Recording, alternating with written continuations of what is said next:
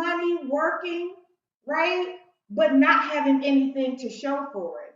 Constantly being in debt, paying for student loans for school, coach chasing. I'm gonna explain that in a minute, right? All of that and still not getting anywhere.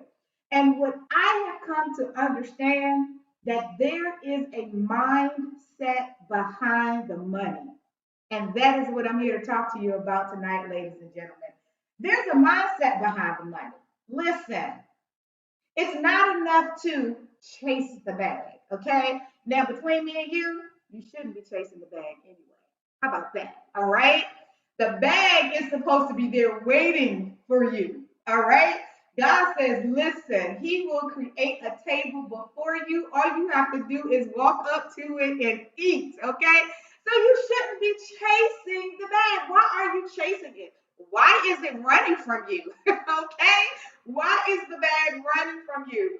And it's not that it's not there for you. That opportunity isn't there for you. That you are not able to operate in the gifts that you have, but you just don't have the mindset behind the money.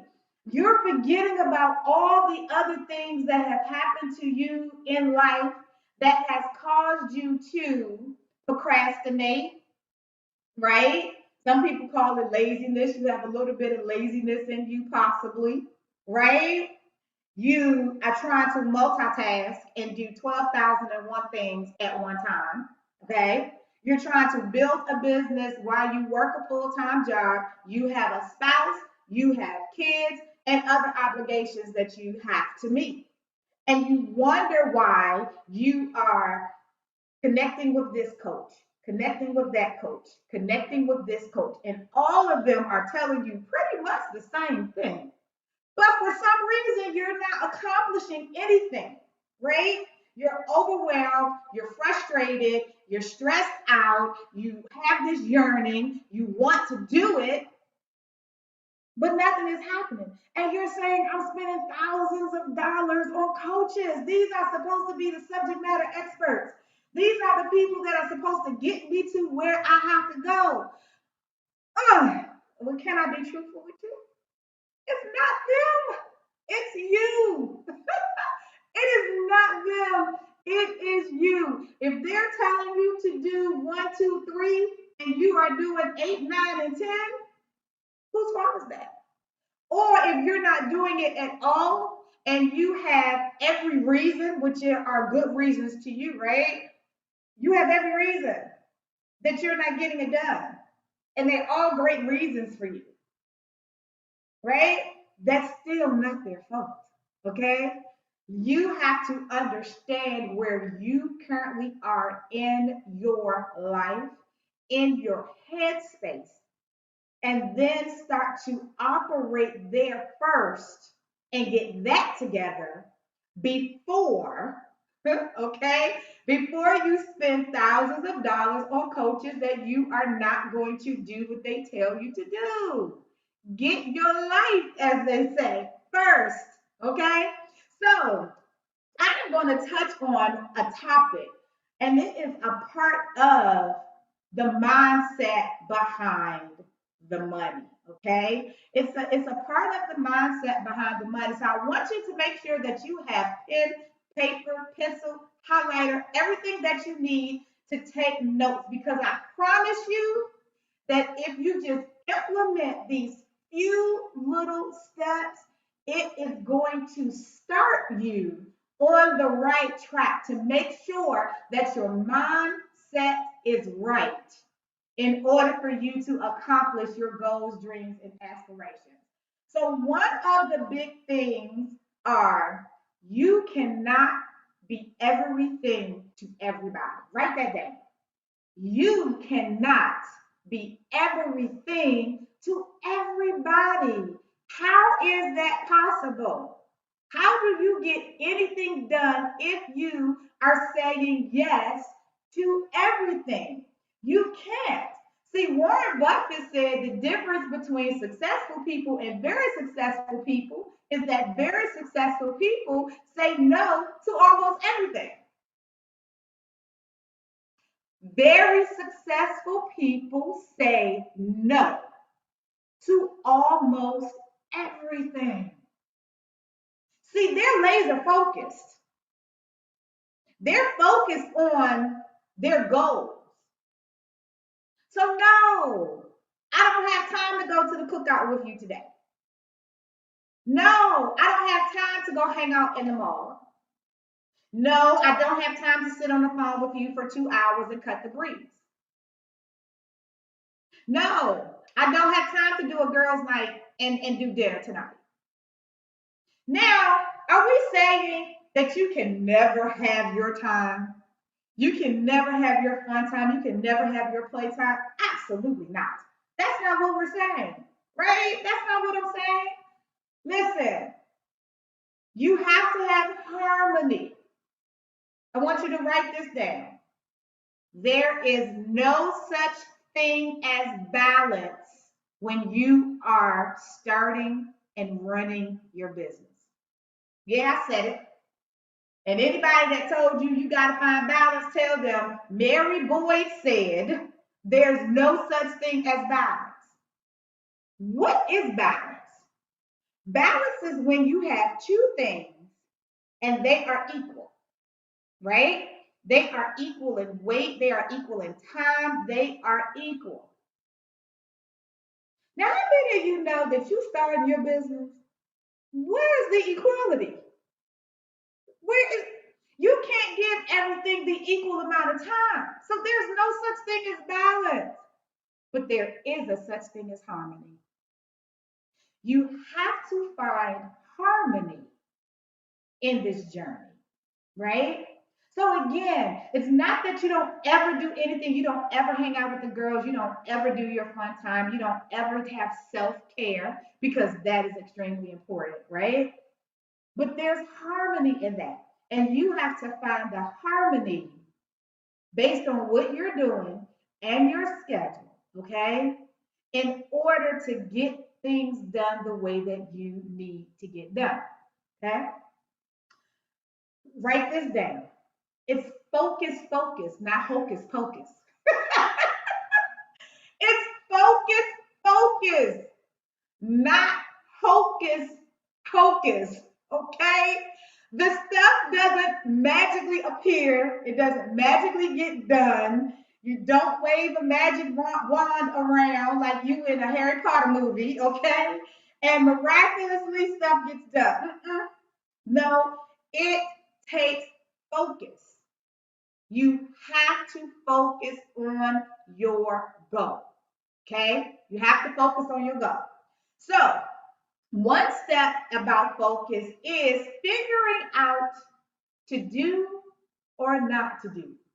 That is the question. Okay? To do or not to do. You're like, Mary, I got this to do and that to do. I got to take the kids. I got to deal with the husband. I got 5,000 phone calls to make. How do I do this all? Listen, what I'm about to tell you is a secret. Nobody ever told you this before. Make a list. Make a list. Listen, yes, we are very creative people. Entrepreneurs are very creative people. And sometimes we forget about the simplicity of things, okay? I am very creative, and sometimes I make things a lot harder than it has to be. My creative juices start flowing, and then I'm telling you, I get real off. Okay? But sometimes a simple list, make you a to do list. This is what I want you to start. Make you a to do list, and you're only going to make one. You're not going to have a to-do list for home, a to-do list for kids, a to-do list for the business, because then you're still all over the place. Okay? You're still all over the place. So you are going to start with your goals. Make a list of your goals. And that's all inclusive, not just business. Because guess what? Your personal life is part of your business. There's no separation. Your personal life is part of your business. Your personal life is you. Your business is you. So you can't separate the two. All right? So you're just going to all your goals. Make a list of all your goals. Then these are big goals, okay? From there, step two is to make smaller goals from those big goals that you have. You know that old saying, what's the best way to eat a burger? One bite at a time. Well, that's what I'm taking you through, one bite at a time. Now you know what your goals are, right? For the week, for the day. You can do your list for the week. You can do your list for the day, right? So, whatever it is, you're going to set your goals. Then you're going to make smaller goals, okay? Milestones along the way. And then from those smaller goals, you're going to create tasks. See, time management is about getting the task done that you need to get done in the amount of time that you have. Because we all have 24 hours in a day, right? It's what are you doing with those 24 hours? Okay? So you're going to then create tasks. What tasks do I need to complete in order to accomplish this goal? Right? So again, you're going to write your goals out, what you want to accomplish for the day. You're going to take that big goal and break it down to some smaller goals, some milestones. And then, thirdly, you are going to create tasks that will help you accomplish those goals. Okay? Now, again, there's only one list, ladies and gentlemen. You do not want to have 3 or 4 or 5 lists and sticky notes all over the place. One. Have your one list and then put that list in order, right? If taking little Johnny to football practice is a non negotiable and you are in the car during that time at 5 p.m. or 6 p.m., guess what? You cannot have a list over here that says you're supposed to be in a business meeting at 6 p.m. and you forgot all about it. You had the business meeting at 6 p.m. because the only thing on your mind was to take little Johnny to football practice. And because that wasn't integrated into your one list, you forgot. So a lot of times you like, I got this, I got this calendar over here, then I have stuff written in my hard calendar, and then I got a list over here, and then none of the lists are ever together at the same time, by the way, right? You took your personal list with you in the car. You left your business list at home, but then you think of some business, something that you have to do while you're in the car, but you don't quite remember what it is because that one list that don't make any sense. So just have one list, okay? Simple. Simplify this, okay? And you're going to put that list in order. You are going to put that list in order, okay? From most important to least important, right? Everything cannot be done at the same time. Everything cannot be number one on the list. You cannot have 10 number ones, all right? You cannot have 10 number ones that you personally have to do. Now, you can have 10 number ones in some of those things. If you have a team, you can delegate that out to, right? But you shouldn't have 10 number ones that you have to do. Okay, so let's be clear on that. Okay, so make sure you have just one list. Now, I know you all again are going to think I'm crazy. Now, I already told you, just say Mary said. Okay, multitask not. Multitasking is a myth, ladies and gentlemen. It is a myth. Multitasking, that means doing more than one thing at the exact same time. Is that possible? 99% of the time, no. And I leave that 1% of simple stuff. Like I can be on the phone while cooking dinner. Yeah, I can do those two things at one time, right? But I cannot cook dinner and wash clothes at the same time. Because I don't think your washing machine is next to your stove, arm reach, where you can be stirring the pot and putting clothes. I can't even do it. And my rhythm is just off in doing that, right? You cannot do that. What you can do is put the water on the stove to boil. While you're waiting on that to boil, go get a load of clothes and then put it in the washing machine. That is not doing this two things at the same time. That's doing one thing after the other, right? So it is a myth, guys. I just really want you to stop trying to multitask in that manner. And when you have your task list and you have placed your task list in order, right? And you have designated your time in which that will happen, those different tasks, then you will get things accomplished. You won't feel like I'm worn out at the end of the day and I know I did a lot of stuff, but for the life of me, I can't figure out what I did. Anybody else felt like that? What did I do? I know I'm exhausted. My body hurt. My mind is tired. Like, but I swear, I just don't feel like I checked anything off the list. You're going to stop doing that. And you're going to stop doing that today. Now, I have this funny thing of saying, you're killing my focus, man. Yeah, y'all know I'm a movie buff. I love Chris Tucker, right? And I love how he would say, man, right? Like, he's saying, for real, this is what you're doing? Listen, there are things that are killing your focus. There are people that are killing your focus. TV. I used to be one. I have been released, thank God, from the TV. I can go all day literally without watching TV, right?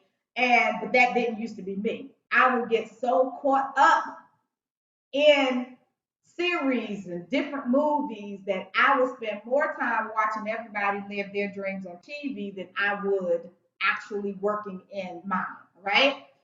Social media is a big one. We are in a time right now that everything is virtual. Social media was already big, but it's even more so now. And they're constantly coming up with different things, right, to keep you engaged. Well, it's great to be engaged, but not to the detriment of your business.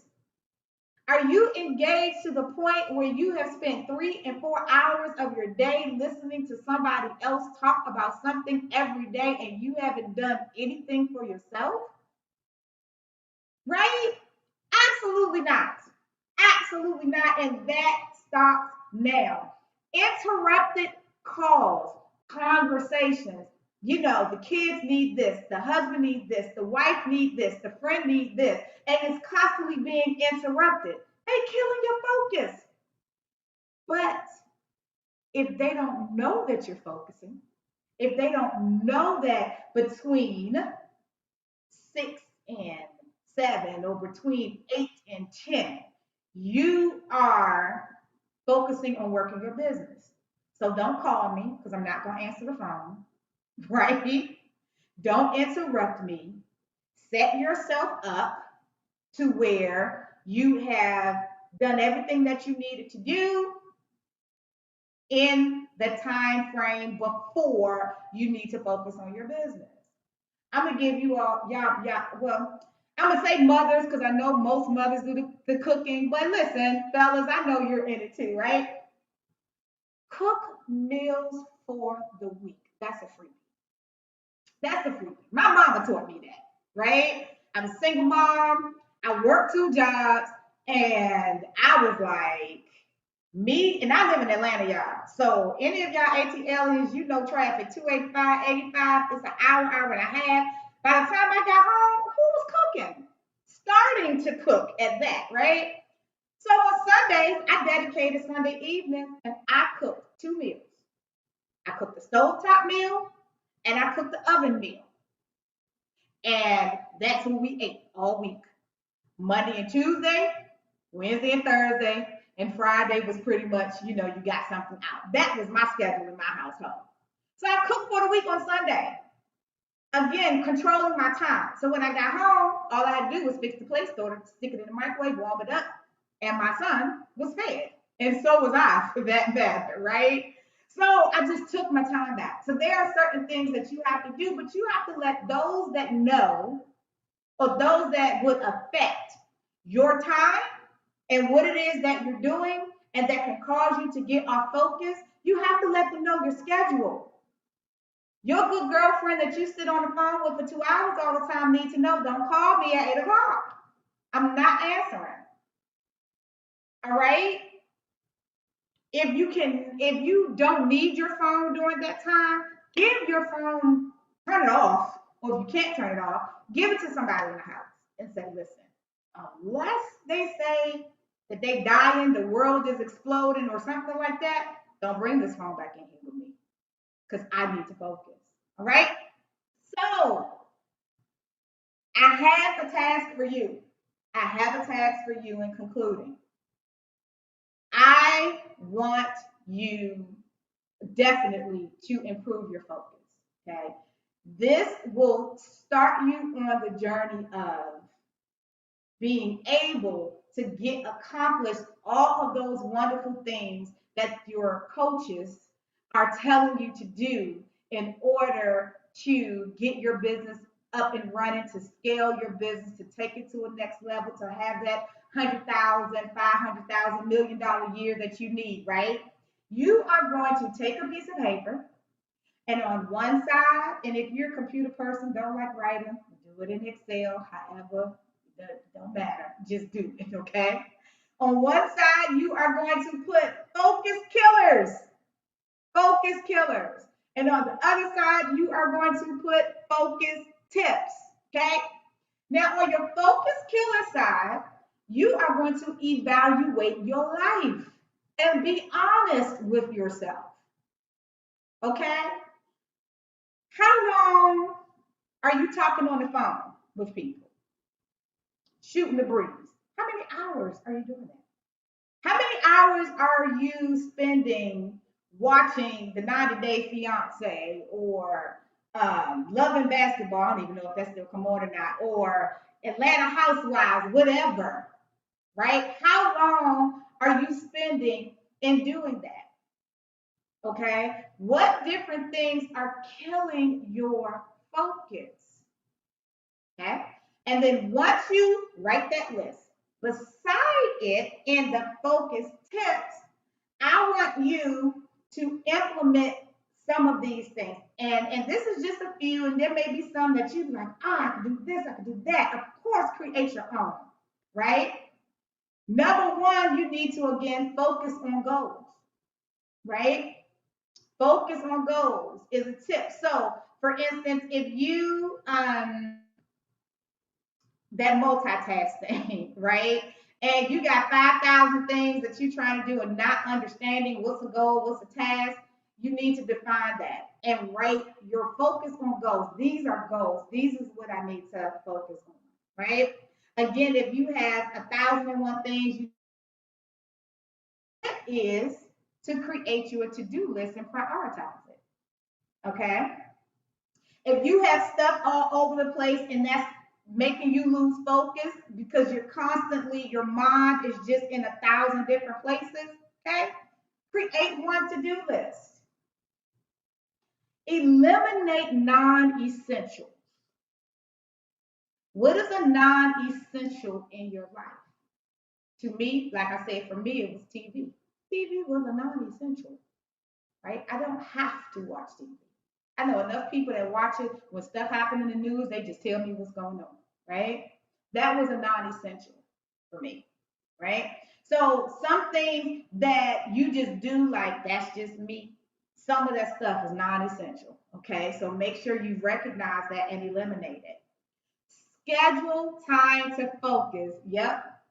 Schedule your time where you are sitting down and you're planning. Your focus time is your planning time. Your planning time is your focus time.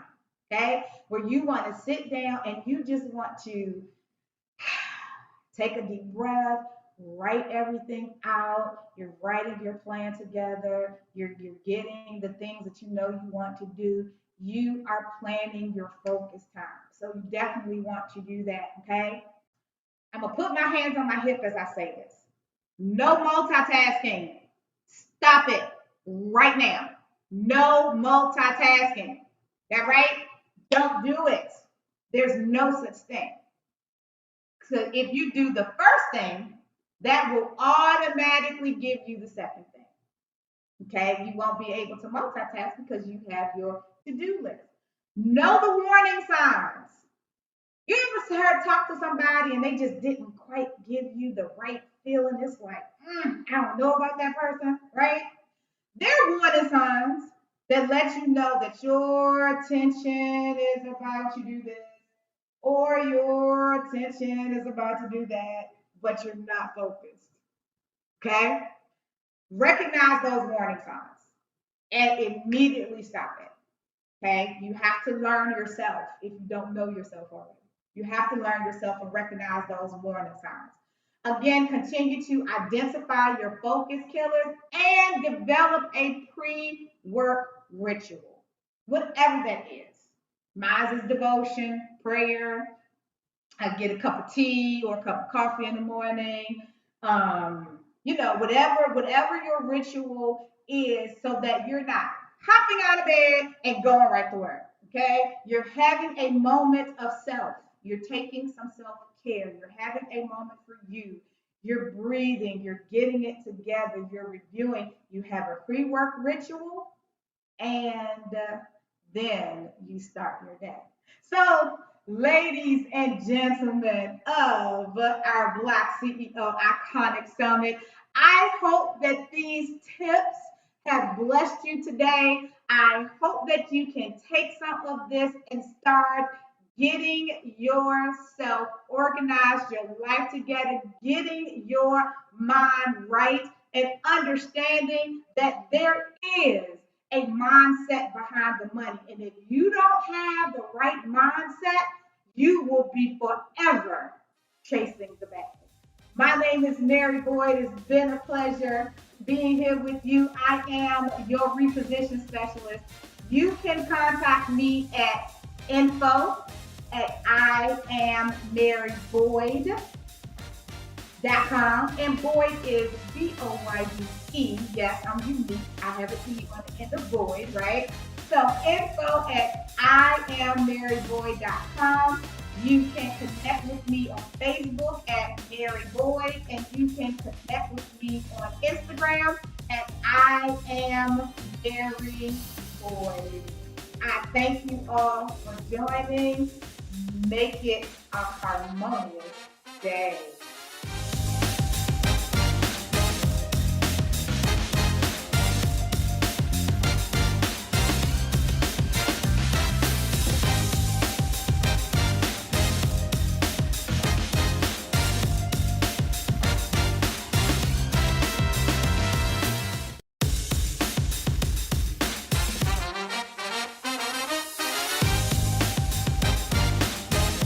All right, beautiful people, man. Good day to you, man. Thanks so much for joining us, man. I am your host here, facilitating this talk and discussion about this thing called cryptocurrency. I am ERGJ. I got my full name is Evan Jefferson. I got 4 names. I go by ERGJ. That's Googleable and all that stuff there as well. What we're going to be talking about today here, guys, is the truth about cryptocurrency. Just give you a little bit of background about me. I have been in the cryptocurrency space for about 6 years. During that first period of being introduced to this thing called Bitcoin, I went out to the community and started just screaming to everybody, hey, I think I found something.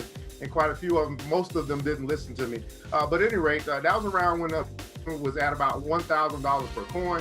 And as we're presenting this to you today, it's over 50,000 a coin.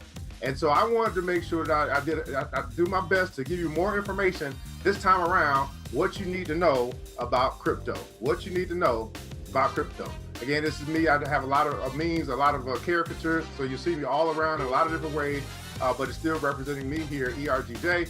A little bit about me. I'm a certified global financial educator. founder of the New Black Wall Street, president of the New Black Wall Street Investment Club, international best-selling author of the book, The Black Billionaires Club, which is the study of Black wealth and study the 12 richest Black people in the world today. Founder of the Black Billionaires Club as well. We turned a book into a club. That's where we actually build business, build wealth while we build ourselves. And the most important part of that is building ourselves. And I'm also a small business consultant and strategist. Now, what is crypto? Let's get right into this thing because I know y'all want to hear me talk about myself all the time. What is crypto? So, cryptocurrency is a digital or virtual currency that is secured by cryptography, which makes it nearly impossible to counterfeit or double spend. Now, how I kind of just break this down, how I looked at it when I got introduced to it, I saw it as the evolution of money. If you just begin to just study money across the years, decades, and the centuries, you'll begin to see that we're now into a digital age. So for me, it was like, why wouldn't we have a digital money? Many cryptocurrencies are decentralized with networks based on blockchain technology, a distributed ledger enforced by a disparate network of computers. This to me is all developer talk. It just basically means that everything is open. You can see all the transactions take place, but it is anonymous. And it's all, and the biggest thing is that it's on this new technology. So that's the new part. That's the evolution part that I mentioned when I say the evolution of money. And some may say it's the future of finance. A defining feature of cryptocurrencies is that they are generally not issued by any central authority. So this is superseding what we call the central bank. And this is why it is a disruption that's taking place right now. And we'll get into a few other things as far as cryptocurrency later on, rendering them theoretically immune to government interference or manipulation. We can also call this this phenomenon global currency, where it supersedes the dollar to the euro and all that foreign exchange stuff that goes on as well. I just want to give you a quick breakdown of what exactly is crypto. Let's get into this thing because I want to make the case. And there's some things that you just need to know as you kind of fix into your head. Is this something that you should be looking at? You know what I'm saying? Something that you should be looking at. Here's some stats for you. The cryptocurrency market as it stands right now is a $1.5 trillion market. And ask yourself, well, why would so much money be in this market if it wasn't a thing? $1.5 trillion are flowing in the cryptocurrency space over the past 24 hours. Here's how much volume or how many transactions. When you go to a market, you have this thing called buying and selling. So these are the transactions taking place. Somebody's buying, somebody's selling. All the cryptocurrency in the world, 183 million transactions taking place in the past 24 hours. Now we have this thing called BTC. That's a short code for Bitcoin. Bitcoin dominates the market. It dominates 61% of the whole currency space is dominated by Bitcoin. So 61% of the money is tied up in this thing called Bitcoin, which is, I would say, the most important coin as we stand today. Now, there are over 8,490, and they're always being created for some use for some reason, and some for some junk. So there's some junk out there, just like there's some junk stocks. There's some quality stocks. There's some junk stocks. There's some some large stocks. And there's some penny stocks. Very similar to there, we have a lot of currencies that's being created for whatever they are. And I always like to look at what they were created for to give me some idea of whether they're going to be worth something in the future. And then there are markets. This is where cryptocurrency can be exchanged. So there's over 33,895 markets in the world across the globe that's going to be able to allow people from all walks of life to be able to transact or to get or send or receive or buy or sell or trade this thing that we call cryptocurrency. Now, of course, Bitcoin is the dominant, so I figured I'd show you what we're looking at here for Bitcoin over the past year. This thing just passed $50,000. I mean, let me say that again because I don't think people in the back heard me. $50,000. It's up over 433% in the past year. My estimation, for my own personal belief, this will probably be the best performing asset of our lifetime.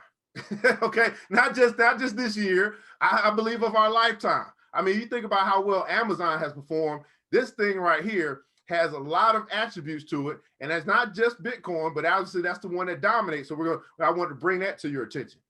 433% though. That means if a year ago you had heard the word, a year ago you decided you're going to put, $100 into Bitcoin, and today you'd have $533. That's just what we're talking about there. Okay, 433% in 1 year. 1 year. All right. So here's the top 10. I just wanted to introduce you maybe to some new terms, some new words you may not have heard of. But here's the top 10 cryptos that are being traded in the world. And I want you to pay attention over here to the market cap. So Bitcoin, BTC, it has $957 billion flowing through it. And the way that you get market cap is you basically take the price of the coin, which is 51,452, times the number of coins that's being circulated, which we don't have on this screen, but it comes up to 957 billion, 957.9 billion. The second most important coin that's been created is called Ethereum. And again, we can get into the technicalities when we get to our intro to crypto session. But this is $208 billion that are tied up in this thing called Ethereum, this cryptocurrency called Ethereum. Then we have a coin called Tether, 32.4 billion. See how that dropped so much? I would call Bitcoin and Ethereum like large cap. Then we start getting to the mid cap stuff, if you are familiar with stocks. Polkadot is that's fairly new. That's up to 28.5 billion. And then Cardano, which is short code ADA, is $27.2 billion flowing through this crypto market there. And then we go to our next five. Binance coin, that coin has $24.8 billion flowing through that. Then we have Ripple. Ripple's pretty interesting. They're going through some of the fight with the SEC right now. That one has $24.7 billion in it. Litecoin, which is like the silver to Bitcoin's gold, that has $15.1 billion flowing through it or tied to it.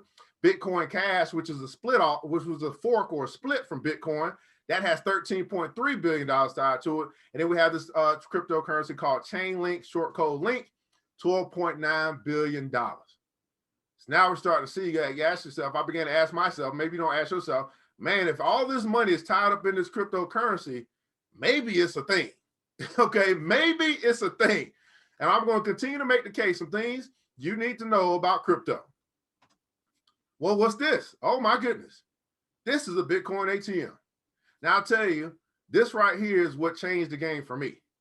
I live in a small town in Decatur, Georgia. If you guys are familiar with Atlanta, south of Atlanta, it's called the Hood. Okay, I live in the Hood, and I go to the Hood Mall. It's called South DeKalb Mall. Now I go across the street from the Hood Mall, called South DeKalb Mall, to this Hood gas station called Chevron.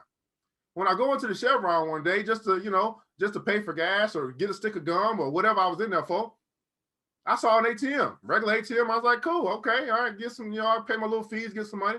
But then I saw another ATM. And I thought to myself, why y'all got two ATMs in the Chevron? Well, guess what, guys? When I looked at that ATM, I saw these little signs on it, and it said Bitcoin ATM. That was 4 years ago. And I said to myself, oh, wait a second. If, the Indians and the Asians and the Jews are starting to put Bitcoin ATMs in their gas station in the hood, then this must be something. Okay, that convinced me right there. I said, this must be something. That's when I began to do more study and more research and learn as much as I could along the way about this thing called cryptocurrency. And then obviously the dominant coin at that time was Bitcoin. So I said, well, where else are these ATMs? So I'm in the area code 30034. I'll show you some of these places that we see this ATM now. Got the Covenant Food Mart over on Covenant Highway. You got the Texaco over Glenwood Avenue. You got the Chevron over East College Avenue. Then got another Glenwood Food Mart over Glenwood Avenue. Got Valero Food Mart over Hosea Williams. Got Texaco over on Rockbridge Road. And there's more. I just wanted to give you 6. You guys do the same thing. You go to this website, coinsource.net, put in your zip code, and you'll be able to see some Bitcoin ATMs that are near you. Well, maybe that's not enough. Maybe that's going to convince you. Maybe you're still like, what is this thing? This is not a thing. Although it's $50,000, you might even be saying it might be too much. I don't know. Let's go a little bit further. So we got Bitcoin ATMs. What else do we have? Well, what do you know? We have this thing called a crypto card. What I would call a crypto card called BitPay, which has a Visa and a MasterCard logo on it to allow you to be able to pay for stuff with this thing called Bitcoin, which is also obviously a cryptocurrency. So we got ATMs coming into the fold. We have credit cards now being adopted using, again, these are major businesses, major companies. The 2 major credit card companies in America, Visa and MasterCard, now have the use to be able to transact with this thing called crypto. And obviously BitPay stands for Bitcoin. So then I started to get a little scared. So, oh Lord, this is really a thing. This is really a thing. Let's keep going. What else did I find? Well, you have this company called Coinbase, which is one of the dominant places where people kind of start and hear about. It's kind of semi-regulated, but not much. Well, guess what they're doing? They're taking their Coinbase, which is an exchange where people can buy and sell crypto, and they're taking this company public. Crypto trading platform Coinbase said it submitted paperwork with the SEC. Silicon Valley Unicorn is valued at an estimated $28 billion, and Coinbase sees around $1 billion in trading volume every day. So there are people like you and me that are using this app or this platform called Coinbase to go and buy and sell crypto all day long to the tune of $1 billion in trading volume a day. Now, they're going public. They have to file with the SEC. So is it a thing? What you need to know about crypto. Well, lo and behold, your man, Jay-Z. He makes a partnership with a brother named Jack Dorsey. In case you don't know who that is, Jack Dorsey is the CEO of Twitter. He's the CEO of Square. Square just happens to also allow you to buy and sell crypto or buy and sell Bitcoin on their platform, in case you didn't know that. And they are creating a cryptocurrency fund as, and this was the title from the article, as cryptocurrency goes mainstream. Here's my question to you. If Jay-Z owns Bitcoin or cryptocurrency, if Jack Dorsey owns Bitcoin or cryptocurrency, why not you? It's going mainstream. It may not get to us mainstream because, you know, we typically be the last people to get around something. But Jay-Z, let me tell you a little something about Jay-Z. Jay-Z's been acquiring Bitcoin since 2014. That's about as far as I can trace it back to about 2014. He been getting him a little bit along the way, and then they said they were donating, or they were contributing 500 million Bitcoin to this project. And I said to myself, if they're contributing 500 million Bitcoin to this project, this Bitcoin development fund, well, how much crypto do they got? Because I'm pretty sure they're not giving it all. I'm pretty sure they're contributing all that they got. So if they contributed 500 million, well, how much do they got? That's not all. Who else? You probably seen this. Elon Musk. Elon Musk, CEO of Tesla, right? Recently, Tesla bought $1.5 billion of Bitcoin, causing the currency to spike. This kind of helped to push it through to the 50,000 mark. So Elon Musk, who happens to be the richest man in the world, and then he goes back and forth with Jeff Bezos from Amazon, but he's basically the richest man in the world. He's buying Bitcoin, or his company is buying Bitcoin. If Elon Musk is owning some Bitcoin, Jay-Z is owning some Bitcoin, Jack Dorsey is owning some Bitcoin, my question, why not you? Here's some institutions that are adopting this thing called cryptocurrency. PayPal, in case you don't know, they just now allow you to buy and sell Bitcoin on their platform. I just mentioned Square. We saw MasterCard and Visa. How about Microsoft, AT&T, Burger King, Subway, Overstock, KFC, Virgin Galactic, which is ran by this man named Richard Branson. He trying to go to space, just like Tesla, just like Elon Musk trying to go to space. Dallas Mavericks, that's ran by a man named Mark Cuban. They seem to all run in the same kind of pack, by the way. And then the Miami Dolphins, who I don't know who owns that, but I'm pretty sure he runs around that same pack too. They all are futuristic thinkers, kind of, sort of, you know, pushing the envelope, kind of, sort of, and pretty cool too. I mean, we kind of like Mark Cuban. He's pretty cool, right? Elon Musk, I mean, he's a little out there, but he's pretty cool. Jack Dorsey, yeah, he's pretty cool, I guess. Jay-Z, of course, we think he's pretty cool. So we have institutional adoption, which is basically saying before, 4 years ago, they was trying to push it away. Now they are receiving it with open arms. Again, all these companies are adopting this thing called cryptocurrency. Why not you? And that's what I got for you, beautiful people. I wanted to make the case and get you to think about this phenomenon that we have called cryptocurrency. I'm your boy, ERGJ, and here's how you can follow me. All right, check me out on Facebook, ERGJ Enterprises. I do live crypto trading daily at 5 a.m. Eastern Standard Time, right there on the page. So you want to learn more, want to see more, you can do that there. Check me out on YouTube as well, ERGJ Enterprises, Instagram, ERGJ Enterprises. And if you're interested in joining the few, the Black Billionaires Club, check us out there as well, theblackbillionairesclub.com. I'm your boy, ERGJ, and I want you guys to remember this, that it takes a village. It starts with us. Let's build as we climb together. We all we got, beautiful people. Matter of fact, we all we need. Thank God, that's more than enough. Hope to see you at our Intro to Crypto, our Intro to Crypto class. And until then, guys, be safe and God bless.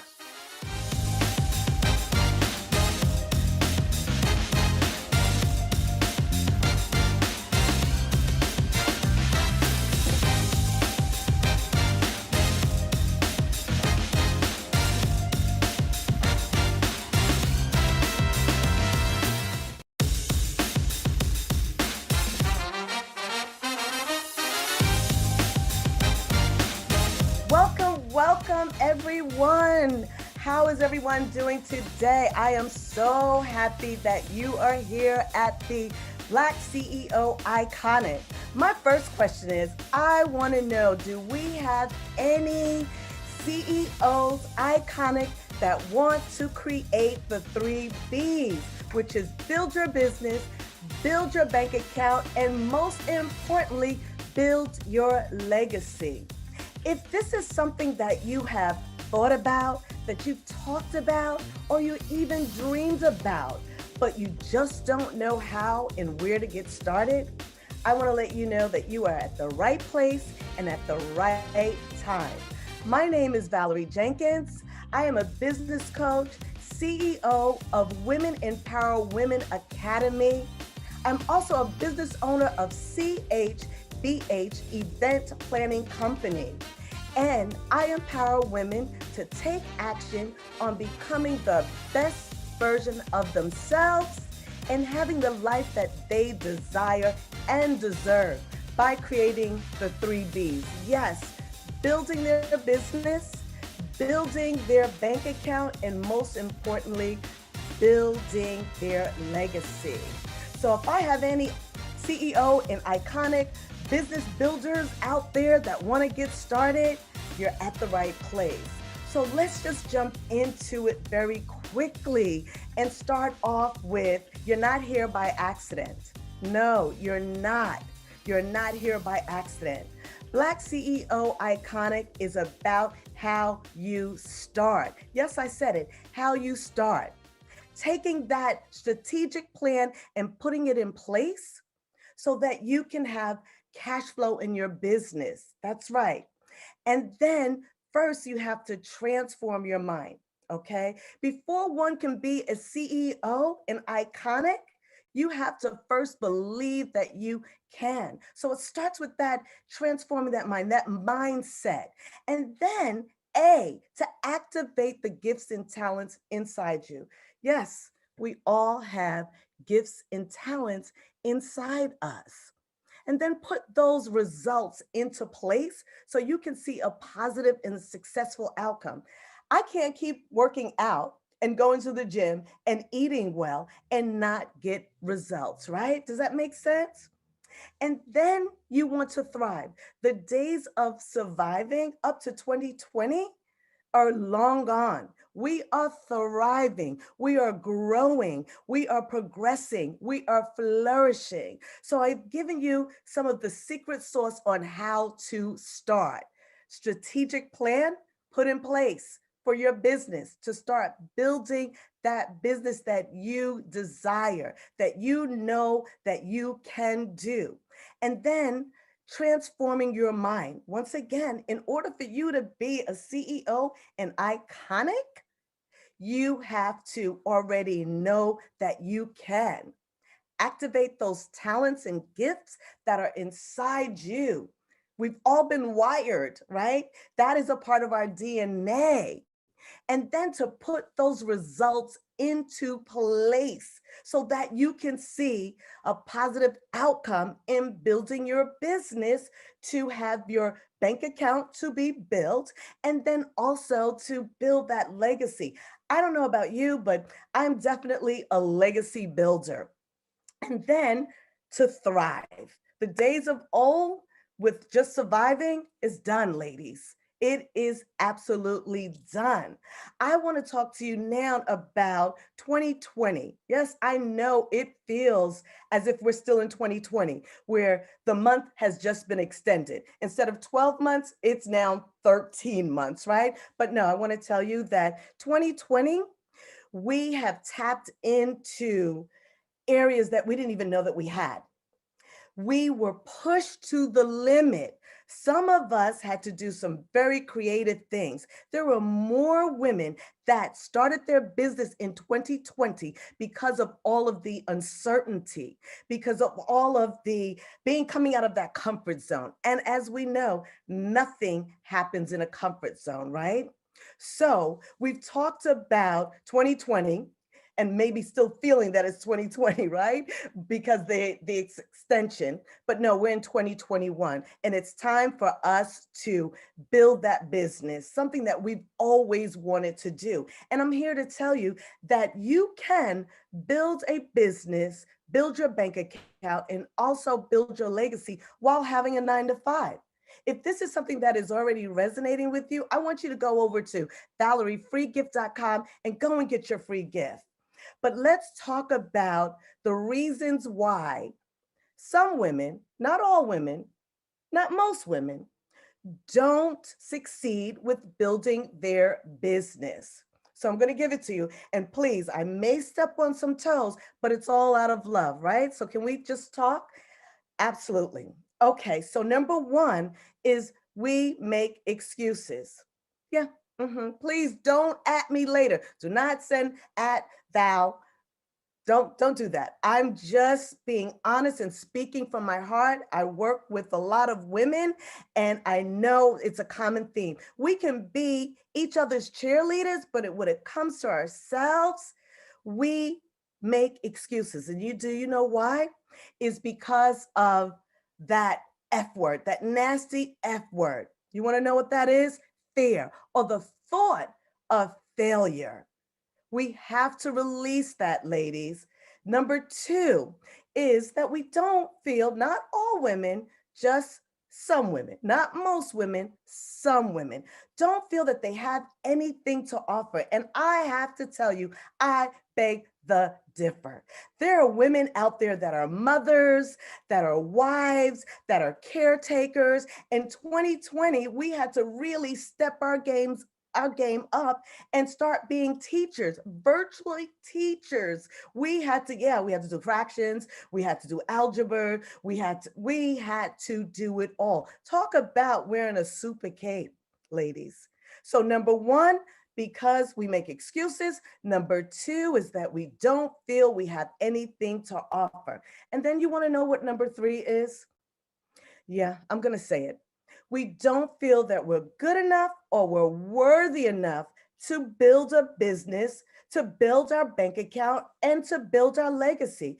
What if Madam Vice President Kamala Harris thought that she wasn't good enough or she wasn't worthy enough to serve, yes, to serve as the vice president of these United States? She certainly wouldn't be walking into the White House. She certainly would not be taking her stand to serve America. So, number one, the reason why most women don't succeed when starting to build their business is we make excuses. Ladies, we have to stop that. Number two, we don't feel that we have anything to offer.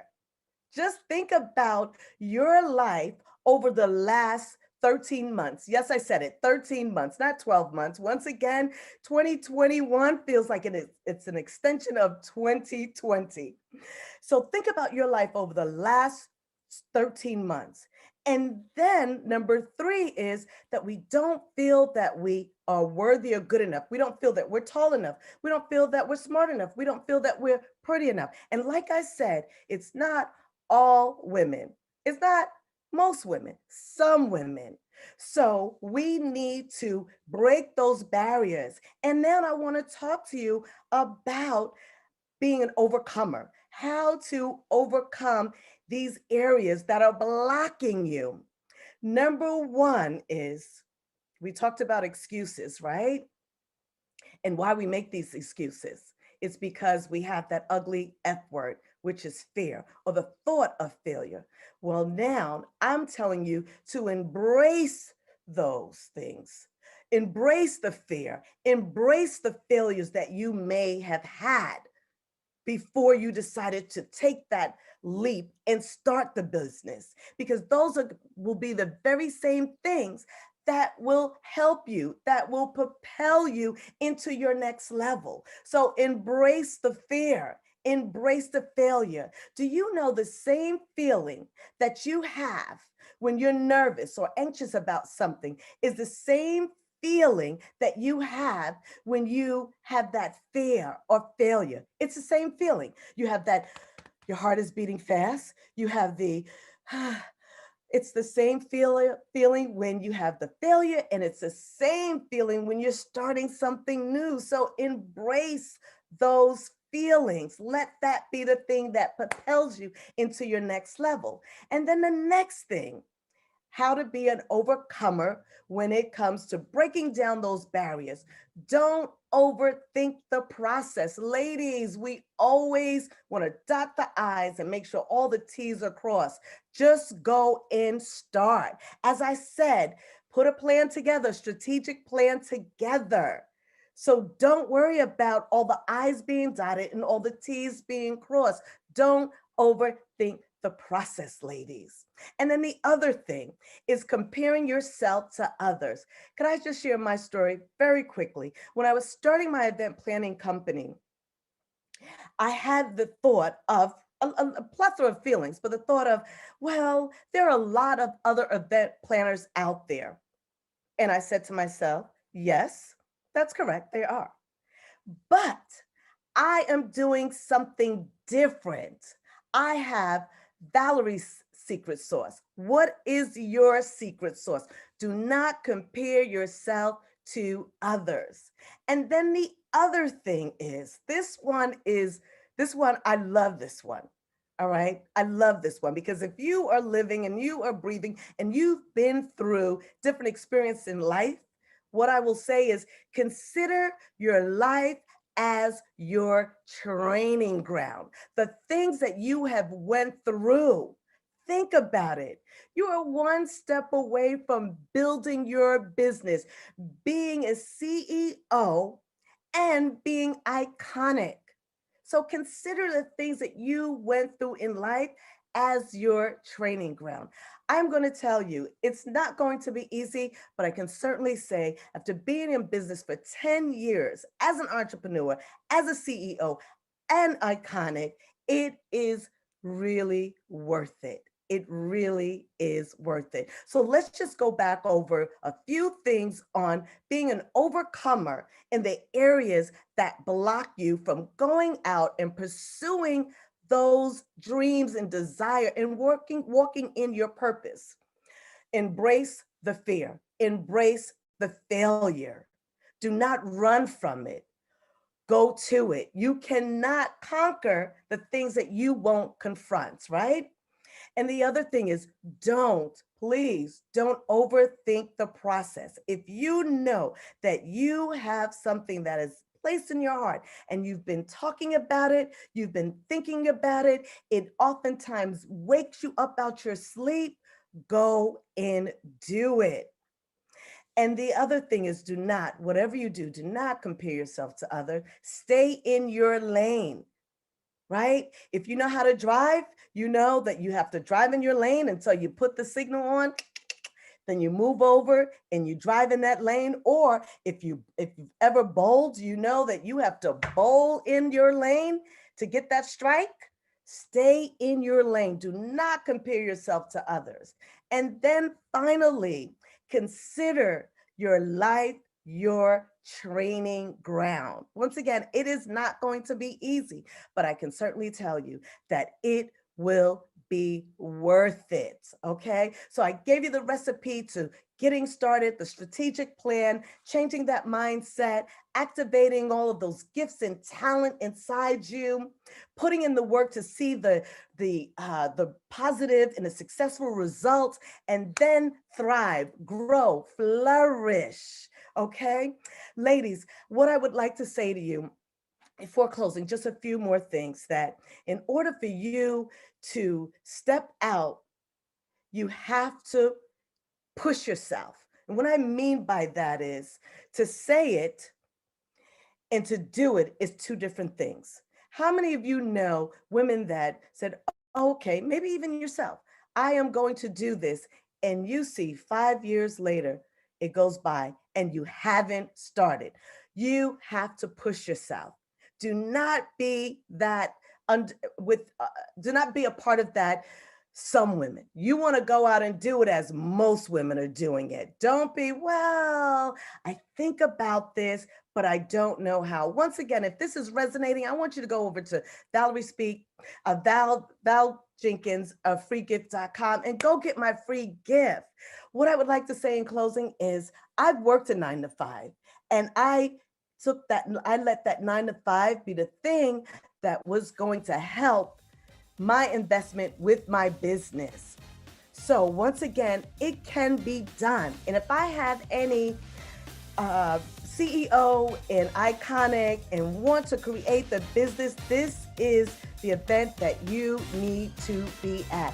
I say to you, go out, enjoy the rest of your experience at the BlackCEO Iconic. And once again, please follow me on any of my social media. They will be posted. And go over to valeriefreegift.com and get your free gift. Thank you so very much for your time. And I look forward to seeing each and every one of you at the top. Thank you.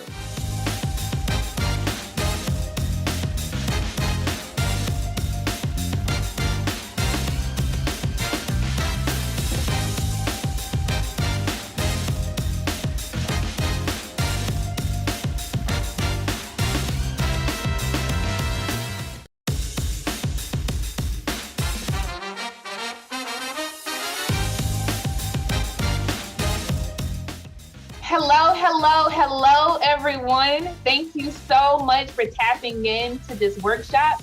I want to applaud you first and foremost because you are the most important piece of the next 45 minutes that we're going to spend together. You are tired, you're exhausted, you're doing a million things, right? You're running all around being superwoman and superman, but you chose to show up for yourself, right? You chose to prioritize self-edification and self-investment, right? So that you can better run your businesses. So I want to applaud you for that.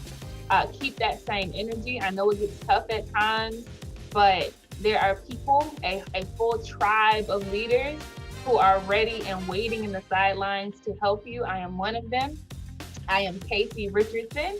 I am a founder, a published author, and a coach and consultant. I lead a network called Blaze Women's Network. Blaze stands for building leaders and accepting zero excuses, right? We need accountability. We need people to push us to our limits and past them as well, right? So I hold intentional space for Black women because so many times we're left on the sidelines. And so many times we're blazing trails but we don't receive our flowers. Right? So many times we think we have to be superwoman and we kill ourselves in doing so. So I hold intentional space for that. And then I do one-on-one coaching and consulting with so many amazing, incredible, dope entrepreneurs. And that's absolutely a joy. So without further ado, I want us to dive into this content. So today we are talking about automation in our businesses. I'm pausing so that you all cut this part so it's a smooth transition. So I came here today to tell you that if you are doing it all, you are doing it wrong. I don't care how swift you are. I don't care how long you've been in the game. I don't care what your GPA was in college. If you are doing it wrong, if you are doing it all, you are doing it wrong. Because there are only so many things that our two hands can touch, right? There are only so many things that our minds can think about at one time and do things well, right? And execute with precision. So I want to talk to you about business automation because it is absolutely critical for your peace of mind, for you getting the rest and recovery that you need, for you having consistency across all elements of your business, right? And for scale, because what you're doing today, if you're doing it all, it may be getting you through somewhat right now, but as you stack on top of whatever you're doing right now, more and more clients, more and more products, quicker and quicker velocity, that foundation will crumble and break if you do not have automation built in. So let's dive into this. Today's workshop will cover the following. We'll talk about the benefits of automation, just to spell that out for everyone, the criteria for automation, because it kind of helps, people get actual use cases for them. We'll do an activity where you're going to get a score on your automation as it stands in your business today. We'll do some reflecting, because that's important, right? I will be intentional about reflecting and being sober-minded about where we are today. We'll do another exercise, a little more robust. If you have your workbook, you can work in that workbook. If you don't have it, it is absolutely fine.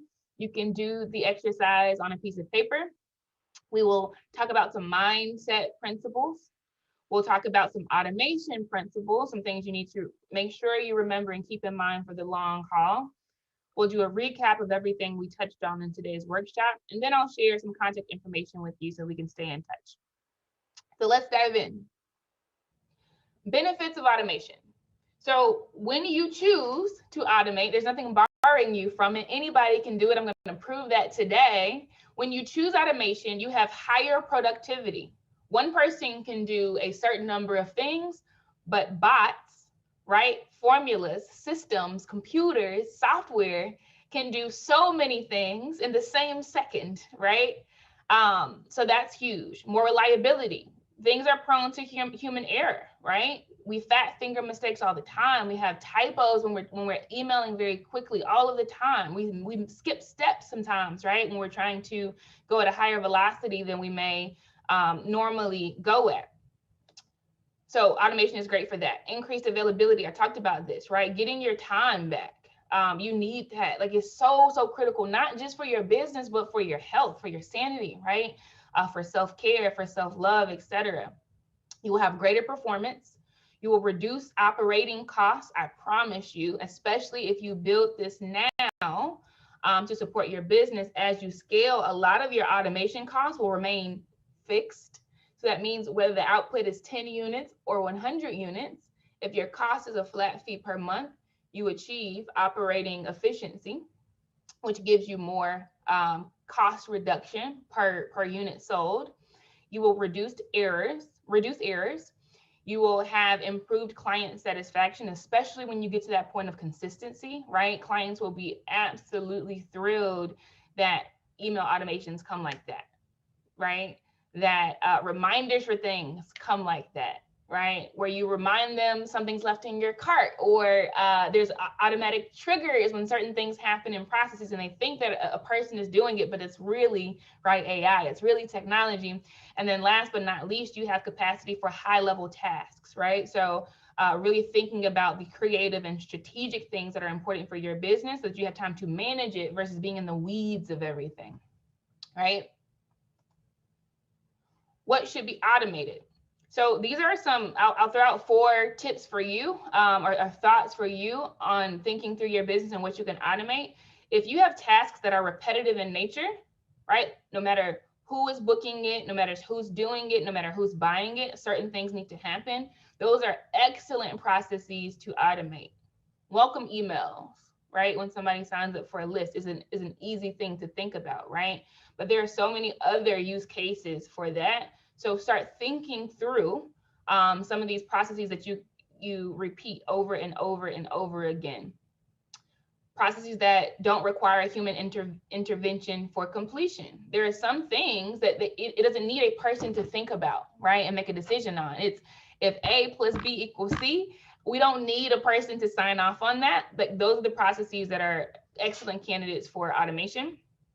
Processes that need consistency across the entire company. If you know that you will cringe to find out that your marketing team is communicating this message, right?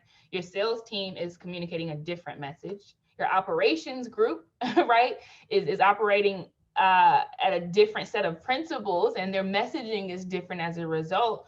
Those processes are very important to think about how you can implement automation so that you have consistent messaging, consistent branding, consistent core values, etc., right?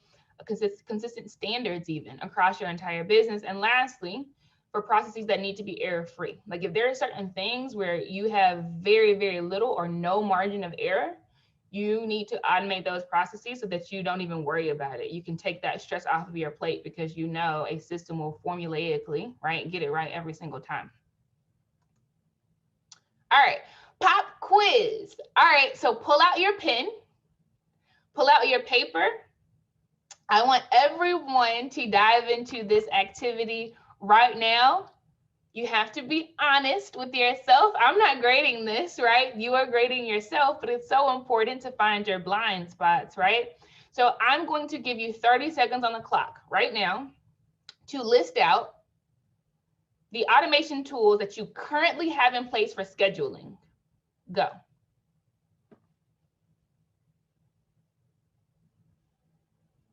Think. If you have more than one, that's absolutely fine. Put it on the list. Just scheduling.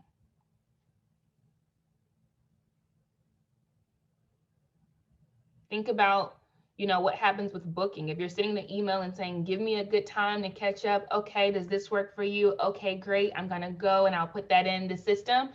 That's not automation. All right. Timer is up. Next, I want you to think and write down about the email marketing tools that you currently have in place. Go.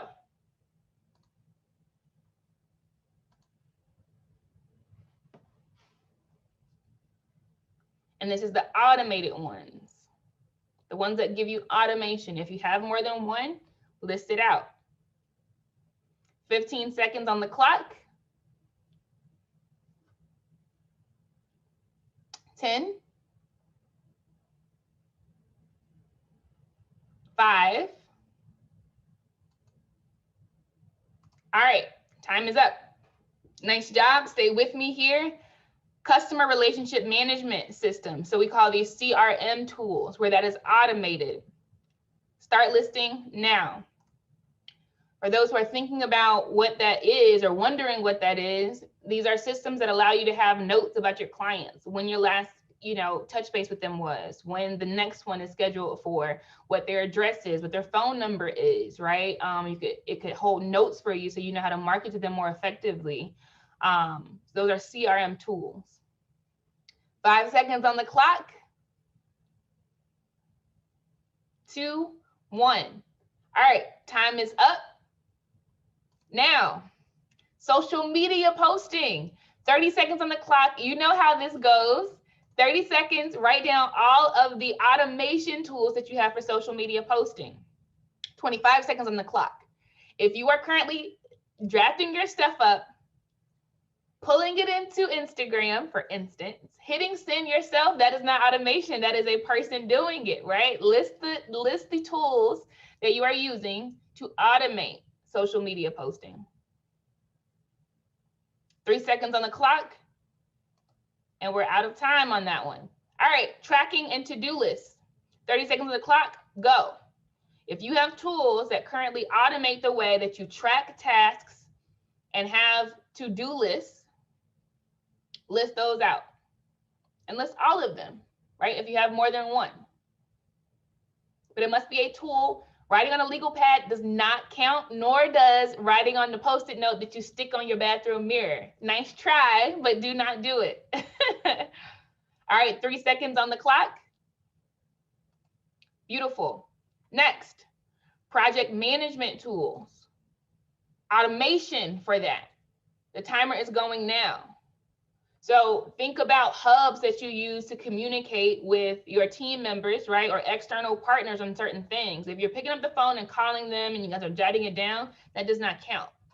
I mean, automation tools, right? Where the platform is allowing you to manage projects It is giving you a timeline. It is giving you stages and allow you to make notes about that, etc. All right, 2, 1. We are out of time on that one. Good job. You're killing it. You're killing it. You're being honest with yourself. Now, 30 seconds on the clock.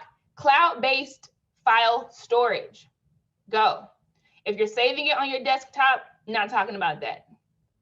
I'm talking about the cloud-based storage systems you use so that when you go to Dubai and you don't have that laptop, you can roll up to a separate computer and pull your stuff up from the cloud. That's what I'm talking about, okay? So 10 seconds on the clock, all of your cloud-based storage tools that you use, list them out. 2, 1, out of time. Payment processing. 30 seconds on the clock, go. List out all the payment processing tools that you use. So if you are currently only accepting cash and you're going to the 10 bucket, finding the nickels and the pennies to give the cash back, that does not count, okay?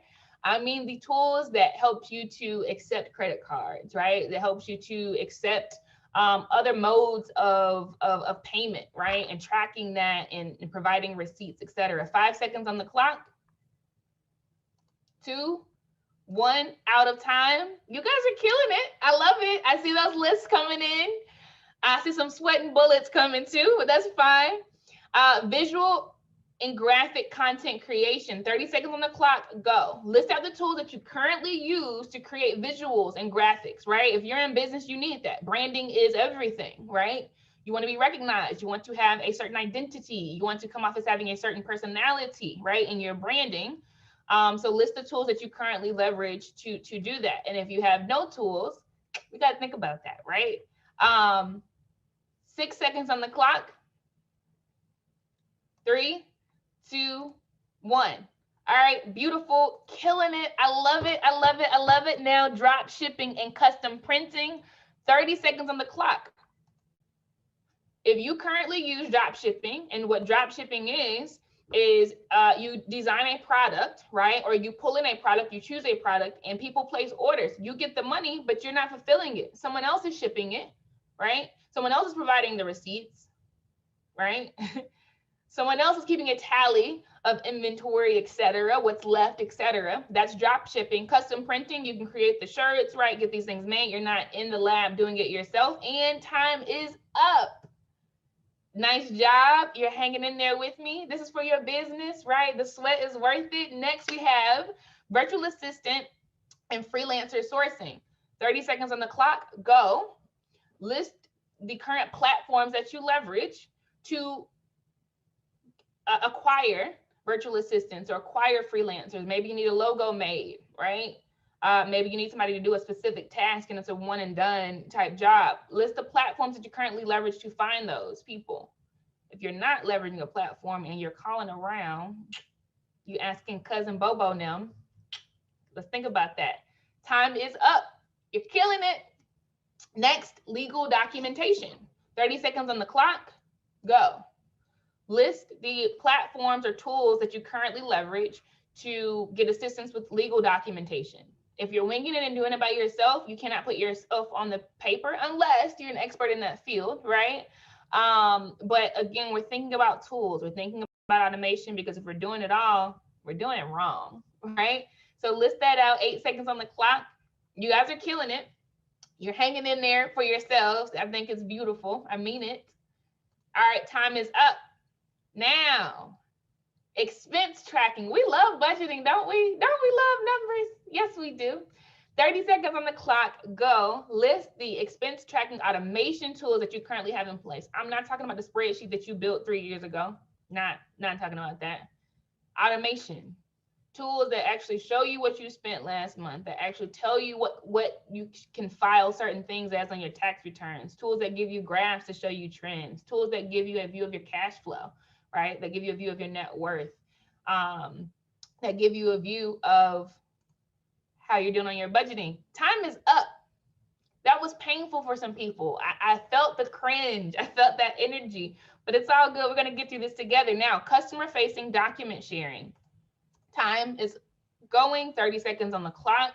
List the automation tools that you currently have in place for client facing document sharing.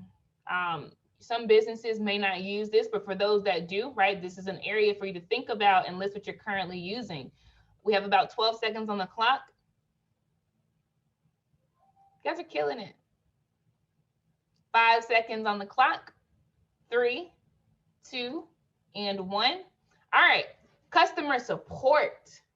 Now, this is an area where people don't think about often.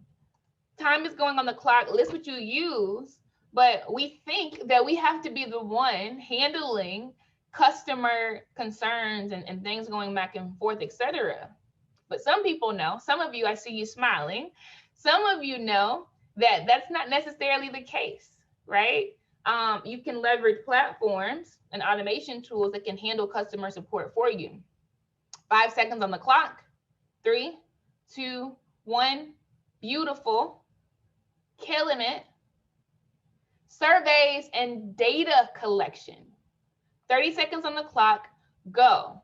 What tools, what automation platforms are you currently using to collect data from your customers, to conduct surveys, even for your employees, right? Because we know that feedback is important. If you have blind spots that you're not attending to, if you're not getting feedback to understand in a robust fashion, right, how people are receiving and perceiving what you're doing, you're losing.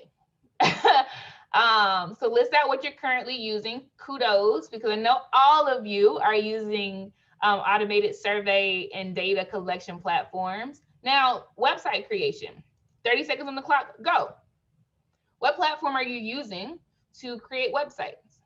If we have coders in the room and they're building everything from scratch and using HTML code, dope, beautiful. That does not count, right? I'm talking about websites that you use that automate things for you so you're not king in code. We have 7 seconds on the clock. 3, 2, 1. All right, time is up. Sexy category down here, bots and AI. 30 seconds on the clock. Go. List the platforms that you leverage for automated artificial intelligence execution. Bots executing on things. 19 seconds on the clock. It's time to think big if you haven't thought about this before, because why not, right? Why not?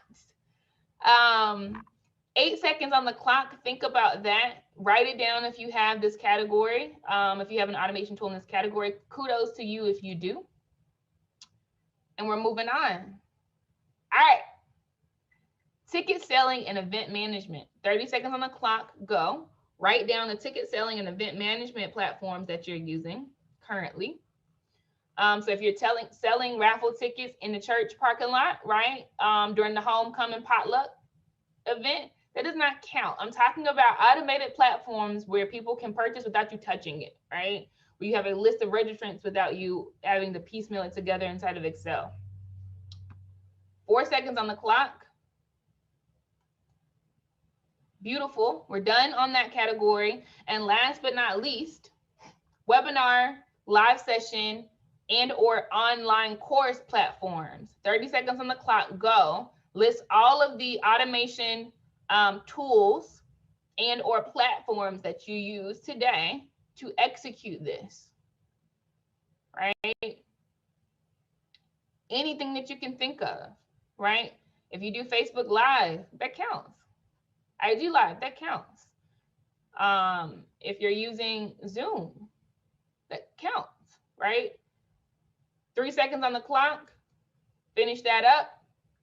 Beautiful job. I'm so proud of all of you for doing that inventory exercise. That was absolutely tedious, but so important, right? For you thinking about how you can go higher into the next level. So I want you to figure out what your score is, because you have an automation score based on what you just did. So go back through your list and award yourself 1 point for each tool and or platform listed. Hint, there were 20 different categories.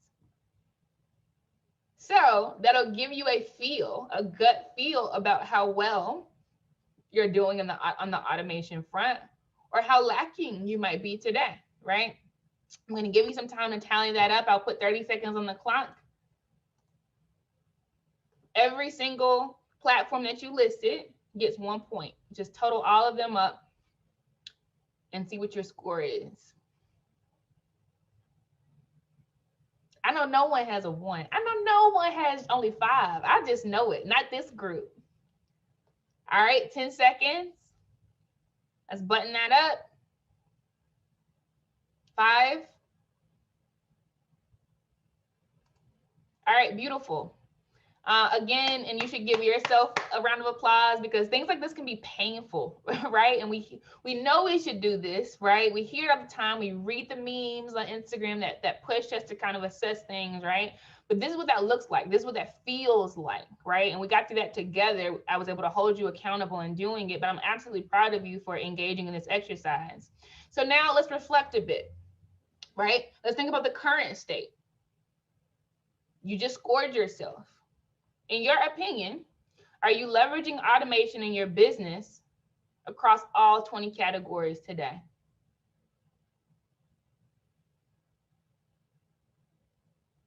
Future state. Can you be more intentional about automation implementation going forward? So the beauty of being an entrepreneur, the CEO, the founder, etc., is that you don't have to go through protocols to make changes or recommend changes, right? You can be as flexible and as agile as you would like to be. So if you can be more intentional about automation implementation going forward, I need you to circle those categories on your list, right? There are 20 different ones. Circle those categories so that you can be thoughtful going forward about beefing that up some. And then budgeting, this is critical. This is oftentimes skipped in decision making, and it should always be there. Does automation implementation fit into your budget today? You have to be sober-minded about that. And if not, how can you make room for it? I talked about scale earlier, and I'm gonna pound on that one more time, because when you build the foundation in a way that's sustainable, your business can grow and grow and grow without crumbling at the bottom.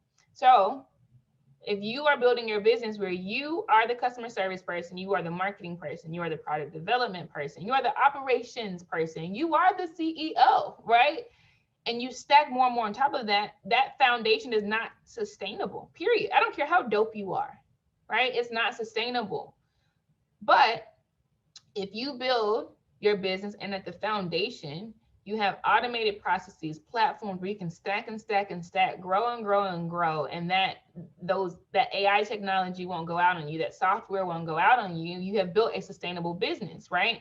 And so it is important to think about, if there are constraints on your budget, how you can maneuver things around, how you can change your sales targets so that you can get extra income, etc., right? How you can get grants even, right? To give yourself that added resource, right? That added capability via automation, so that you are built to last for the long haul. All right, great job reflecting on that, making your circles. I'll give you a few more seconds to button that up. If you don't know the answer to the budgeting question, that means you have some homework to do, right? Google and see how much different services might be, and look at your budget, see if you have room for it. Now, I'm not gonna leave you high and dry. You said, what services, Casey? I'm gonna help you out in every single category. Yay! I feel it, I feel it, I feel it. So now it's time to pull out your workbooks. Again, if you don't have your workbook, it is absolutely fine. Get another piece of paper, because I just know that first piece of paper is full of all the automation tools you already use, because you're absolutely dope. And if it's not full of that, you're still dope, because you've written circles and you've written notes and you've asked yourself questions and you've challenged yourself to be more intentional about automation implementation. So let's pull out a blank piece of paper now, or leverage the workbook that you have, right? And we're going to do an activity. So for each section I'm going to give you, I mentioned that there are 20 different categories, right? There's a 4-part question to each. For every tool that I give you, ask yourself, do you use this tool today? Might you have use for it in the future? Does the tool fit into your budget today? And what is your target start date for you? So if you say, yes, I'm going to use this, I like it, I'm going to implement this, put a date on it. Put a date on it. Okay. All right. So for scheduling, Acuity, answer those 4 questions.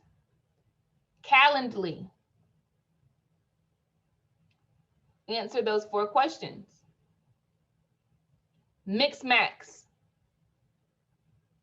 A.AI, right? And we're going to do that for every category. So the beauty of this is that you actually get some recommendations on tools that you can use, right, to implement automation if you don't have it already. And even if you do have automation already, you can look at some of these other competitors, right, some of these other peer products, and see if they might have added benefits that you don't have today, or see if they might have cheaper plans that you didn't know about, and you can save money, right, by switching over.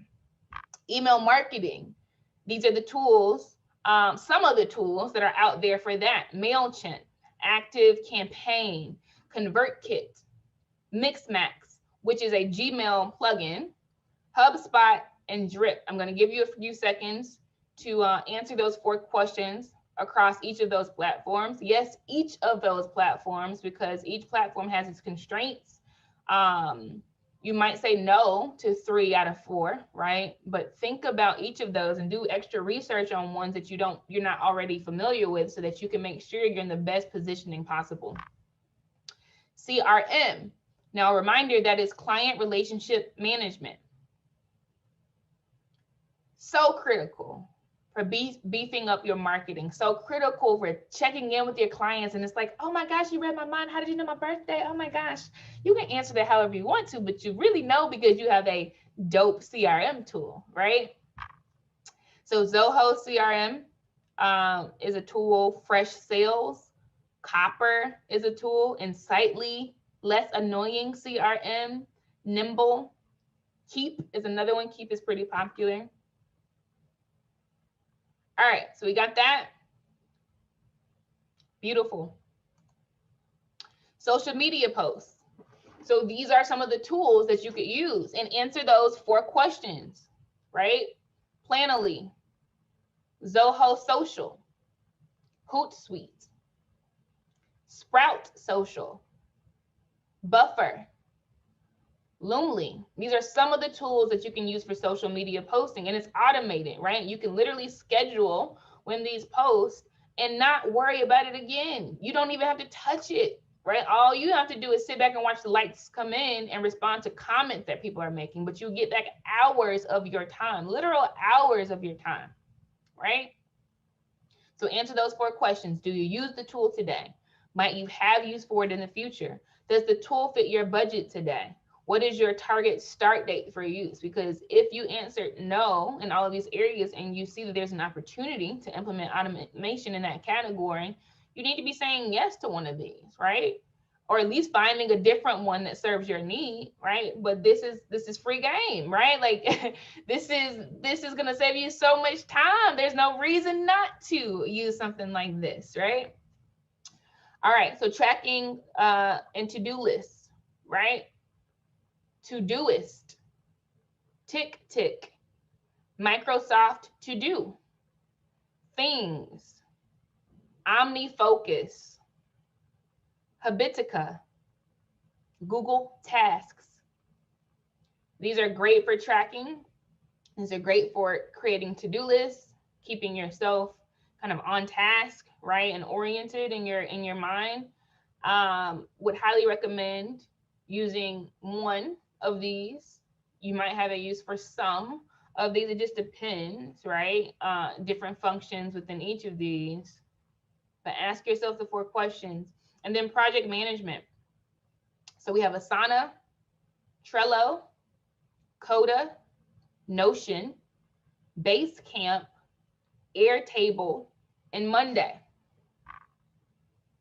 Great for collaborative projects. You can kind of see people's progress updated real time. You can see, everyone will be able to see the same end date. It won't be something that gets translated differently, right? Once it gets to the 10th person, we know how that game goes. In elementary school, we start whispering in someone's ear, and by the time it got back, it's something completely different.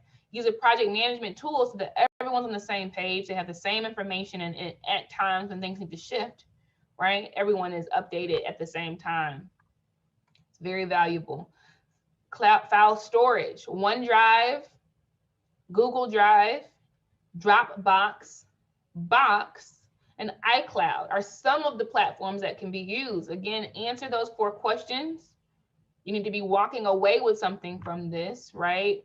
More edified than you were before you came. So be very intentional about this and take this seriously. Payment processing,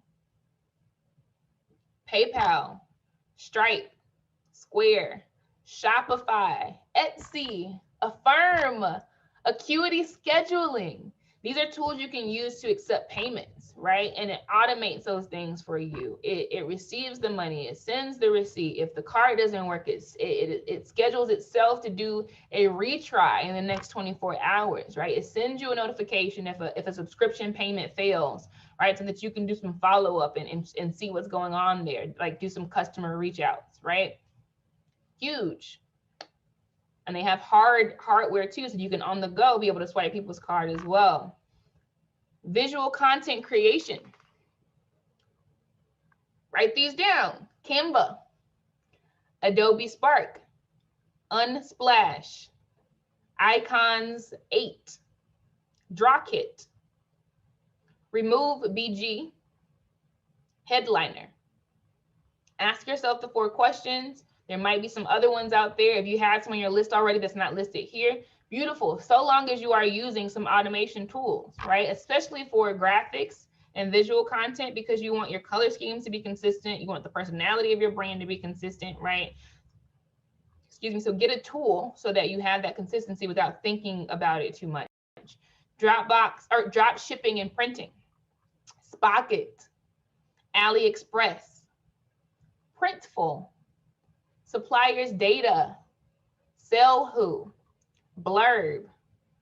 These are great platforms to use, especially if you don't have time to manage inventory. You don't have space to store inventory, right? But you still want to sell consumer goods. And they could be computers even, right? Like AliExpress gives you a myriad of things to sell. You just choose your niche and they handle the shipping, right? They handle the sourcing from suppliers all over the world, right? They pass on the payment to you via one of these payment processing tools that we talked about in the last slide. But it takes a lot of the work out of that whole end-to-end process for you. Printful does the same thing. You can create custom printed shirts, for instance, right? But they do the shipping. They send you the money, right? They do the packaging, the labeling, etc. Virtual assistant and freelancer sourcing. Major key right here, because if you are doing it all, you are doing it wrong. So go ahead and take you $5 and find a freelancer to build a logo for you, right? Some logo options on Fiverr, right? That's one of the options here. Upwork, you can find freelancers, contractors, virtual assistants there. Envato, TaskRabbit, People Per Hour, 99 Designs. Answer those 4 questions about these options, right? And choose a start date for one of them. Legal documents, Up Counsel, LegalZoom. It makes it so easy to find a legal resource on demand. Like that's so valuable. That's so valuable, and it'll save you headache, money, right? Reputational risk down the road when you have your ducks in a row on demand up front. All right.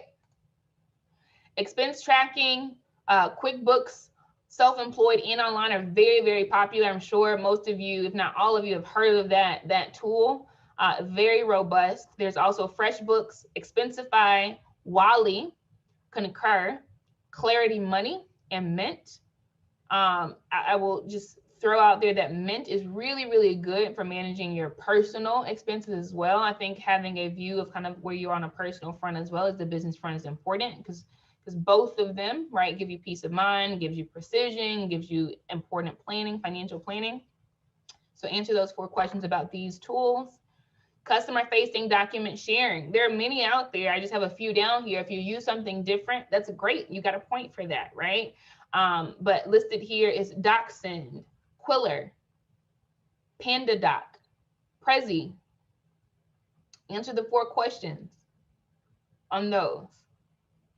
Customer support, right? I talked about this. What if you don't have to be the person, right, that's handling the inquiries that come in randomly, right? That's handling, just general customer support routines. There are platforms for that. Intercom, Zendesk, Discuss. Great platforms. You should definitely look into it. If you already are, amazing. You got a point or two for that, right? But ask yourself these questions. Do you use the tool today? Might you have use for it in the future? Does the tool fit in your budget today? What is your target start date for use? All right. Surveys and data collection. So there's Airtable, Google Forms, SurveyMonkey, Typeform, FormStack, JotForm, Quillitrix. Answer the 4 questions, right? Some of you might remember taking surveys via one of these tools. You pass that valuable information on to that company for free, and you never thought about implementing it into your own business, right? This is a light bulb moment for a lot of you. Use the tools. Most of them offer free trials. Most of them even offer free plans where you get some features for free. Definitely start implementing this. Ask yourself the 4 questions and hit a start date on there. Website creation, Squarespace, Wix, WordPress, Lead Pages, ReadyMag, Universe, Strikingly. All great tools for website creation. You can try to build it yourself from scratch if you have that gift. You could go out and pay a person a few $1,000s to create a website. You could, right? It depends on what you want. But there are some tools out there that automates this whole creation process for you for a fraction of the cost. So I would say lean into that. Bots and AI, Q&A Maker, Landbot, HubSpot, Chat Fuel, FlowXO. And I do not need you to just say, wow, who knew? I need you to answer the 4 questions, put paper to pen, and put a start date. If you have some light bulbs that have gone off in your head about how you can implement and integrate these into your business. The final stretch here on this activity, ticket selling and event management, Eventbrite, Sparkso, Cvent, Paperless Post, Splash, Tito. If you've never used an event management service before, check these out. It will make your life a whole lot simpler. Webinar and live sessions and or online courses. Webinar Jam, Twitch, Thinkific, Teachable, Podia, Mighty Networks, Kajabi. Great tools to use to offer webinars, live sessions, and online courses. Great tools. And again, you achieve scale because whether 2 people are in the room or 200, what if that price is fixed here, right? But you get the income per registrant. Let's build it in there. All right, beautiful job. Hand clap again on finishing this assignment and putting your target dates out there. We have the rest of 2021. Let's get it. Let's go. So I want you to make a vow that you will commit to results, not activity. Gone are the days where you're working all day on these monotonous tasks, these small tasks that take you all of your day, right? And you think you're productive because you've been doing something all day. Nope. Commit to results, not activity. This is a key mindset shift, okay?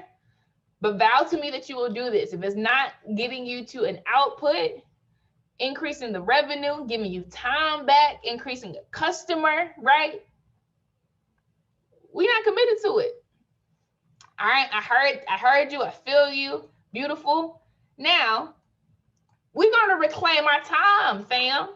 Don't waste time on busy work. Let the tools do the work for you, period. So as much as you can, automate, period. So we have time to spend with our families and the people that we love the most, so we can be present at the dinner table, right? So we can be present on the phone in the phone conversations we're having with our family, and we have more creative juices flowing to bolster our businesses even more. I know y'all with me. I know you got it. All right. So quick tips I want to share you around automation. Make sure that the platforms you choose provide consistency, right? I think we get that out. I don't have to give examples on that, but make sure it's reliable enough to provide consistency. Make sure that you approach this in a step-by-step fashion. I do not need you tomorrow to start 13 different platforms. That makes no sense. Take a step back, look at what's most critical, look at where you can start, and then over time, right? Maybe once a week, once every 2 weeks, once a month, depending on the intricacy of the different tools, implement more and more in a step-by-step fashion. Flexibility, you want flexibility, right? You want a platform that is going to be able to handle the business growth that you will achieve, right? If it's going to break next month, if you triple your income and you triple your velocity, that might not be the best tool to use, right? So think about flexibility when you're choosing. Simplicity is important. Make it simple for the customer, right? And make it simple for you. And then lastly, training. Too many people skip out on this piece. You need to learn how to use the tool well, right? So once a month, hop in on, their blog page and read a few blogs for a few hours, right? Once a month, hop in on a free webinar training they're giving around their tools and new launches that they've done. And if they want feedback, give that feedback so that the tool gets better. But those are the 5 main things that I would recommend to you to keep in mind as you automate your systems. So takeaways, because we've gone through a lot and you've done a lot. I'm so proud of you. I'm still clapping my hands for you. You guys are amazing. So we learned the benefits of automation. We learned criteria for automation, right? How we know when a process needs to be automated. We did the automation scorecard assessment. We looked at over 100 automation tools that are recommended to check out or implement into your business. That's huge. You have all that information you're walking away with. We did an assessment of future integrations, right? So you asked yourselves, okay, can I do this? Should I do this? What's my start date? Do I have budget for it, etc.? So you have the start of a plan. And we've talked about some principles to live and lead by, right? Mindset principles that we want to keep in mind, kind of our rubric for judging whether a system is worth using or not, etc. So kudos to you for getting through that. Again, I am Casey Richardson. I am the founder of Blaze Women's Network, where we are building leaders and accepting 0 excuses. I am also a one-on-one coach and consultant. I am a published author as well, and it is my joy to serve the folks that are so magical and so often overlooked, trailblazers who are underserved. That is what I do. So I would love to keep in touch with you. I've provided my contact information right here. I'd love for you to join the tribe and the email list. So if you want to keep in touch with Blaze Women's Network, go to blazewomensnetwork.com. We have a Facebook group, Blaze Women's Network, and Instagram, Blaze Women's Network. If you want to keep in touch with me, I want you to. My website is casey-richardson.com. My email address is contact@casey-richardson.com. My Instagram is I am Casey Richardson. Ignore the .com right there. It's just I am Casey Richardson. My LinkedIn is LinkedIn/I am Casey Richardson. And lastly, I provided my phone number, my business phone number right there as well. So I mean it. I want you to get in touch with me.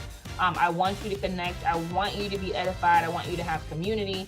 And I just love speaking to people in the terms they understand, with stories they understand, with context that they understand, so they don't water down who they are, because it's time to be free and it's time to flourish. Thank you so much for your time.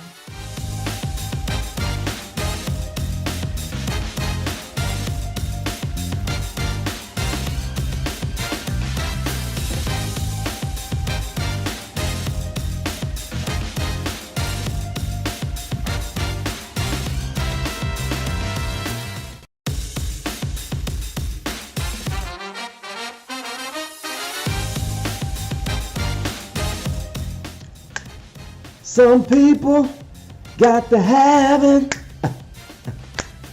Some people really need it. Do things, bad things with a boom, boom, boom. For the love of money, money. Oh. Hey, what's happening, kings and queens? I see that y'all are here, and I'm talking about money. That's a whole nother show altogether. This is Black and Iconic, and this is day 2 of a 7-day journey where we're talking about iconic revenue.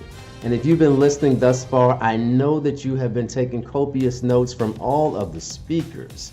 And if you are following the speakers, if you're really feeling what they're talking about, follow them on Instagram, follow them on social media, and make sure that you're commenting in the feed and sharing it out on your pages so that other Black entrepreneurs like yourself can take advantage of the goodness gracious, good information that you all are getting.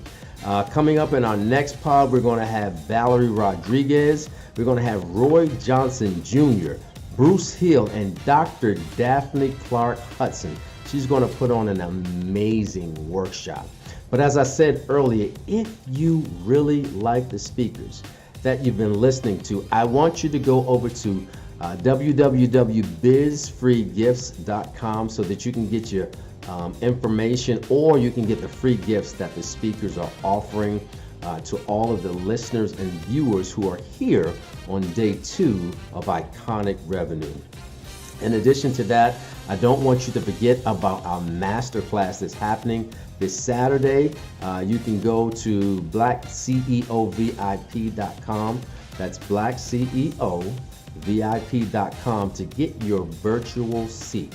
And once you get there to that site, it will tell you how to invest in yourself and invest in your business. But I'm sure that these classes will fill up fairly quickly.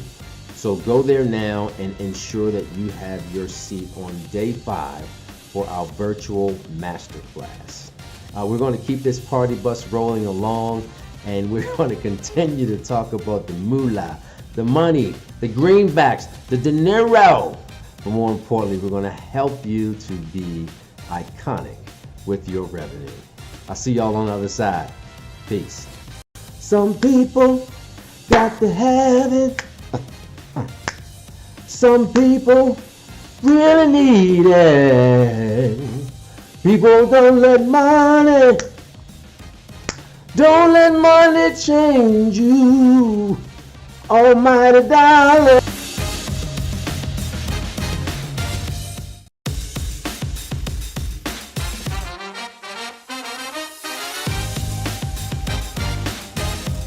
Good day. This is Valerie M. Rodriguez from VMR International. I'm a financial strategist whose job is really to shake up the system so that people can understand better ways to invest their money, to put their money so that their money can make money. I definitely am somebody who's been an entrepreneur since 2004 and seeing the ways of how that's gone. I mean, we always have ups and downs, but it's something that really resonated with me to do this because of how I was raised, right? I was born and raised in a project from a single mother who worked hard. And we really want to give all of our congratulations and gratitude to single moms like myself and those who work hard. But obviously we know that we want to do better and be able to pass on better ways to our family. And so this is why I do what I do. And what's become really, really passionate for me is since I saw how I was raised and knowing that my dad being somebody who was always making money. So I learned that we all know how to make money, right? But he was somebody who actually turned out in the shelters later on, having nothing to show, having nothing to his name, and not having anything to pass down to his family. So going from living lavish to going into a shelter and being disabled and having nothing but the government to depend on was something that really resonated with me. And I know that I had to create some kind of a change and be resourceful in learning the information that I needed to be able to learn how to run money, how not to let money run me rather, And so it all started with, obviously, the practical knowledge is one. And secondly, if you're going to know, I'm also a self-development coach and huge on activating our personal development, right? And so because of that, I was able to impact my thoughts on money and creating a better wave in the system as far as creating myself to be someone of value who knew my worth. So I would be the one to dictate how much I was worth, my value, right? Instead of someone else doing that. And so that's why I am an entrepreneur today and so passionate about teaching on financial literacy. So today, my workshop, we're going to be talking about breaking down the rules of money, something that I didn't know wholeheartedly from the beginning. Like I said, we all have come into lots of money through our hands, but how much of that money were we able to keep? So it's not about how much you make, it's always about how much you're able to keep. So once you understand that, and you also understand how to create that mindset shift, I believe that there's nothing that you're not going to be able to do, any goals that's going to be any kind of anything that can hold you back at all. So I move on. Before I tell you that, what really, really settled for me was the fact that my daughter would see that $30,000 once upon a time would be a yearly income. And now she's like, Mom, is that a yearly income? Or it should be a monthly income. So the fact that she thinks that way now tells me that I'm doing everything that I need to be doing. So let's move right along into this workshop, and I'll be sharing the 3 rules of money, okay, and how that is going to basically be able to take you to another mindset, right? To basically understanding the practical knowledge, which is one aspect of it all. Okay, moving on. Sorry. 1 second.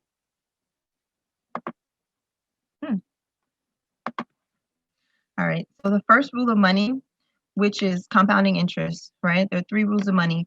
The rule of 72, compounding interest. We're going to go over how your money grows. There's only 3 ways that your money grows, and how your money gets taxed. Now, these things are simply concepts that you need to understand to really just create better habits. So as I walk you through these things, I want you to just get it in your head as a scenario and think of it how it applies to you in your life. So here with compounding interest, the rule of 72 is simply a formula that shows you how long it's going to take for your money to double. Now, when you think of your money doubling, do you think of your bank? Probably not, right? Because when have we even seen our money double in a bank? So take a look at here, the scenario. I'm going to give you 4 scenarios where you are investing in the bank, right? Your savings, and they're giving you a 1% interest on this actual situation. And that 1% on $10,000 as a 29-year-old, right? Investing at $10,000. It tells you with the rule of 72, all you do is take the number 72 and divide it by your ROI, the rate on investment. So if you were getting 1%, it would take you 172 years till 101 years old for that money to double. Sounds exciting, right? Yeah, I know. Clearly, it's not exciting. But if you think about it, that's not even what we're getting in the bank, because they're not even as generous as to give us 1%. So moving along, I'll show you how the difference between that 72 years get cut down by just giving you a 5% increase. So if you see 6% you were gaining on ROI, that 29-year-old would now take until the age of 41 to double that money to $20,000. A lot better, right? Because I don't know how many 101, we might not even reach that year. So how many 72 years do you have? That's something that you need to think about. So in that sense, think about how your bank's paying you less than 1%, how I'm showing you this rule of 72, and how long it's going to take for your money to double. And now make a clear and conscious decision on, is that benefiting you? So again, if you were 29, getting that 6%, now at the age of 65, which is the age that most people think of retiring, some people now, they don't want to retire yesterday, but let's just be realistic. Say you wanted to retire at 65 and you were getting this ROI. So in your retirement plan, you would have $80,000 if you were getting that rate. How long can you last on $80,000? Ask yourself that. Probably not long. I know That's not going to last long for me. So it's probably not going to last much longer for you. So now, hence why most people who go into retirement end up going back to work. So now say you found some place, Savvy, where you could get 10% interest. Look at the difference. That is 7.2 years. Significant change on how long it's going to take for that money to double. So if you fast forward down to 65, and these are estimations, right? You would have around about $320,000 if you were getting 10%. Now, most people ask me, well, where can I get 10%? You absolutely can get 10% because, as I had spoken in my keynote, I was letting people know that you have to understand how to invest your money where the banks put their money. Do you think the banks know how to make 10% on interest on your money? Remember, they don't have money. They're dependent on your money. They absolutely do. So now I want to show you that this compound interest method is so powerful because the difference between 6 and 10 is only 4%.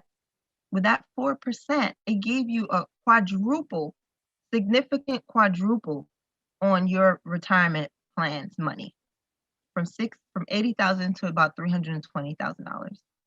So it's not a big number, but you see how it made a significant difference. So now take this on the flip side with the compound interest being against you. Because like I said, you're either going to be earning this or you're going to be paying it.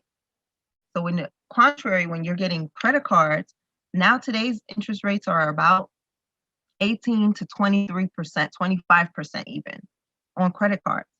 So when you think about how powerful that is for them earning compounding interest on credit cards, it should let you know this is something that I have to hone in on. This is something that I have to take an interest in because it is affecting me one way or another.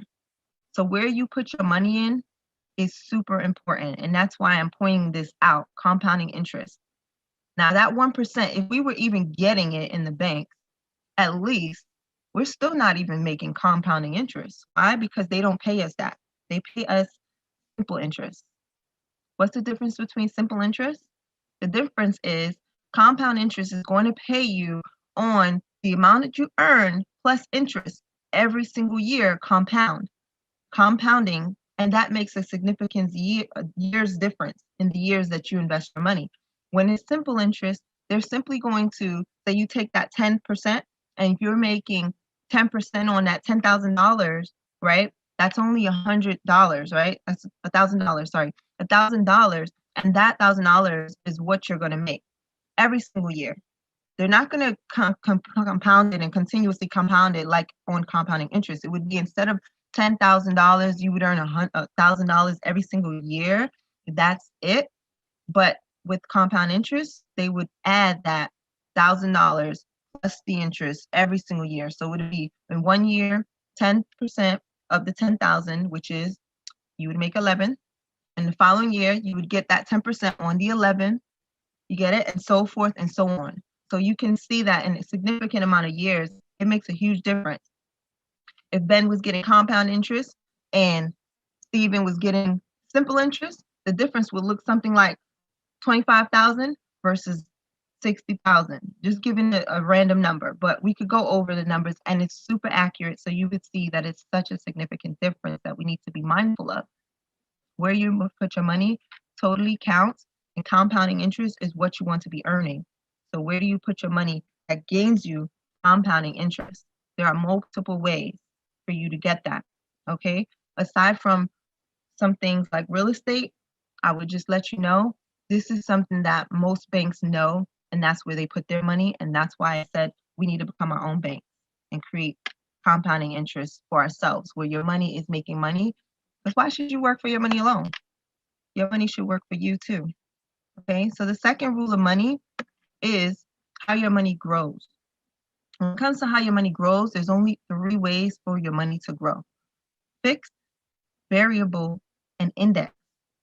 There are these 3 ways that most people don't know all 3 of them, because most times when I go over this, they've heard of fixed and they've heard of variable, but they've never heard of index. Why is that? It's simply, and I'm not talking about index funding, okay? Fixed is simply your bank. It's everything that you put your money in that's going to yield you an expectancy of a low interest rate. You can put your money in the bank, you can put your money in savings account or a CD, all in the banking institution. And it looks just like this, as you see, this flat line. It looks kind of like when you're on your deathbed. That's what I call it. Your deathbed, when you're flatlining. So I call this your money slowly dying. Why? Because it is. It is. Think about it. You're putting your money here where you can expect an interest rate anywhere from really 0 to 1%. Because it used to be maybe you could get 2, but they're not even giving that anymore. And a lot of, you can see since Corona, they have lowered the interest rates, right? So here you have that invisible line called inflation. With inflation, it is increasing your money. I mean, the value on money, right? Everything is increasing, not the value of money, but everything is increasing from 2 to 4% annual increase on the rate of inflation. So that means that the value of your money is dying. If you're getting less than a 2% and the rate of inflation is going up 2 to 4%, that means you're missing out on a negative 2% on the value of your dollar. So I'll give you an easy scenario, right? Once upon a time, we used to be able to get a bag of chips for like a quarter. Nowadays, what does that same bag of air cost? Right? That's inflation for you. You can't get a bag of chips unless you're paying about $5. So it shows you exactly what inflation is doing. And this is on across the board on every spectrum. When you think about it in real estate, think about it in vehicles, think about it in every single thing, right? Inflation is taking over every single year. So that's why we need to continuously be able to at least keep up, if not outpace inflation, so that our money is doing anything for us. So these are just simple factors to take in mind. And so, like I said, that's your bank. And I'll move over to variable, where it looks like an up and down. You see what that looks like? Like a heart attack, right? You don't know where it's going to be. It's up and it's down. This is your stock market, clearly. So most people are putting all of their retirement fund money into this bucket. I call these buckets. These buckets right here are mostly where your jobs are steering us into, right? You put your money here and it's your 401k, it's your 403bs, your TSPs, whatever it is, it's in this bucket because the market dictates it. So if the market dictates it and you don't know where it's going to be, because if you just look up the word itself, variable, it tells you what it is, right? It's inconsistent, it's unreliable, and there are no guarantees. So is that where you would want your money to be? I definitely don't. Simply because I know, guaranteed, I'm going to need something to pan out for me in my retirement. And most people, when I'm speaking to them, what happens is they're banking on speculating. And speculations isn't enough because you don't know what you're going to end up with. And one thing for sure I know, we can't bank on any Social Security or pensions anymore because they're cutting those out. So if that's the case, then your funds are limiting. So the main objective is to know where you're going to be able to create other avenues that give you guarantees. Now, who else likes guarantees? I do. I love guarantees. Why? Because it's something that I know that I can create and I can hold the power for. So with variable, like I said, that's your jobs when you're putting it in this bucket. So I'm going to move over to index. With index, you see how this chart looks? It's pretty much going to be when you're going up, you can actually capitalize on the market, right? The market's going up, you get to capitalize on it. When the market's going down, guess what? They lock you in. That's powerful. Why? Because it really lines up with the principles that Warren Buffett says. Rule number 1, never lose your principal. And rule number 2, don't forget rule number 1. So here is wholly where you're definitely guaranteed to never lose your principal. And here is also where you don't have to sustain the risk. Because most people don't mind investing, but the part of it is they're only focused on the growth and not really understanding the risks that they're actually adhering to. They're going to have to sustain these risks. Is there anything wrong with risk? No. I'm an Aries. I love taking risks. It's just something that most Aries do. But what I love is, and understand, I'm not telling anyone not to go here and not to go here or there, All I'm saying is knowing the options. And that's why I educate on these options, because I want us to know that we have them. And what I also want us to know is what the wealthy people do. And the 5% know how to diversify. And that's the most powerful word that I want us all to take away, is that diversification. Most times people think that they're diversifying because they have a 401k and they have maybe a Roth IRA, they have a savings account, but it's not enough and it's not diversifying. Real diversification goes across the board, where it entails not just different buckets, but it also entails you being able to earn money while you sleep in different markets. I'm talking about even expanding into other divisions of conversions of markets, right? Across the globe. So that's one of the most powerful things that I love about this index, is it does allow for you to do that. And so most people ask me, well, why haven't I ever heard of this, Valerie? Well, I'll tell you why. Why take out the middleman? Because your job's not going to tell you about this, and neither is the bank. Because remember, as I stated earlier, right, about putting your money where the banks put their money, and guess where they put their money? Yep, right here in the index. The banks put their money here, and so does your job. It's called BOLI and COLI. You can write that down. BOLI is bank-owned life insurance. So that's what this bucket is. It is indexed on a life insurance. Life insurance is basically the outer realms of being able to call this a way for you to be protected, to be able to invest in it, but they don't actually call it investment. Why? Because they label it life insurance just because of its tax code 7702. Now, 7702 is the tax code that protects anyone to be able to invest their money here to gain tax-free income.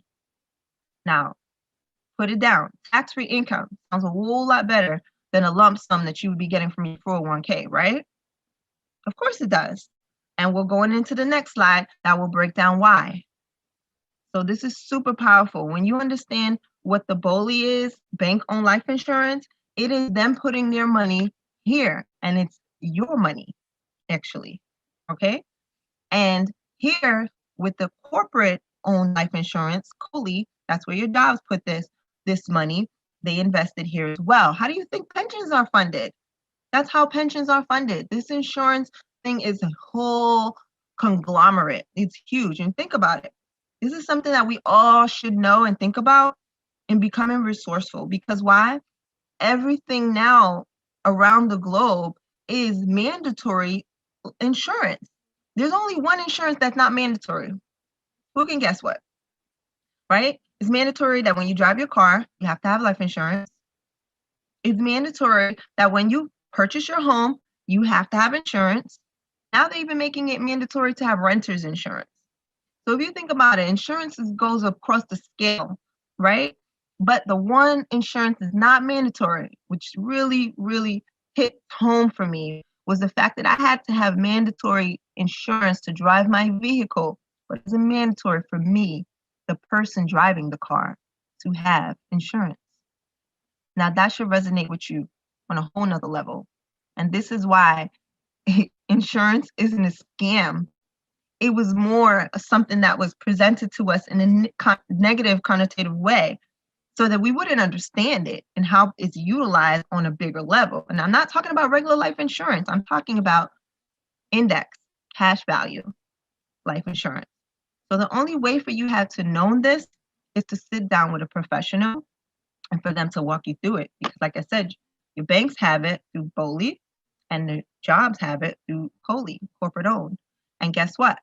You too can have it, private owned life insurance. And it's all cash value life insurance that I'm talking about. And the most pivotal thing about it is that with these other two that I mentioned, there's something called suitability, and this suitability is written in the law that they do not have to have suitability to you. So that means that it's to benefit them, not for you. So shouldn't you have something to benefit you? Because you yourself are an investment, right? You yourself is an asset. And I want you to really resonate with that and get that in our heads, because we are an asset and we are the bank. So why not take these steps, measures to make sure that we're at least investing in ourselves, paying ourselves first, and doing exactly what they do because we can, and stop following the herd. Okay? So the last rule of money is tax now, tax later, and tax advantage. Now, I already know, well, I don't know exactly. I would ask yourself, how do you want your money to be taxed? How do you want your money to be taxed? Tax now, tax later, or tax advantage?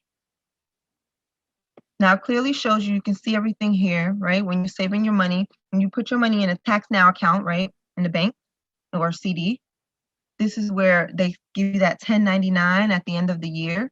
At the end of the year, that 1099 is actually going to say that you have to pay taxes at the end of the year.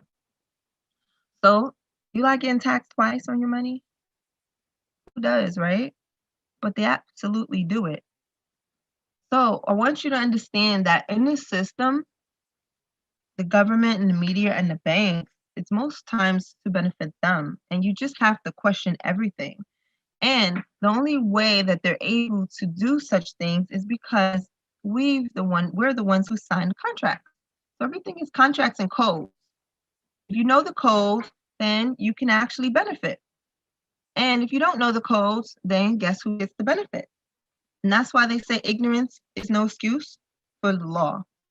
So if you choose to stay ignorant, well, then they get to benefit.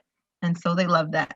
And so I would say, like I said, start to question and start to revamp the things that you're doing so that we can start creating better habits together. Because again, and I stress this again, we are the bank. So it's a mindset shift. So going on forward to tax later, obviously, this is where most people are putting their retirement funding, right? Want to have something to live off. With the 401k, your IRAs, annuities and such, you're deferred, right? Deferred taxes. What that means is instead of getting taxed on the seed, you're getting taxed on the harvest. With that harvest, obviously it's going to be bigger amounts, right? So just think about it. Most people, I think, are under the perception that when they retire later, they're going to have less to pay in taxes. But if you think about it, you've already put in so much time in your jobs. Most times you're making more money, your house is paid off, your children are grown up. So what does that lead you to? It leaves you with no dependents and no write-offs. So obviously tax deferred is probably not the best, especially if you think taxes are going up. So ask yourself that question. Are our taxes going down or are taxes going up? Clearly taxes are going up, right? Especially after this pandemic that we've been in. There's a lot of money going out. Where do you think it's going to come from? So we're actually in what we call a tax sale. When I tell people that, they're like, what do you mean? Well, we are. In the year 2026, that tax sale is going to be up, but they can always change it. So one of the best things about certain things and getting into these contracts sooner, like what I talked about with the index, is the fact that you're grandfathered and you're eliminate yourself from certain things like tax deferred, because you would be over here in this tax advantage here, right? Tax advantage, where you see the Roth IRAs and the cash accumulation, life insurance, okay? I don't particularly love a Roth IRA, and I'll tell you why. It's because it's another one of those go-tos whereby, just like a 401k, it is ran by your jobs and the government. So let's go into a little bit of history. With the with the 401k, for instance, that which Ted Benner created was not really for us to benefit in order to have a retirement-free, financial-free retirement plan. It wasn't. It was designed to be able to create some kind of a leverage for them, your jobs and the government, to be pardoned on the aspect of providing for us. Because a lot of early in time, right, we were dependent on Social Security, There were certain systems that were in place, and we knew we were going to have benefit money coming out later on in time. But that's just not the case. It's eliminated, and they knew that with the economy and where we were going, with the amount of population increasing, and with the amount of longevity, that they were not going to be able to sustain paying out this amount of money, right, for us.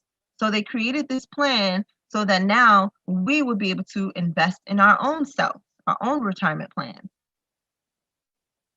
So having said that, you're investing in it, and they still get to benefit because the only way out of it is through the IRS. So they get their cut. Your jobs, they get their cut because they can either match you or not, but they still get their cut at the end of the day. So it's a great plan, maybe to have something if you didn't know anything better. But once you know better, you do better, right? So I definitely am not a big fan of it. But like I said, I'm anti-nothing. I'm just about educating on the options. So once you know your options, you can diversify. So what I normally do is show someone how they can move that money out into another type of platform, like what I'm telling you about, which is a cash accumulation insurance plan. And why I didn't say a Roth is because, like I said, it's another one of those plans which gives you limitations. And I'll explain that in detail. But why would you want to go into a Roth, right? I mean, a 401k, if you know that you're not going to be able to dictate what you end up with. Really, it's in the market and it's deferred. So taxes going up, meaning if it is that case, then you'll have a lower amount that you can actually benefit from. So imagine you getting a $300,000 401k at the end of time of retirement and having to pay out $100,000. Would you be happy about that? No, right? But that's the case. That's you going into contract and business with the government and your jobs. Because at the end of the day, they can take 60 and give you 40, or they can take 40 and give you 60. So you get to choose now if that's something that you really are okay with. And especially if that's the only plan that most people have, it's just not gonna, it's a real setup for a disaster if you want to plan on working for your money for the rest of your life. So now with the Roth, it actually gives you these guidelines, right? Just like your 401k says you can't take your money out till you're 59 and a half. It says that if you take your money out prior to that, it's a tax penalty of 10%. Minus as of last year, due to COVID, some people got to actually get out of it 10% free, which was excellent for those who took advantage of the CARE Act. And now with the Roth, you can only put in there up to 6,500 up to a certain age, which is 59. And now it's gone up to 7,000 after 65. So would you want something that's going to put these limitations on you? Is that enough for you to be able to live the lifestyle that you want to live? That's the question that you should be asking yourself. Most people don't know. They didn't really plan on it. So I tell you now, it is so significant that you start thinking about these things and planning on it so that you can design the plan that you want for your life, because you absolutely have full throttle and the creatorship within you, meaning you can create and design the life you want. If it is that you wanted to have $10,000 a month when it's time for you to retire, you can absolutely do that. But how are you going to be able to do that with being restricted to a $6,500 annual input on a Roth? So that's why I'm not so favored on it. I prefer a cash accumulation, which is a Roth on steroids, simply because it's going to show you how you can get total benefits and create a tax-free retirement. Now, like I said, it has to be designed. So one of the best things about it is the flexibility that it gives you, and also the illustration shows you and dictates what your money would look like, as opposed to your 401k where you're not going to get something that shows you what your money will look like.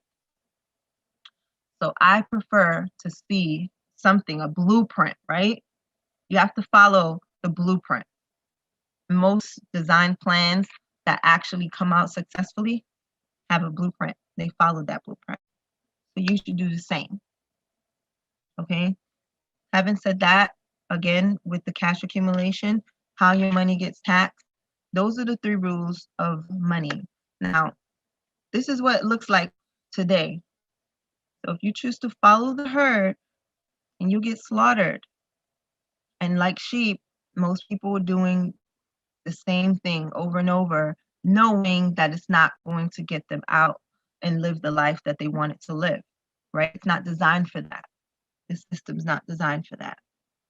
So again, we have to create some kind of shakeup in the system and creating new habits so that we can do what benefits us as opposed to what benefits them, and stop following the herd. It means question everything.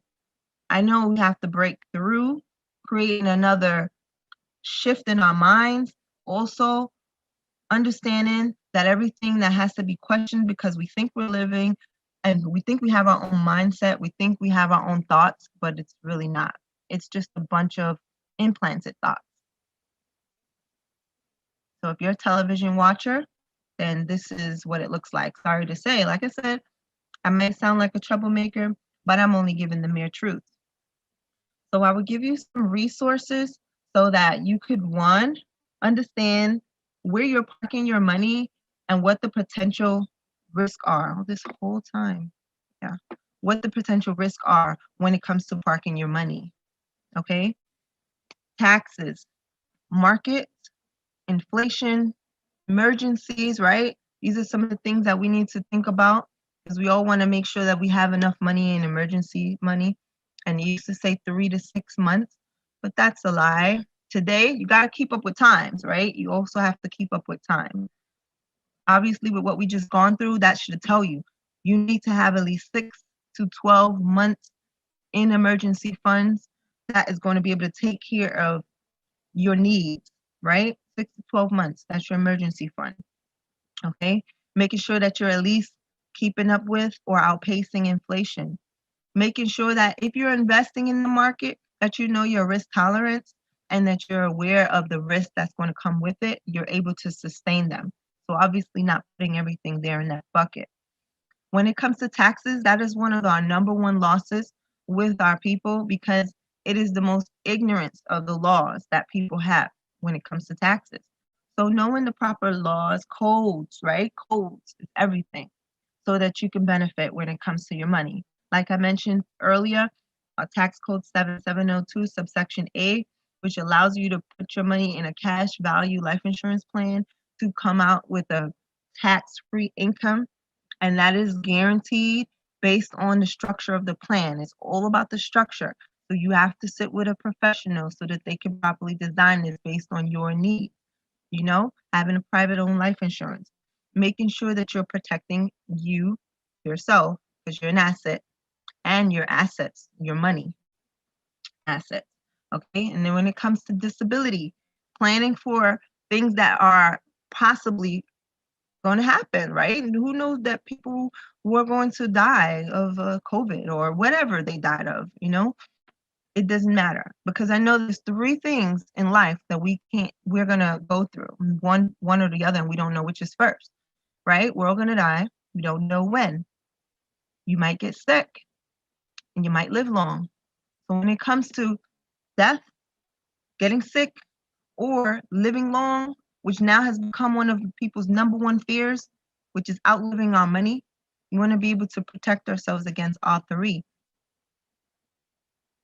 Okay, simply because we know that we're a lot more health conscious. Thank you. I'm a vegan myself, so I know I'm living long, right? God willing, you don't know if something might happen. It could be accidental or you get sick. Then you need to be able to not. Why should you be coming out of pocket or having to sell your assets? It shouldn't have to be that way, and that's what insurance is for. Okay, and I'm a huge advocate of it because I'll get a little political sometimes when it comes to this because everyone was going on that movement of Black Lives Matters. If Black Lives Matters, how much life insurance do you have? Because that is a tool and it proves that you yourself believe that Black Lives Matter. Your life matters. So you should definitely have life insurance anyway. And I'm not talking about some $50,000 or $100,000 policy. It is our responsibility to do more. Okay. And so understanding what type is best for you and what you need to benefit you and protect you and your assets. Again, I won't repeat that. So moving on, lawsuits. In the event that you had lawsuits, a lot of people believed in the old school route. One of my investors purchased a bunch of properties, right? Cash. He was one of those people who believed in working hard and funding himself and building his business. Kudos to him. It's great. But if you don't have the proper structures in place to protect you, you are now vulnerable and susceptible to lawsuits, especially here in America. So how do you protect yourself against lawsuits? Again, life insurance is one of those things that if you are putting your money in there, no one can touch that money. But a 401k is actually susceptible for child support, alimony, any of those things. But I'll tell you, if you were putting your money in cash value, it's not. No one can actually go in there, not even the IRS. So that's news for a lot of people, right? The other thing is obviously having a trust, putting your properties in the trust, not your name. So you're not vulnerable and susceptible to lawsuits. So these are important things. And obviously fraud. Banks, there's a lot of fraud that's happened. But if your money was in a life insurance policy, again, you're not susceptible to fraud. Okay? And yes, you can have access to that money. And the last but not least, those last two, outliving your money and death. Because with outliving your money, most times, like I said, when we go over 401k plans, when someone comes out of it, they don't have enough to yield them for a lifetime. And they end up going back to work shortly thereafter. So is that a retirement or is that a little staycation? And that's not the life that I'm sure most of us didn't plan for or want. So when it comes to life insurance, cash value, again, it creates that safety net because you actually can have a plan designed to pay you guaranteed income up until the age of 120. So these are powerful tools that we all should be utilizing. And last but not least, death. You want to be able to have yourself protected because you are not going to be dying for free. Nothing's free. So even when you die, there's hell to pay. Sad to say, it's either a legacy that you're leaving or a mess. It's like when I thought about with my dad and what was going to happen with him being in the shelter and everything, I'm saying, wow, okay, I had to go ahead and put some life insurance out on him because we're not doing GoFundMe's and I just didn't want to have to bear that burden later on. So you pay the price now or you pay the price later, and it definitely becomes very messy. You know, there's so many different factors to think about.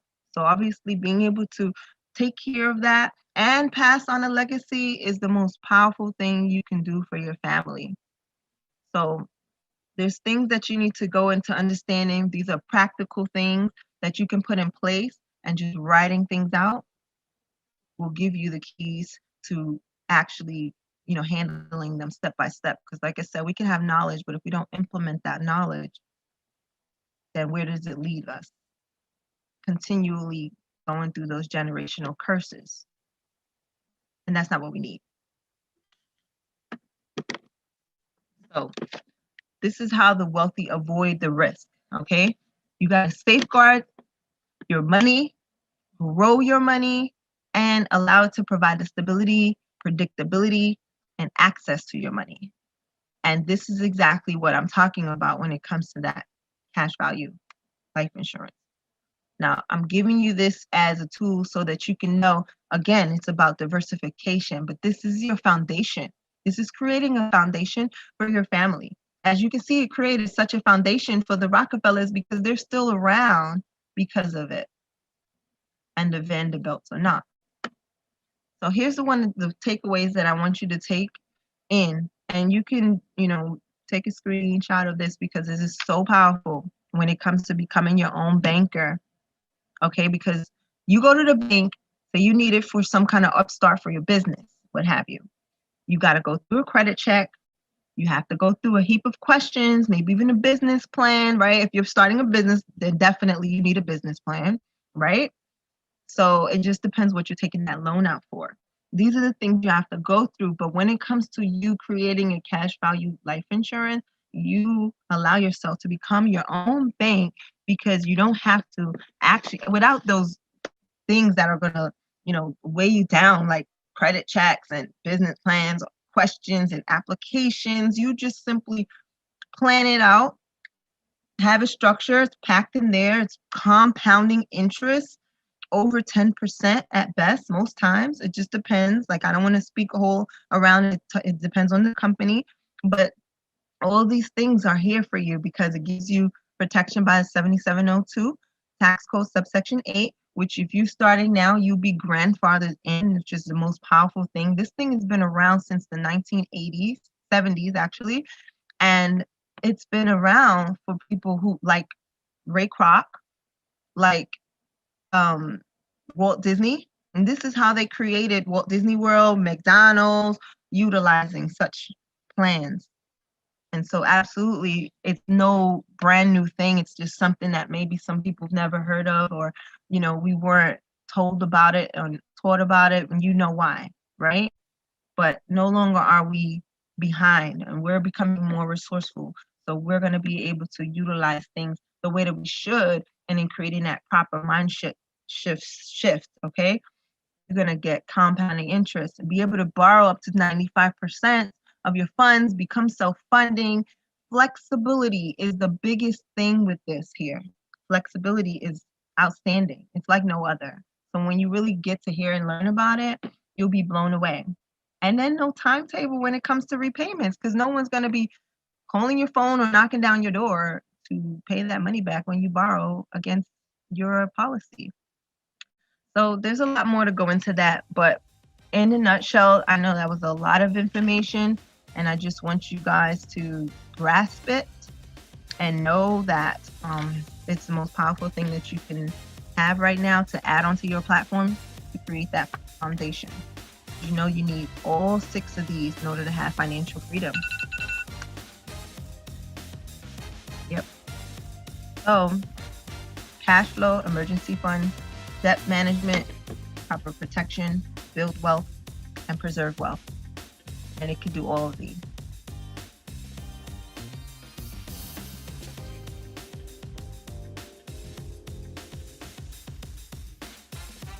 Thank you.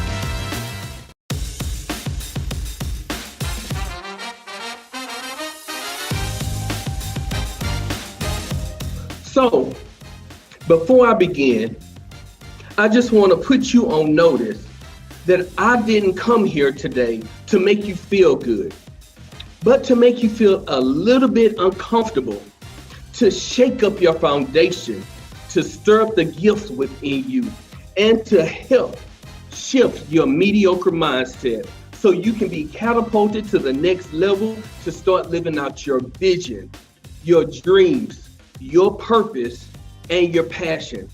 But most of all, I came here to be iconic. Turn your yearnings into earnings, gain clarity, confidence, and cash.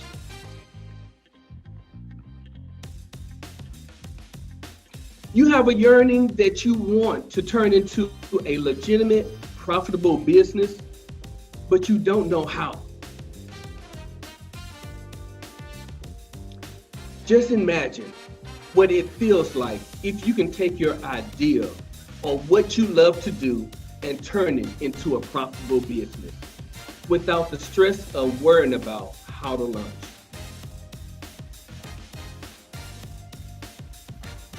Good day.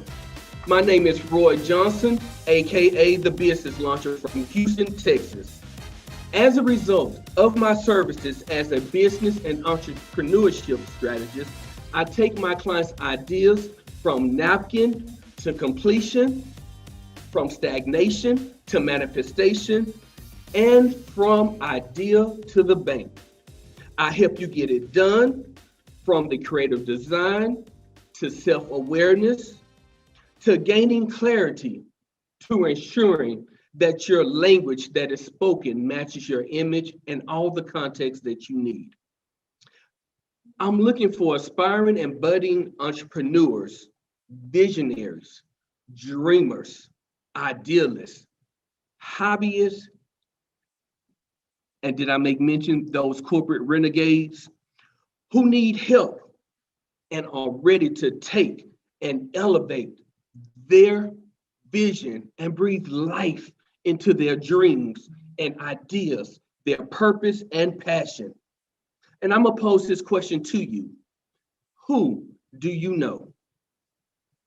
As you can see, I'm a certified life, business, and entrepreneurship coach, author, and speaker who enjoy helping visionaries looking to start a new business and those corporate renegades who wants a profitable and thriving business.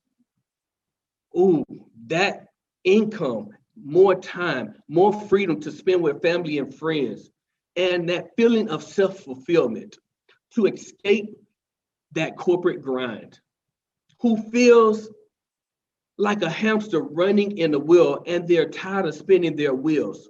They're feeling overwhelmed.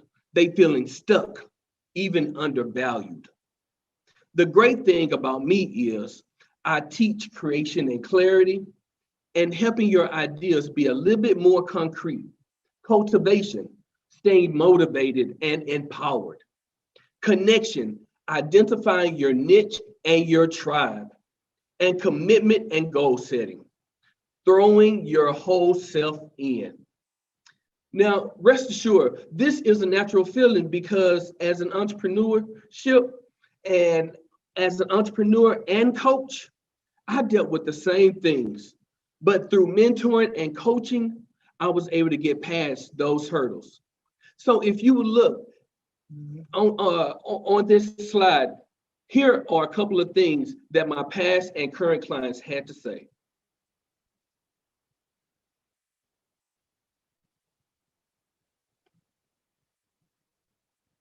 Now, before we proceed, I am a giver at heart, and I would like to give you a free gift. So in order to obtain your gift, please text BLAST OFF to 22828 to get my 8 proven tips to turn your yearnings into earnings handout. Again, you don't want to miss this. Text BLAST OFF to 22828 to get my 8 proven tips to turn your yearnings into earnings handout.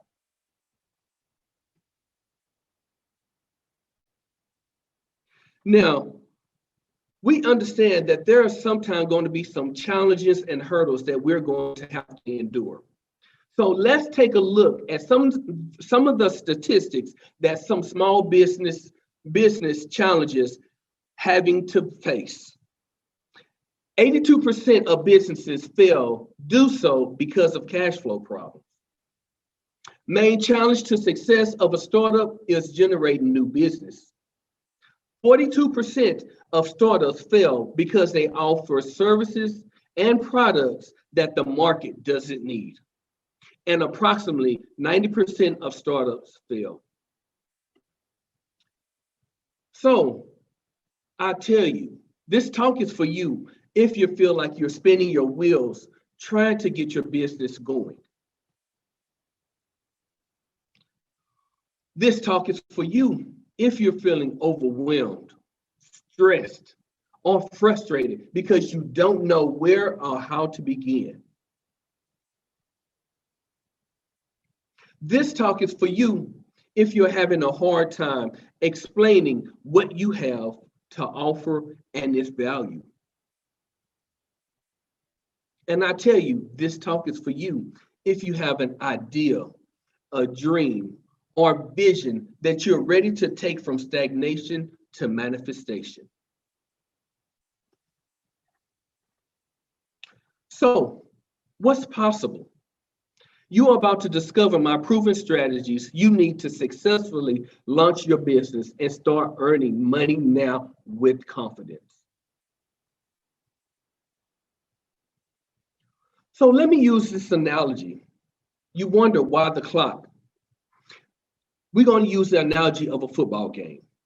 Well, we all know and understand what the main objective in a football game is, right?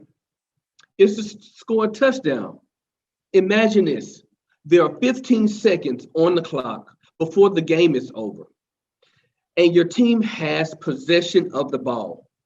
Now, it is important that your team scores this touchdown in order to win and make it to the playoffs. All the players get into position and the quarterback says, hike. The clock starts winding down. 15, 14, 13, 12. Now, in the meantime, you're standing in the same position as you were prior to the ball being hiked. Whereas a few of your teammates have already made it down the field in the end zone, open, ready to score that touchdown. The quarterback looks at you and then turn around quickly with 3 seconds on the clock, looks down the field and throws the ball to your teammate who's in position to catch the ball in the end zone. So I ask you today, are you playing full out in the game, getting into position to start turning your yearnings into earnings? Or are you still standing in the same position on the sidelines, waiting to be put into the game? Know this, your gifts, your talents, your services, and your products are all valuable. So what are you waiting on?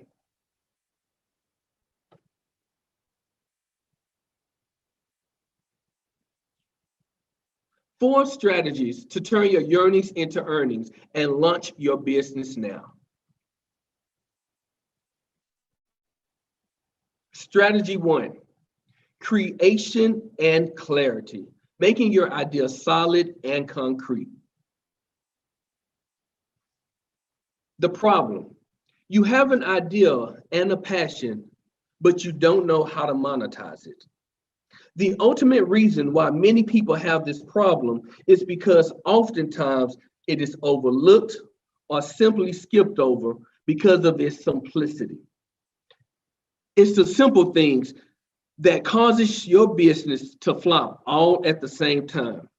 So let me help you out. You can utilize this wheel of creation action steps.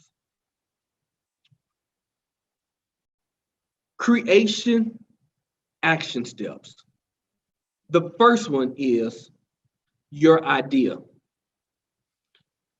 Take your idea and utilize that as the starting point. That is actually your starting point, your idea. Number 2, you take your idea and you brainstorm that idea. Number 3, after you brainstorm that idea, you research that idea.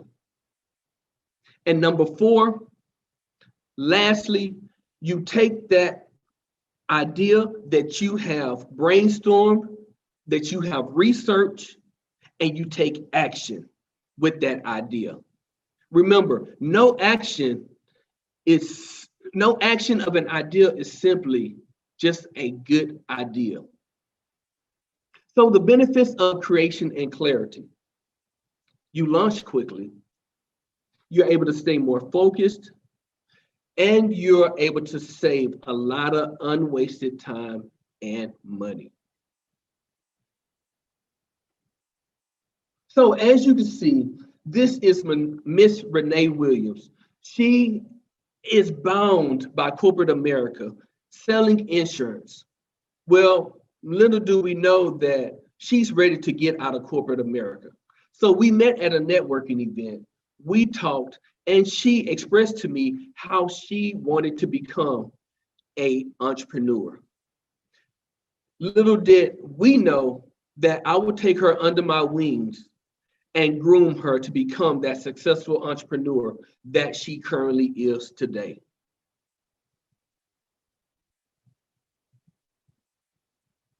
Strategy number 2, cultivation staying empowered, inspired, and motivated. The problem here, you don't have a big enough, strong enough, or convicted enough reason, your why. Your why should be so strong that it just makes you want to cry.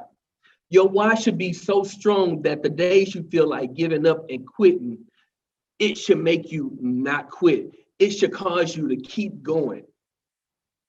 That is your why. So, what is your why? Benefits of cultivation.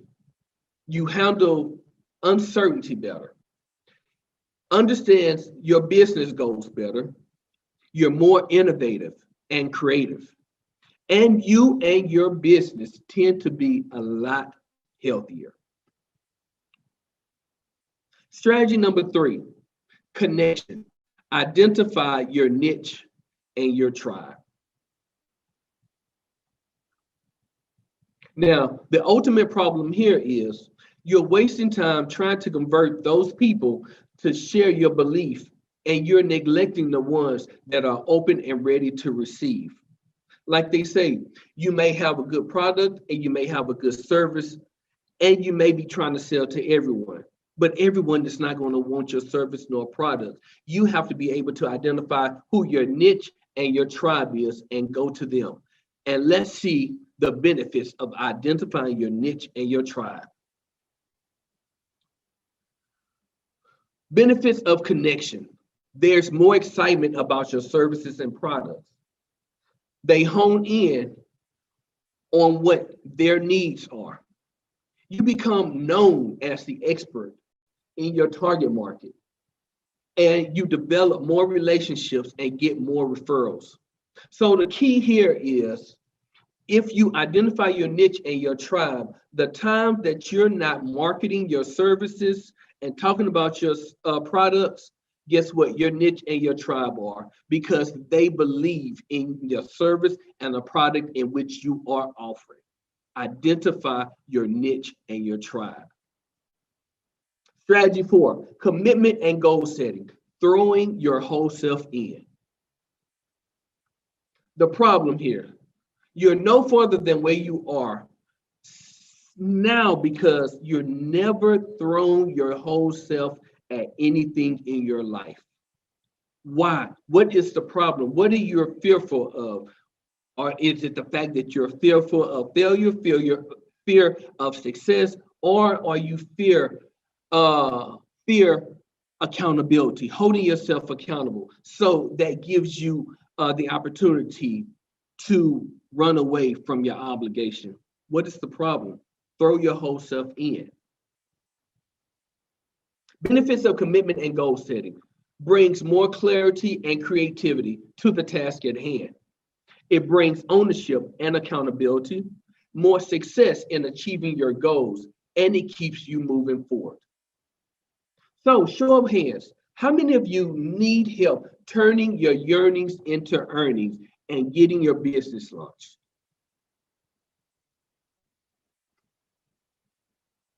The proven strategies: creation clarity, making your idea solid and concrete; cultivation, staying empowered, inspired, and motivated; connection, identify your niche and your tribe; commitment and goal setting, throwing your whole self in. So you have a choice. Stay where you are, spinning your wheels, feeling overwhelmed, feeling stuck, or feeling undervalued. Or you can get help. Creating clarity, making your idea solid and concrete; cultivating, staying empowered, inspired, and motivated; connecting, identifying your niche and your tribe; and committing and goal setting, throwing your whole self in, and much more. So imagine what it would feel like if you can take your idea on what you love to do and turn it into a profitable business without the stress of worrying about how to launch. So schedule your free countdown to success 3, 2, 1, blast off strategy consultation call. And you can also take a picture of the Q code and it'll take you to my website, or I give you the link to my website.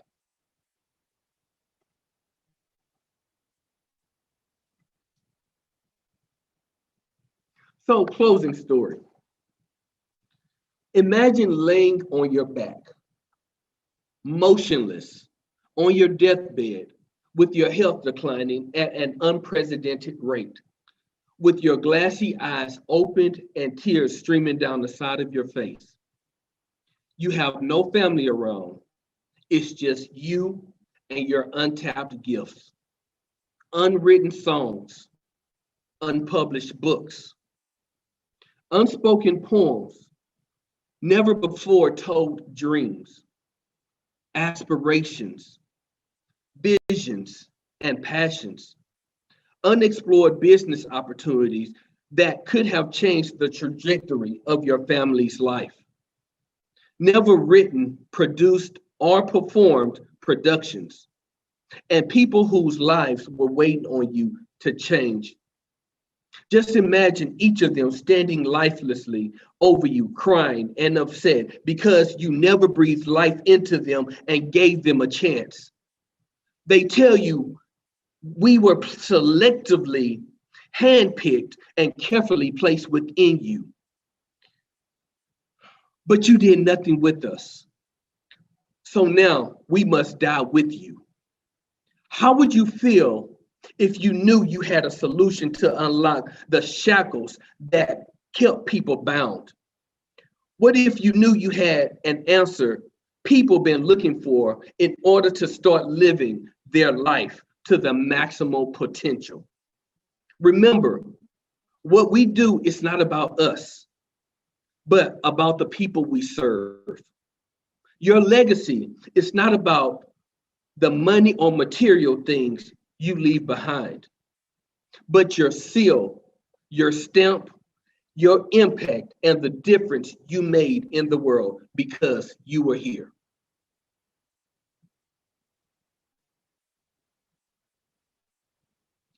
Any questions? Please feel free to reach out to me on my website. You can scan my Q code and it will gain you access to my website and all of my contact information. So let's connect. I'll be waiting.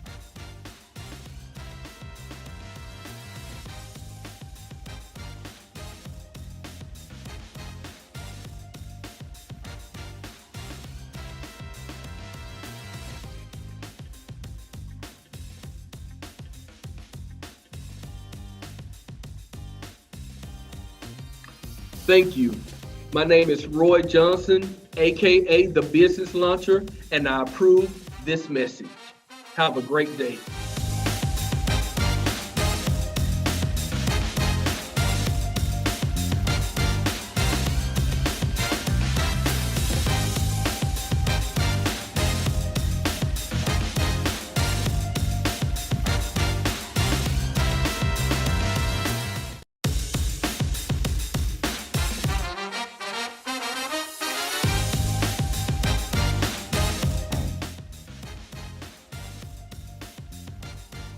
Allow me to introduce myself. I am Lakeisha Robichaux, entrepreneur and founder and CEO of Chief of Minds. Over the years, I've worked with many companies and leaders on leadership, company morale, culture, different ways to grow their company, different strategies. And a common theme that I have noticed around leaders and companies when they're putting together their strategic plans and their growth strategies is really around human capital, or really the lack thereof. So I'll take you on a journey with me with a company, a leader that I worked with around a growth strategy, a strategic plan that he was putting in place. And while working with this leader, I did a client site visit and we toured the office, and he was giving me all of this great feedback on a strategic plan that they had put in place. It was a 5-year, 3 to 5 year strategic plan he put in place. And he was telling me about all of the great things that they were doing and all of the data that they put in place, the metrics, how they were going to track it, the different components of this particular strategic plan. So he was so excited. And trust me, it was a well thought out strategic plan. And so when we finally finished the tour, of the office, and we sat down into his office, and, we talked about, how he was going to roll it out. And I asked him, well, who all was involved in the strategic plan and creating this particular strategic plan, the process of it? And so he shared with me, it was the executive staff and consultant. And I said, oh, that's great. And he said, yeah, we had plenty of working meetings around it. And, it took a lot of time. We worked on it all last year. And he said, but I'm very excited with the final product, as you can see. And so, yes, I said, absolutely. So who else? Tell me, who else worked on this strategic plan? Who else was involved? And he said, well, I told you it was our executive staff and, the consultant that we hired, to really help us, get this thorough, comprehensive strategic plan. And so I said, okay. And I said, well, what about your department managers? What about the department managers, your first line managers, your employees, who are on the ground working and interacting with your customers and your clients, is actually, doing the work there. And he told me, he said, well, we didn't involve them, in the process. And it'll be very hard, to get every employee involved in this particular process. And also, they don't know every facet, about the company, and how we grow and what we do. So it'd be kind of tough to, walk them through that. And so I don't think that they would understand. So that's why we had the executive staff, because they know exactly what we do. We have a lot of staff working meetings about this all the time anyway.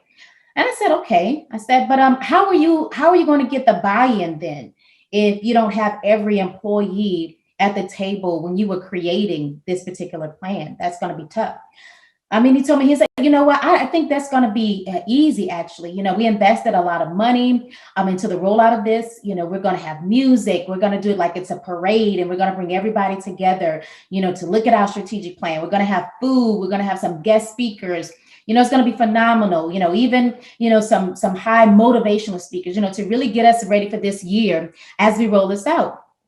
And I said, well, that's wonderful. It sounds like you invested a lot inside of this. And when I look at the strategic plan, I see, every aspect in here, your marketing, your finance, your operations, partnerships, and human capital. But that's a very small portion of it. And he said, well, here it is, it shows you right here.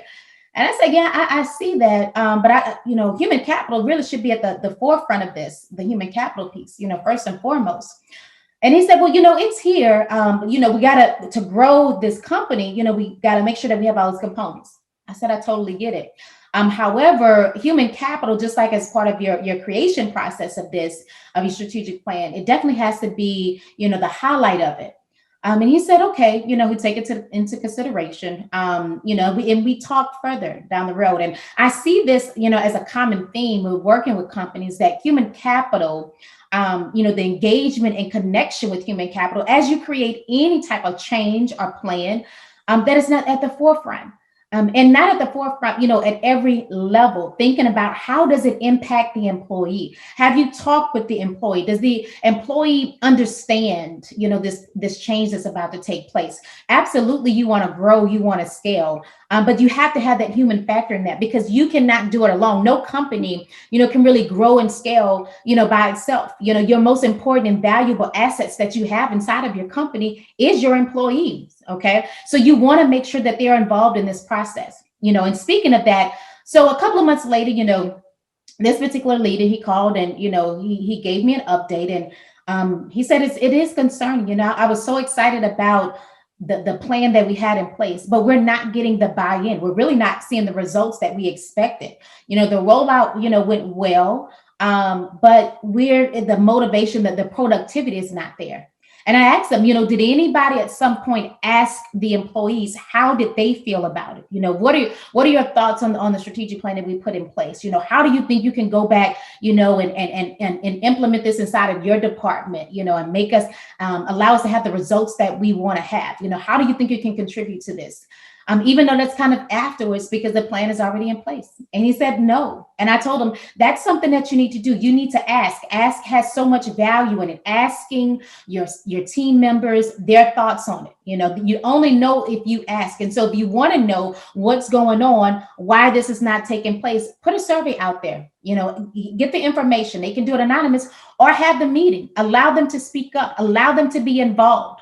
Because 9 times out of 10, that's part of the problem. And what they did find is that was the problem. Employees did not feel valued. They were not asked. It basically was saying, this is what we're going to do. Although it impacted how they would get their jobs done.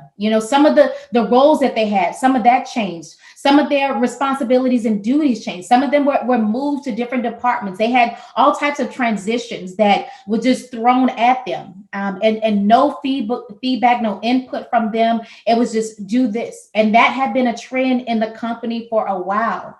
And so they saw that the motivation was lacking.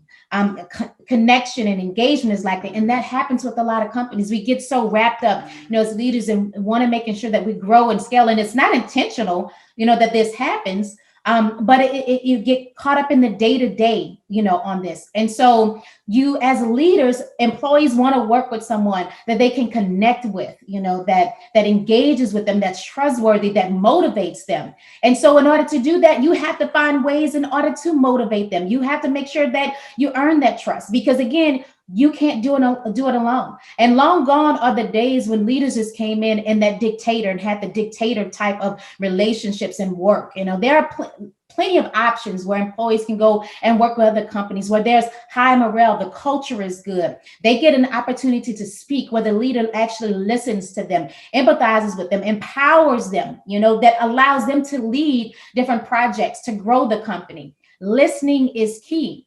And so not having that dictator type of leadership and mentality allows the company to grow and to flourish, in the ways that you want it to go and how you want it to grow and scale. And so going back to your employees, the ways that you can do that, again, engaging and connecting and nurturing them so that way they can grow. They grow, the company grows. Because remember, if the employees are not growing, the company won't grow. And yes, you can have the mentality or you will get left behind. But think about it. If you constantly have that turnover inside of your company, nobody is getting to know really the company mission, the vision, what makes the company thrive, how they can add value. And also that costs you money. Every time you have to do the turnover, it costs your company money. All right. That's resources you are putting inside of them. That's the training, the time that you have to do. And every time you get a new employee, someone has to take the time to either train them or you have to put in more resources to duplicate this process over and over and over again. And then the most important thing is that the reputation is tarnished. You're not that employer of choice because employees do talk. And so when your team members talk when they leave and they research the company and see if they want to come and work for your company, it's tarnished. And so as you try to grow, you keep hitting these blocks. So engaging, connecting, nurturing, this allows you to grow, just like you would do, if you have children, you think about it. Every stage of life, from the baby to the toddler to the teenager to the adult, to senior citizen, there's stages where you're still nurturing, regardless of the age. Whether you're giving them advice, you may be coaching them. They may come to you for feedback on that. And so you have to put in the time as a leader. You have to be consistent with that, with the communication that you give to them. Do check-ins. And every time it may not be you, because I do understand as leaders, we are busy. But if it's not you, what processes do you have in place with your other team members and other leaders inside the company so to make sure that they are making sure that communication is there, that there's accessibility so that way they can speak with them, because communication is key.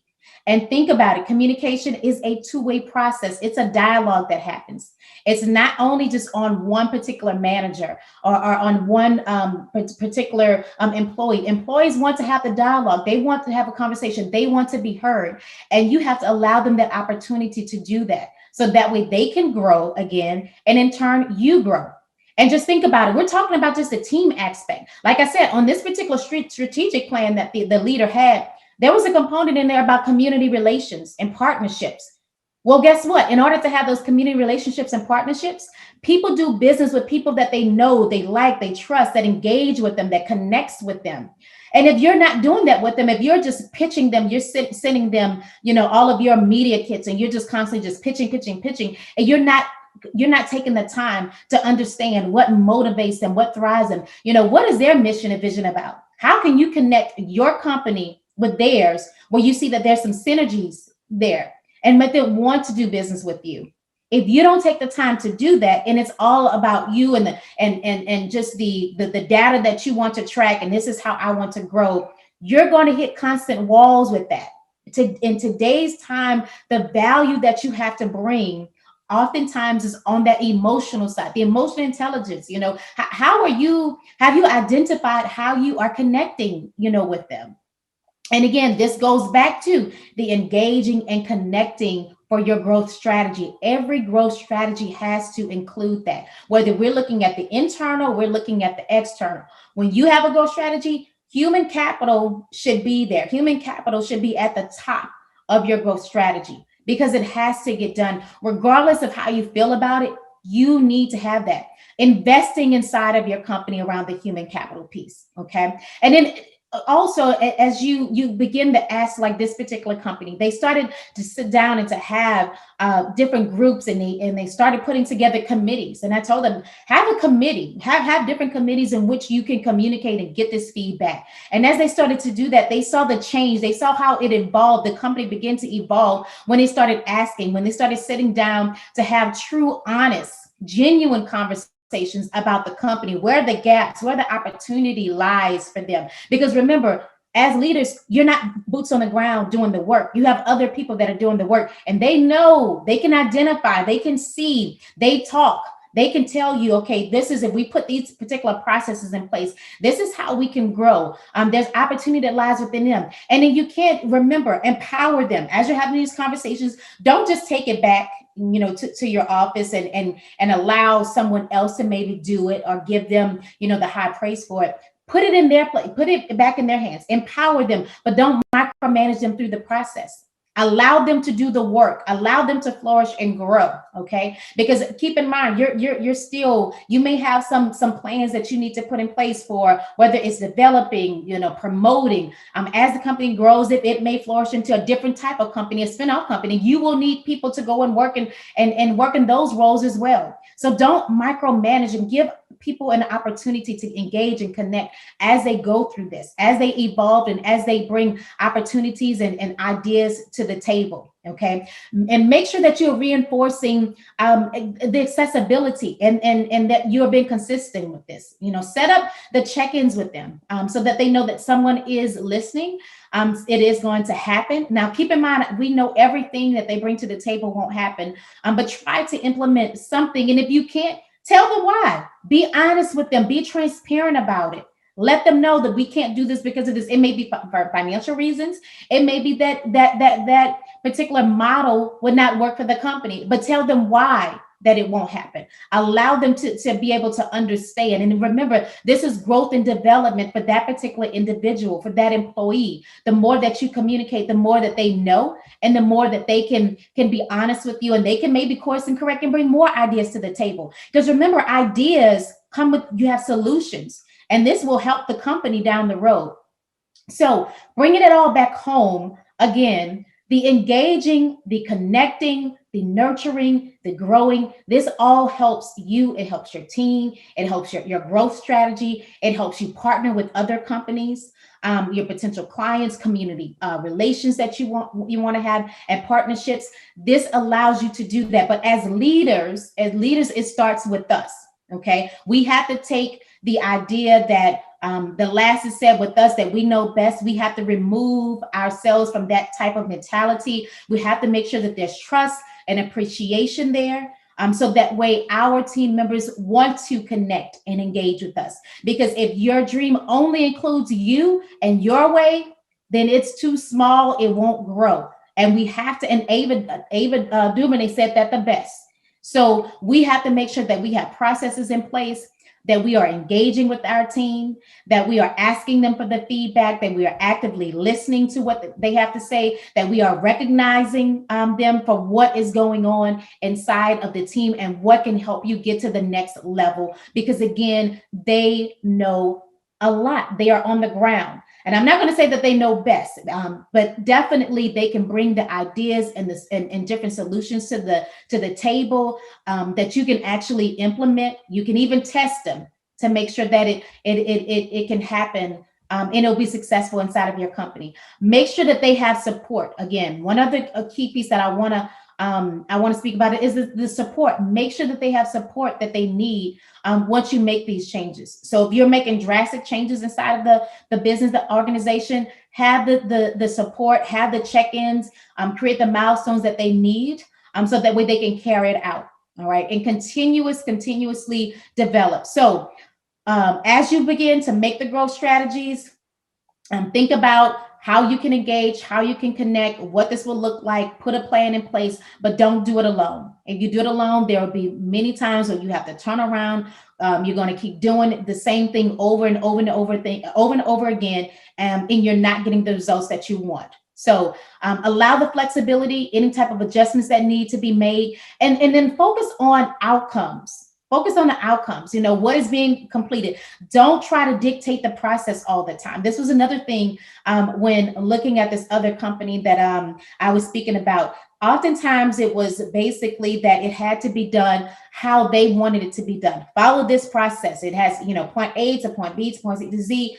That may not be the best process. If you're getting the outcome and it's different, why not keep continuing to do it that way? Focus on the outcome and the completion of the project, and then go ask them what did they do differently. If it worked better, it may have reduced the time in which it allowed them to complete the project. And hey, that's better. It may have decreased the amount of manpower that's needed for it. So find out. There's different ways that you can get to a result, and you may find that there is a better way, that they found a better way in order to do it. So allow that flexibility to do it, and then course correct along the way, or make the changes that you need to do. And just understand that situations vary at the end of the day. Okay. So thank you for spending time with me to talk about your growth strategy, how you can grow and scale at a lightning speed versus a slow pace by including your team members in as part of that process, and engaging and connecting with them as you create your plan, allowing them to be forefront on that and not just telling them this is what we're going to do. If you want to have more conversations about this, more tips, more strategies on growing, scaling your team, human capital management, definitely connect with me on social media. You can find me on Facebook at Lakeisha Robis Show 7, on Instagram and Twitter at Lakeisha Robis Show, on LinkedIn at Lakeisha Robis Show, and definitely check out my website at www.lakeisharobisshow.com. Thank you so much.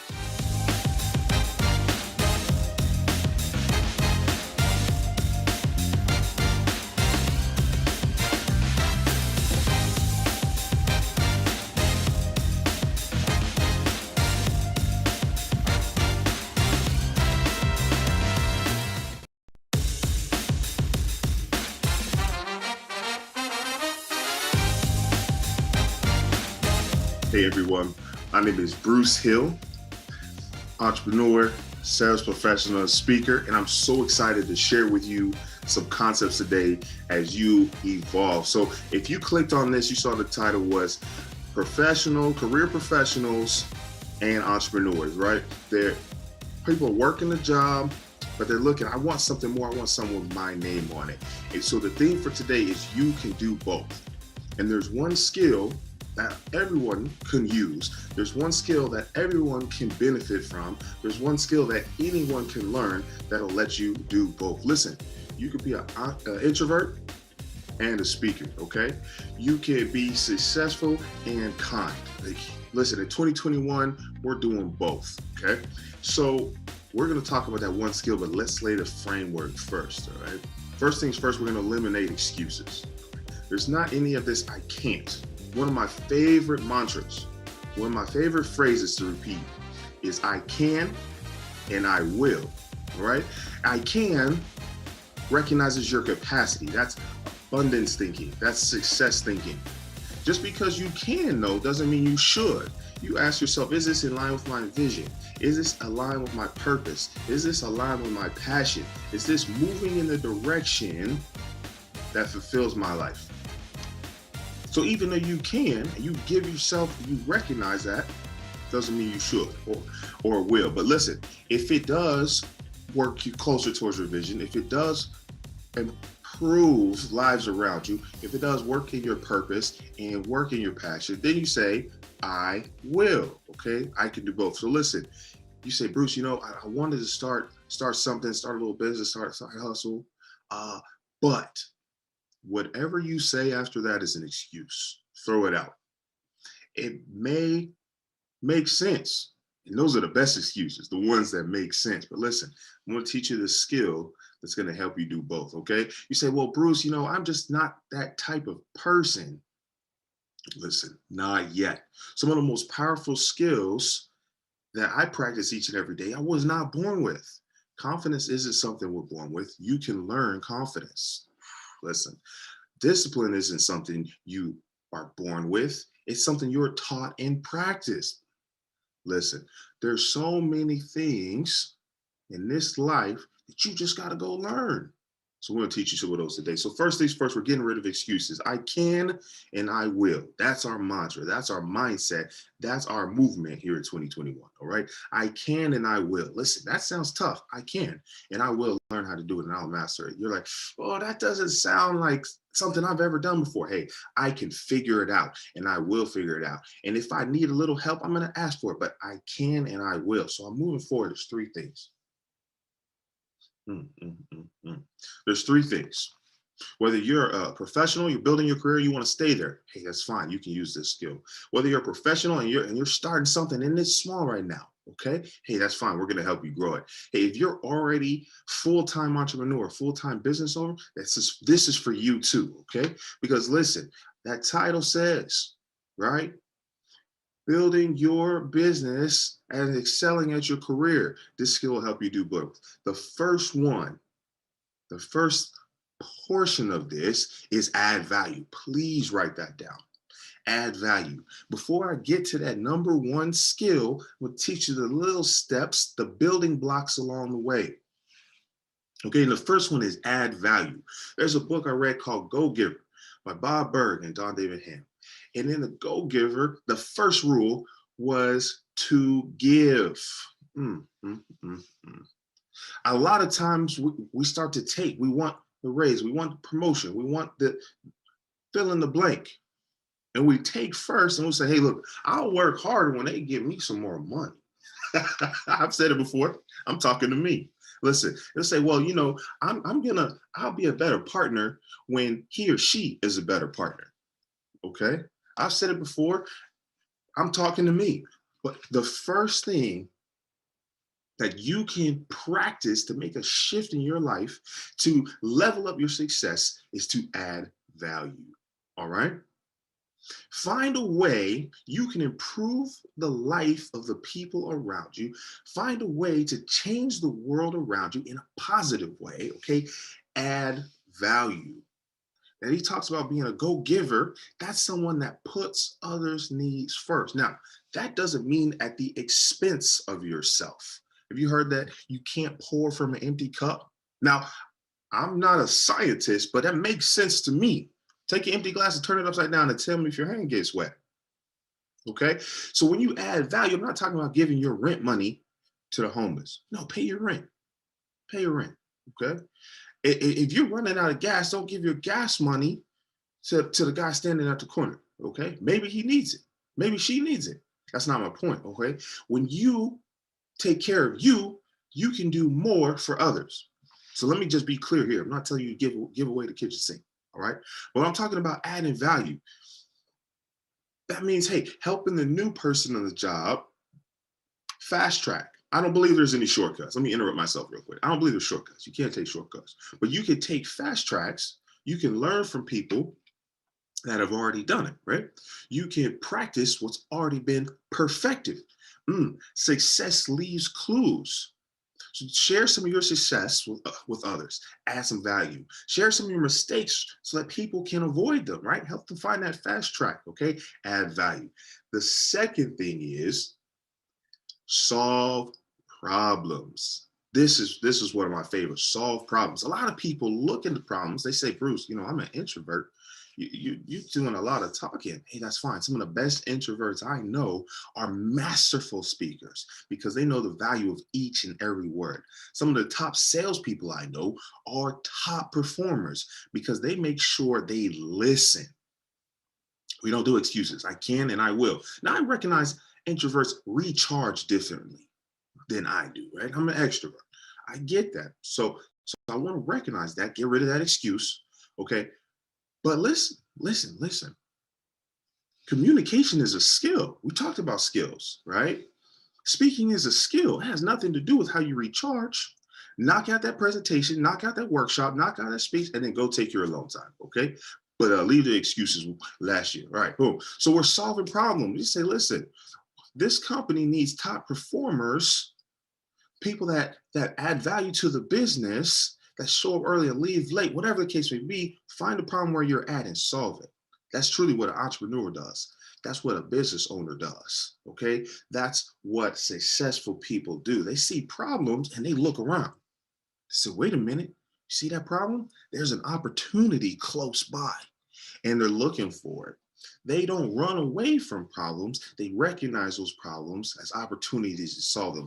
And I started reading the Forbes magazine a long time ago. I won a subscription and they said, look, you can have Elle, you can have Cosmopolitan, you can have Vanity Fair. Look at me, guys. Do I look like I read those type of magazines? No, don't answer that.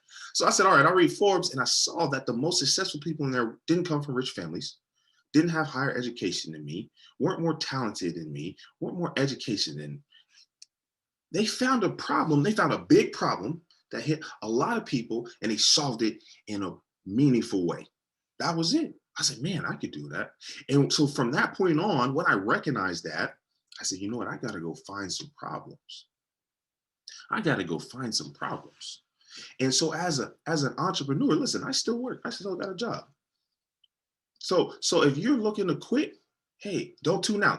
This is the first step to get you there, okay? But I also want to eliminate that excuse. Say, well, I can't start a business because I haven't quit yet. No excuses. I can get started and I will start today. I'm going to find a little value. I'm going to find a little problem. I'm just going to get started. I'm going to get the ball rolling, as they say, build some momentum. So the problem I solve is professionals need the skill and confidence, there it is again, to start their business, put their name on it, and excel at both, okay? We're not going to suffer at a job to grow the business. We're not going to let the business suffer because of the job. Hey, you can do both, all right? So my value add is taking my experiences, 10 years of trial and error, so you can fast track, so you don't have to make those same mistakes. The problem I solve is, I say, hey, what do I need to know to succeed? I say, hey, here's what I found out, here's what I'm going to share with you, all right? So add value and they solve problems. Now, through the course of my adventures, from my career, from my learnings, I've run into some amazing people. I run into some talented people like yourself. And what frustrated me so much is that they had a magical message, okay? They had a powerful presentation. They had something impactful and insightful, but they kept it a secret. They didn't share it. They were afraid because they said, well, Bruce, I don't want to seem like I'm bragging. I don't want to seem like I'm better than anybody else. I said, but you're the best at being you. So be that person. Look, be you. Everybody else is taken. So I've ran into these people, these talented people, these hardworking people, these creative people, and they would add some value in some places, and they would solve some problems in other places. But then they would feel guilty about asking for the business. And this is number 3. We add value, solve problems, and then we ask for the money. I really like to title this talk, Ask for the Money, but I want to make sure you know who I'm talking to, so we'll leave the title where it is. This is the number 1 skill, there it is.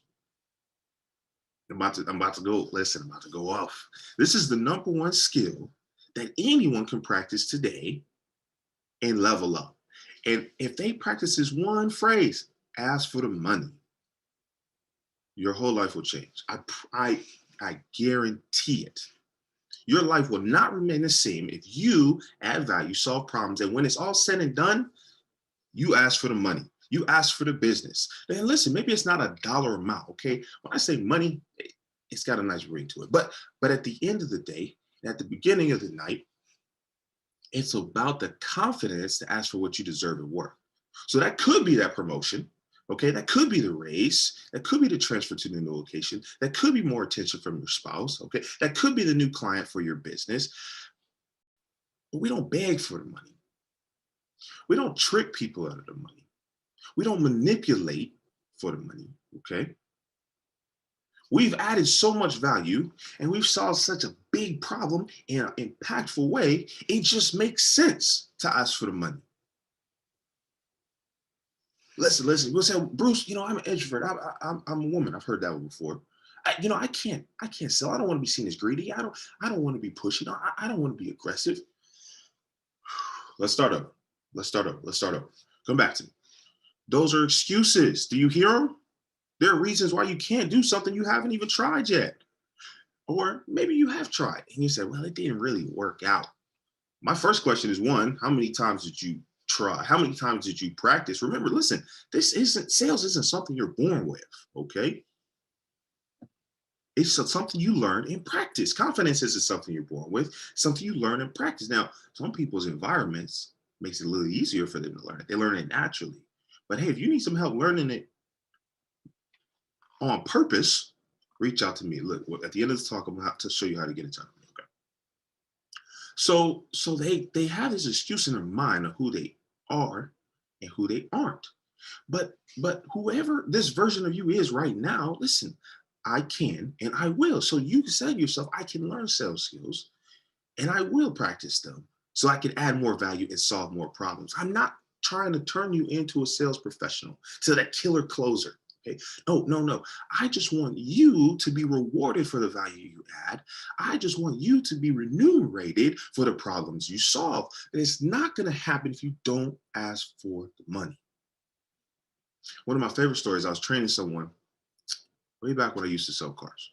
This is where I learned some of the most valuable sales skills, which wasn't bullying or talking fast. It was listening. It was customer service. It was understanding. But listen, I've got something for you. We'll dive in deeper. So I'm training this guy, and a couple comes in and they say, hey, we're expanding our family. We need a van. So he finds a van and they like it. He finds the color and they love it. They get the financing in place and it's lower than they expected. Great rate, very little down, maybe no down.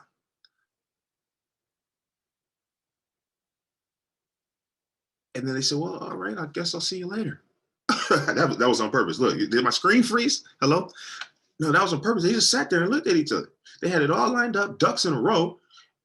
And they said, well, okay, thank you so much. And they got up to leave. Whoa. I stepped in. I had done my best to stand back this whole time. I stepped in. I said, wait, hey, thank you so much for coming in today. We appreciate the opportunity to serve you. Do you have any questions about the vehicle? No. Do you have any concerns about the vehicle? No, that's great. Would you like to take it home today? Yes, we would. And they went and they signed and they took it home. That's a sale. Ding. What did I do? What super sales skill did I have? So simple. I just asked for the money. Listen. This is something you can do right now. If you know that you add value to your business, you get things done on time, you get them done well, you get them done correctly, you enhance the team you're on. Ask for the raise. Now let's see, Bruce, well, probably ain't gonna tell me yes, and that's quite possible. But they can't say yes if you don't ask. And if they don't see your value, if they don't acknowledge you solving problems, maybe it's time to move. And that's where this skill comes in. You can use it again in the next place. Perfect example. This one question doubled my income year over year. I was applying for a manager role. It's the first time I've officially been under that title. I've been adding value, training the new people, helping new hires, helping people get out of slumps, okay? I've been adding value. I've been solving problems, but I never officially been a manager before. So in the interview, they pointed it out. Said, Bruce, we're afraid that you might not have the experience for this role. And I said, listen, who better than someone who's already done it? They didn't have an argument for that. She said, you know what, Bruce, you're right. I had demonstrated that I add value. I had it documented. I had the numbers, the proof. What do they call it? The receipts. And so I said, yeah, let's do this. So they made me an offer. I looked at it and I said, you know what? I'm really excited to work with you all. But is there anything else we could do to make this make sense for both of us? All right. Even after I had the audacity to ask for a role I'd never stepped into before, I had more audacity to ask for the money. So they ended up, listen, I knew what my value was and I knew the problem I solved and how much that was worth. Okay, I didn't just want more money because I'm greedy. I didn't just ask for more money because I felt like it sounded good. I read it in a book. Listen, I said, wait a minute, this doesn't match up with the value I add. This doesn't match up with the problem I solve. So they come back next business day, 20% increase of what they offered, a car stipend, a phone stipend, and a business card. Yes, ask for the money. That changed my life. Asking for the money changed my life. So from that tax year to the next one, double it up. Okay. So for my professionals that say, I really don't want to be an entrepreneur, that's fine. You're still going to ask for the money. Say for my professional that's starting his career, this may be the first time you've had to collect money, right? This is for somebody in HR. This is for somebody in IT. Okay. You still got to ask. You still got to ask whatever it is that you deserve, you've earned. Okay. We're not begging. We don't beg. You got to ask for it. Okay. If you're a full-time entrepreneur, you could grow your business like teaching your team to ask. Maybe you need to build a team. Hey, reach out. I'll help you out. So listen. We add value. We solve problems. Okay. And we ask for the money. We ask for what we deserve. Right. So if you need a little help exploring that, that's not a skill that you've learned or practiced. I'm here to help you. Okay. You can visit www.askforthemoney.today, not .com, .today. Because listen, this is useless until you use it. I need you to take what you learned today and put it into practice. Level up. Okay, so www.askforthemoney.today. And in that course, you can keep it for a lifetime. Listen, and I update it regularly. I'm gonna dive in deeper to ask for the money, okay? For knowing confidently who you are and the value you bring, all right? I bring it from A to Z. And I want you to take that opportunity to level up, right? My name is Bruce Hill. On Instagram is speakwell.llc. That's a shout out to the first businesses I started, all right? I want to thank you for your presence. Thank you for participation, and go do it.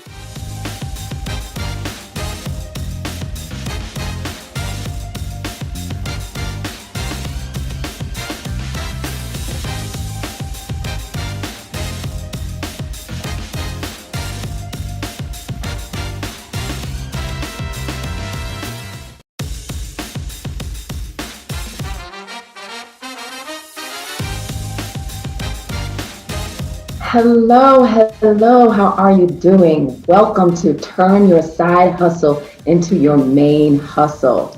So I hope that you are ready. You got your pen, your paper, you got your mind ready so that you can take in all that I'm going to teach you and all that I'm going to share with you so that you can eventually say bye-bye to your 9-to-5, right? So if you are ready, I want you to just kind of get excited, get ready, say yes, just get your mind right. Because we are about to go into a lot of material that I want you to not only absorb, but I also want you to take action. I also want you to do a darn thing, because that's the only way we're going to make this happen. So let's get started. I hope that you're ready. Like, I am super excited. But before we do that, I do not want to be rude. So let me reintroduce myself, like Jay-Z, like allow me to reintroduce myself, right? Again, my name is LaShawna N. Williams, the Success Navigator. I am a VP of Finance. I am the CEO of Impact Business Institute. I am also the founder of Busy Black Girls. And I am an author and international speaker. So I am doing the most. So I understand some of the struggles, trials, and tribulations some of you are having. I got it, understand it totally, right? But I am also an entrepreneur, right? For 5 years in the making.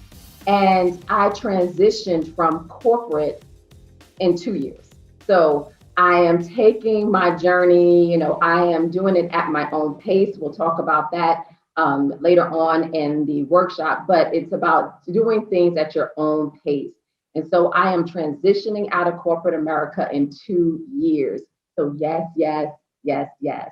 But that's all about a part of my plan, and we'll talk about that. But again, I want you to know that this has been a journey, and I understand the journey that you're on, and we're going to talk about how you can make that transition happen for you, right? But I was born and raised in New York, hence the Jay-Z reference. Born and raised in New York. I migrated to Atlanta. Yes, I'm in the ATL right now. And about 18, 19 years ago, and I just packed up everything in search of just kind of a better life. I wanted my dollar to go a little bit further, and I never looked back. During that time, though, when I came to Atlanta, I was like, yes, I got all these degrees, and it's going to happen. I'm going to make it happen. I'm going to get this job, and I'm going to live this glamorous life. And lo and behold, my degrees got me nowhere, because in Georgia, it's all about who you know. So I was able to land a temporary position, right? As soon as like my bank account was running low, the chick did not even have enough money to pay her car note, right, at the time. But I was able to land a full-time position. And so hence my start going from temp to now VP. So I have climbed that corporate ladder, and I know what it's all about. And during that time of me climbing the corporate ladder, I've also built a profitable, growing, thriving business. So I'm going to teach you how to do the same thing, and then also how you can transition from employee to employer. So I enjoy traveling. Yes, I usually travel at least 4 times a year. Unfortunately, with COVID, not so much. I'm missing the beach. But we'll eventually get there. It's all about being safe right now. So I totally get it. But I'm still missing my beach, right? But I love watching movies, which I have done a lot of, but I'm doing at the comfort of my home and on my couch. And then I love going to new places to eat and have drinks and be with my family and friends. Haven't done that so much during COVID, but I will get back to that. So again, it's all about being safe. But you know who I am, so now we're going to get into the meat of it, right? I wanted to make sure we got all the niceties out the way so that you know, first of all, who I am, why I am here teaching you this, and why do I call myself the expert in this? Why should you be listening to me? It's because I am where you are. I've done what you are doing, and I've also created a process and a plan to make sure that I can turn my side hustle into my main hustle. And I want you to do the same thing. So let's get into the nuts and bolts. Let's get started. So get your pen and paper ready, right? Get your pen and paper ready. So let's get down to like the run of the show. So what we're going to go through in the next couple of minutes, we only got a few minutes together. This is a lot of information. So I want to make sure you take it in and take action. But the first thing we're going to kind of delve into is to get your mind right, right? You got to get into an entrepreneurial mindset. We're going to talk all about that in a minute. And then there's 6 things that your side hustle needs, like every business needs, but especially your side hustle for you to eventually turn it into your main hustle. So there are 6 things that you need, and we need to really go into those 6 things so that you can start taking action on them. And then the strategies to balance your life, your work, and your business. I know that is a struggle. I know that is a challenge. And I want to address that and help you find some strategies so that you can kind of work through those things, because that can be a hindrance as you are building your business while working full time, right? And then firing your boss. Like, this is the part that everybody kind of gets excited about. I'm ready to fire my boss. I'm ready to fire my boss. I get it. Let's slow our roll. There is a strategy, there is a process, there is an exit plan that we need to kind of create in order for us to fire our boss. But eventually we could say bye-bye, bye-bye, especially if you take heed to everything that I'm saying. So let's get started. Let's get our minds right. Let's start with getting our minds right. And Some of you may already be like, I got my mind right. I get it. But let's start here. So while we're on this journey, right, we're building our business while working full time. I know there are a lot of things that kind of hinder us from moving forward or progressing the way we want to. We get all in our heads. We are sometimes our worst enemies because we kind of stifle our progress, right? And so I want you to get out of your way. Get out of your way. And what I mean by that is, like, sometimes as we are climbing the corporate ladder, right, or we're progressing in our careers, yeah, we now can pat ourselves on the back and we feel really good about that. But as we move into this entrepreneurial space that is foreign to us, did not go to school for it, we did not learn it at the job, it kind of puts us in a space to where we feel like we're less than. And all of that, the accolades and the momentum that we had on our jobs, we don't take that on our entrepreneurial journey. And sometimes that tends to get us depleted. So what I want to tell you right now is just get out of your own way. So take those superpowers, take the talents, the gifts, the skills that you have that have afforded you that career trajectory. I want you to take that and transition that into your entrepreneurial space. And what I mean by that, like for me, I mentioned that I am a VP of finance. Great, I count and I could do numbers, spreadsheets, all of that stuff. That's just a function of my job. But my superpower is the fact that I do project management. I am very good at thinking outside the box, strategic thinking, creative thinking, right? I am very good at that. I'm very good at process improvements. All of these things are needed and necessary in my business. I'm also good at content creation. And so when I am building my business and when I'm, growing my business, I take those skills into my entrepreneurial journey. And then all the rest, I delegate. And we're going to talk about that in a minute as well. And so I take the pieces of my superpower that have, like I said, have landed me the opportunity to move up in my career, and I take those and transition it into my business. And I want you to do that as well. I also want you to remember that it's a marathon, not a sprint. So stop thinking that you need to run out and make it happen right now, especially as we go on social media and we see everybody like, oh, how you make $1 million in 6 days and you can make billions in 2 months. Let's stop it, right? Let's stop it right there. You have to remember that it is a marathon and you gotta run your race at your own pace. And I mentioned that here as well. Run your race at your own pace. As you are working full time, your energy, the way you maneuver is different from those that are full-time entrepreneurs, right? Your lifestyle is different. And so you have to adjust your entrepreneurial space and journey that fits your lifestyle. So let's get out of our own way, right? When it comes to that. And you have to chart your own course. And that, again, that comes with you understanding what your life looks like, what your goals are, and where you want to be in the next 2, 3, 5 years, right? So I want to make sure that you understand that. And then, as I mentioned, it's your own race at your own pace, right? And stop trying to compare yourself to the next person, compare yourself to this entrepreneur. The only person that you need to compare yourself to is you. The you of yesterday, the you of the day before. That's the only person you need to compare yourself to.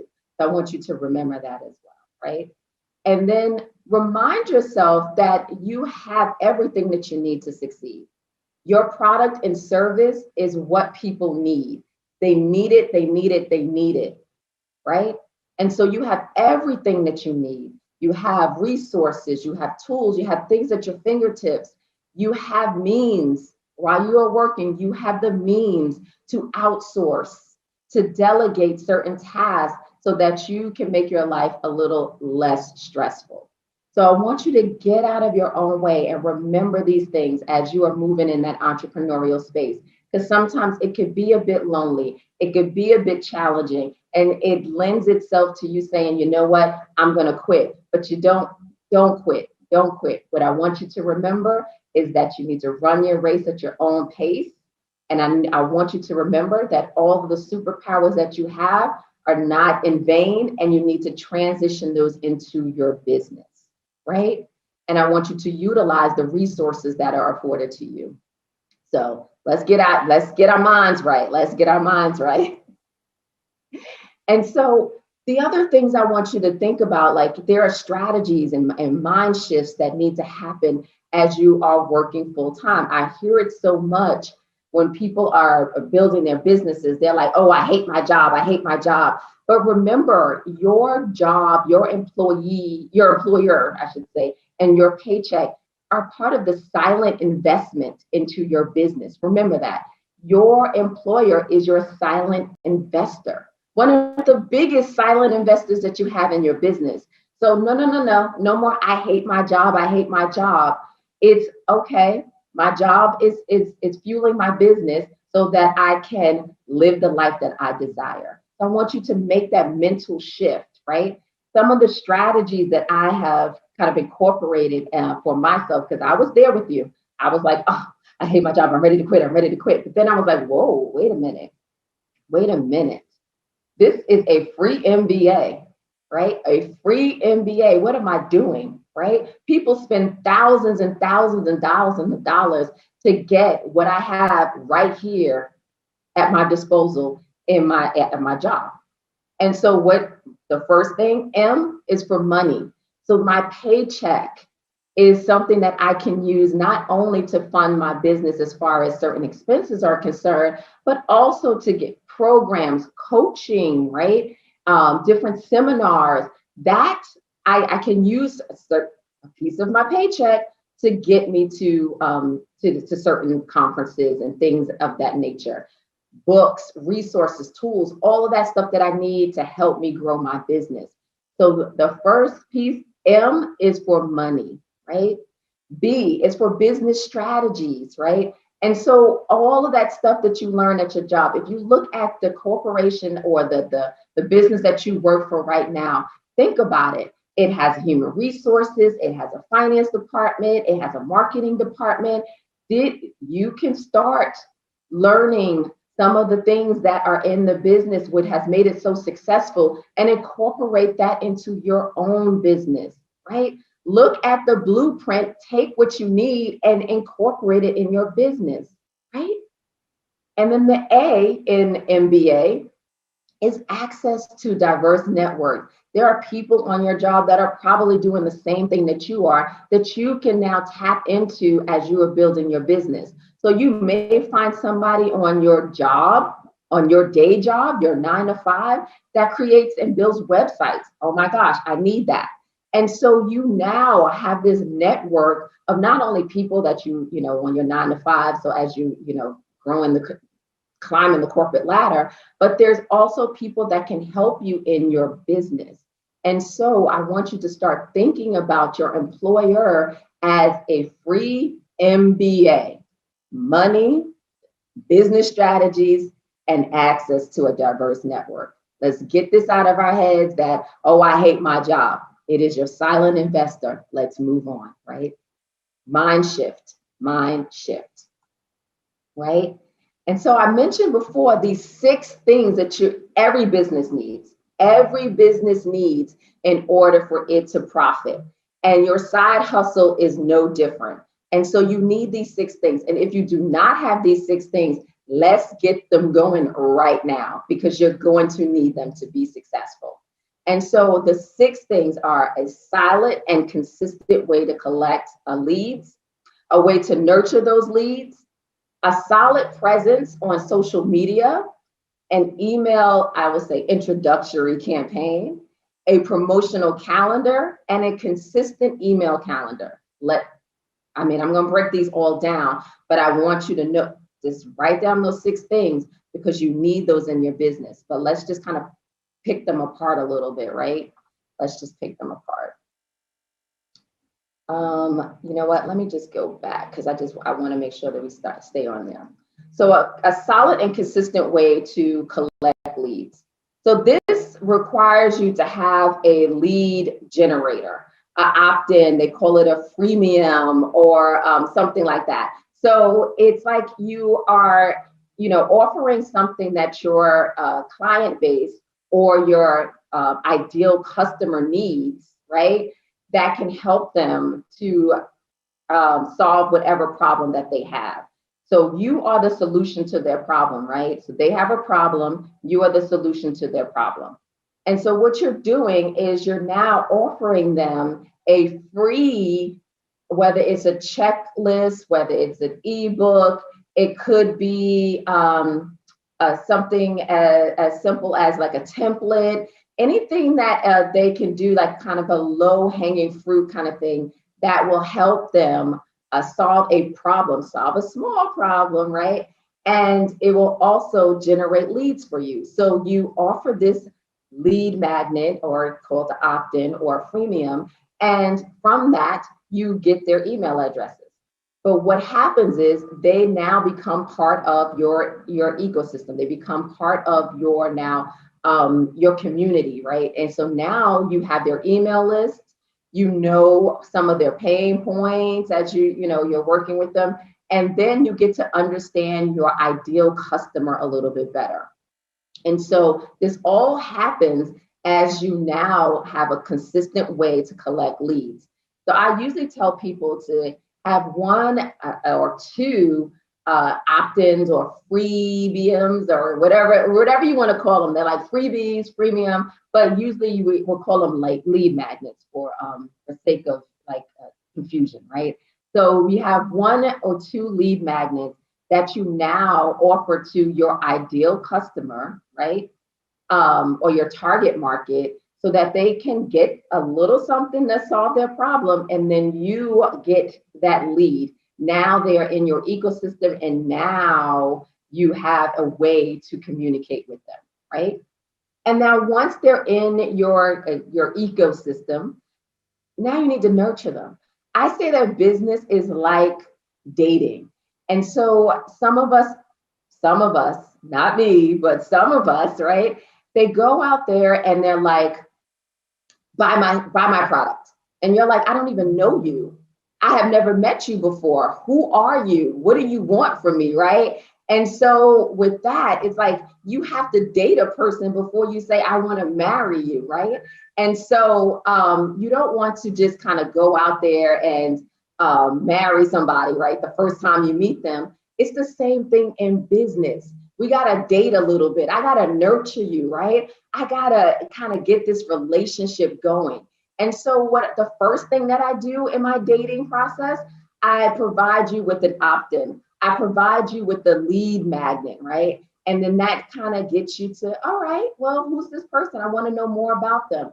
But now I need to nurture them. So now we're going on a couple of dates, right? I'm not just asking you to marry me, right? And then you need a consistent and solid presence on at least one social media platform. And so pick a platform, whatever platform you feel like your ideal customer spends their time, and just dominate the hell out of it. Dominate, dominate, dominate. And so that now you're nurturing your email list, or nurturing the people that are in your ecosystem. They're seeing you a little bit more. So now what's happening is that I'm knowing, I'm liking, and I'm getting to trust you a little bit more, right? So I need to have these things so that now I'm dating so that I can get up to the marriage phase, which for a business is for you to purchase. And then I also need to not only do some things on social media, but I also need to kind of give you some things in email. So what we tend not to do sometimes is introduce ourselves via email, introduce our business, the brand, take you through our journey, tell the story. And that's what people want to hear, right? We want to know, like, and trust you. And so part of that is them getting to know you. So who are you? Why are you doing this? What is your brand? What is your business? How can it solve my problems? Like, all of this stuff needs to be part of your email strategy. And so we need to make sure that we do that, so that we are continuously dating, so that they know, like, and trust us. And so that we can get to that purchase, right? so that we can get to that marriage part of this whole relationship. And you also need a promotional calendar. So what are you promoting now? Now that you know, now that they know, like, and trust you, what are you promoting, right? How are you promoting it? How often are you promoting it? So you also need to know how you're getting this stuff out. It's like, it doesn't help when you have these products or services and you don't promote it to anybody, or you don't know, you don't have a cadence for promotion. So you need to know when, and it needs to flow and it needs to make sense. And so a promotional calendar helps you do that, right? So let's say you're selling, let me see, you're selling like bath bombs and stuff for women, right? A great time of the year may be Valentine's Day, maybe Mother's Day, maybe certain times of the year where you want a really kind of heavy promotion, right? And so you need to make sure that the calendar fits well, like you're doing this 3 weeks out and you're saying, hey, here's my stuff. Hey, here's my stuff. You have a promotional calendar. You're getting on social media talking about, hey, did you know that we have this sale? Did you know that we have these products for you? Did you know that my product does X, Y, and Z for you? Like, help them understand how it solves their problem, but also share, like, what's the benefit of your product, but have it centered around certain times of the year. Make it make sense for people, right? And then also you're doing your ads or your promotions and you're selling it in enough time so that you can generate that sale, right? Because how many people or how many of you know that when you are selling something or you're sending messages to people, it takes them about 7 or 8 times before they even look at the thing, right? So you want to make sure that you're giving people enough time to look at your promotion and click and then take action. And so you may have to even test. So you want to make sure that you have a promotional calendar that helps you to kind of, I guess, plan this out a little bit better so that you're not kind of scrounging around and rushing. Like, you don't want to start your promotion on February 12th for Valentine's Day. Like, that's too late. Like, I'm not going to see 7 emails from you in 2 days. It's not going to happen, right? And then you want a consistent email calendar because, again, now I got to continue to nurture you. I still need to tell you what's coming up, what's going on. I need to, know what your challenges are. I need to, be a part of now that you have these ideal customers in your ecosystem. Now you want them to kind of share some of their feedback. What are their challenges? Get to know them. Let them get to know you a little bit more, and then help them in understanding how you can solve their problems at each step of the process, right? And so for me, right, I have something for each phase of your journey. So we start out really small. We start out with, hey, I have a Facebook community. You want to come? I have a checklist for you. I have also kind of like I want to say like a guide and a digital guide for all of my CEOpreneurs, or what as I call them, but for all of us who are building businesses while working full time, something to help you there. And then I also have an exit strategy if you just want to have some downloadable, real low cost thing, right? And then I also have a workbook if you really want something to help you kind of get clear on some of your thoughts and your purpose and your why, and get your brand clarity together. I have a workbook. But then if you're like, okay, I need more than that, then I have the boss kit, the side hustle boss kit. Now that has videos, it has templates, it has resources. So you have all of that at your arsenal, right? But if you need more than that, then we have the academy, the silver package, to where now you have not only everything that I just mentioned, but you also have Q&A sessions, you have intensives, you have a whole Facebook community that's exclusive to you. And then you have other resources and expert training. And then you have a book that, an anthology that you're a part of. So you have another product. So again, you see this. And then after that, then we have the done for you service. So it's like, you're always on this, you're always part of my ecosystem. But I need to tell you that, right? So that's what that whole email calendar is for, so that you can help plan these out so that people know what's going on with you and they continue to know, like, and trust you. And so I've just mentioned about the journey that I take customers on, right? See how that flows into there? But I told you about the journey that people take when they're coming to my ecosystem, right? And each customer needs to have this journey, and you need to make sure that you know how you are taking customers on this journey. So again, you want to generate leads. You want to build awareness and interest about your brand, about your business, about your products and services. So you need to get them like hype. Like now they need to be aware that you even have a business. So many times when we are working full time, we don't really tell people about what we're doing, but we expect them to know, like through osmosis or something, and then buy our products and services. That's not going to happen. So you need to start telling people, so they need to know, okay, oh my God, yeah, you got this product and service. I may want to know more about that. And then you have prospects. So again, these are these little things. Like I told you, I have the workbook, right? I have a downloadable exit strategy that you can kind of purchase for a real small price. And then I have the boss kit or what have you. So those are little things where people can like, oh, let me just kind of see what she's all about or see what products and services she has, just kind of tipping their toe in the water, right? And then you have the customers, like the purchasers, right? So these are the people that are going to buy your big ticket item, your big ticket product or service. Now you have the customers. So you don't turn a prospect into a purchasing, paying customer. And that's what you want to do. But you want to make sure that you have something, you have an offering at each phase of this journey.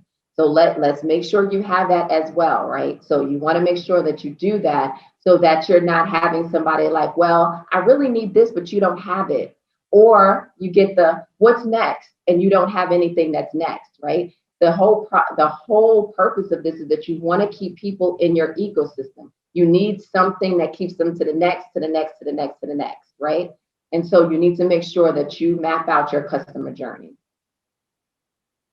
And then I mentioned to you, right, we are always, again, we are doing the most. We're working full time. We got the family, we got this, we got the business. We're doing all of these things, right? We got to work smarter, not harder. We don't have time for that. 8 to 9 hours of our day is spent at the day job, right, with our silent investor. We need to now figure out how we can make our business run smoothly throughout the day and then kind of give it some love at night or early in the morning before we start our 9 to 5 or when we end our 9 to 5, right? So, you know, you need to think about these things about automation and systems and processes, right? So the first process that I want to make sure that you get or that you understand that you need to map out is that customer journey that I just mentioned to you. The intake process. Now that you have this person that turned from a prospect into a customer, now how do they get a part of your ecosystem? I'm not ecosystem, but how do they get a part of the payment process, or how do they buy or tap into whatever product and services you have? So like you have this product, right? Or this program, and this says click here if you want to purchase. Now I gave you my credit card information. I'm all set, but now what? Is there a form? Is there a call? Is there an email? Like what happens there? Is that automated? Is that not automated? How does that work? So do you have a plan for when somebody says, I want your product or service? What is the next step for them? And how do they now kind of flow into your process? Right? You got to make sure that it's not clunky, because you don't want to be on your day job and somebody's like, well, I pressed the button and nothing, or now what? What do I need to do? What needs to happen? Like, you don't want to be that person that has to now, you're on your day job and now you have to send out this email and now you have to do that. You want to make sure that you have a process. And then you also want to document this so that you can eventually hire somebody else to do it, so that it's documented so somebody else can repeat it, right? And then again, like the purchase process, I know some people that are like, oh, well, I need the person to, because they don't have everything kind of built in the background. They're like, oh, I have an IG account. You send me an email, you DM me, and then I can send you a link, and then you can do all of this. How many people know that if the purchasing process is too clunky or there's too many steps, you're going to lose a customer, because they're going to be like, I'm not clicking here and going over there or whatever. All people want to do, click, and that's it, right? If it's too many clicks and too many things here, and I got to DM you this, and then I got to look at this here, I'm done. I'm moving on to the next. So let's make sure that your intake process and your purchasing process is very seamless for the consumer, right? Automation is going to save your life as you work full time and build a business, right? So some of the things that you can automate: social media. You can go out there, schedule all your social media posts. Communication, you can take some time every month, write out your emails, you can schedule those, right? And then scheduling, like if you offer a free consultation, you can do that through what do you call that, an online calendar, so that people can click the link, see when you're available, and choose a time. There's no more of this back and forth, like, oh, I'm available here, and oh, I'm at 6 p.m. work for you. No. Look at my calendar, schedule some time when I'm free, and there we go. We're done. There you go. Outsourcing. Come on, people. We are working full time while building a business. Our silent investor affords us a little bit of change to put into our business. So whatever you can, outsource those tasks that are taking too long, that are repetitive, that are not your superpower, that somebody else could do very easily and quickly. Let's do that. Outsource, right?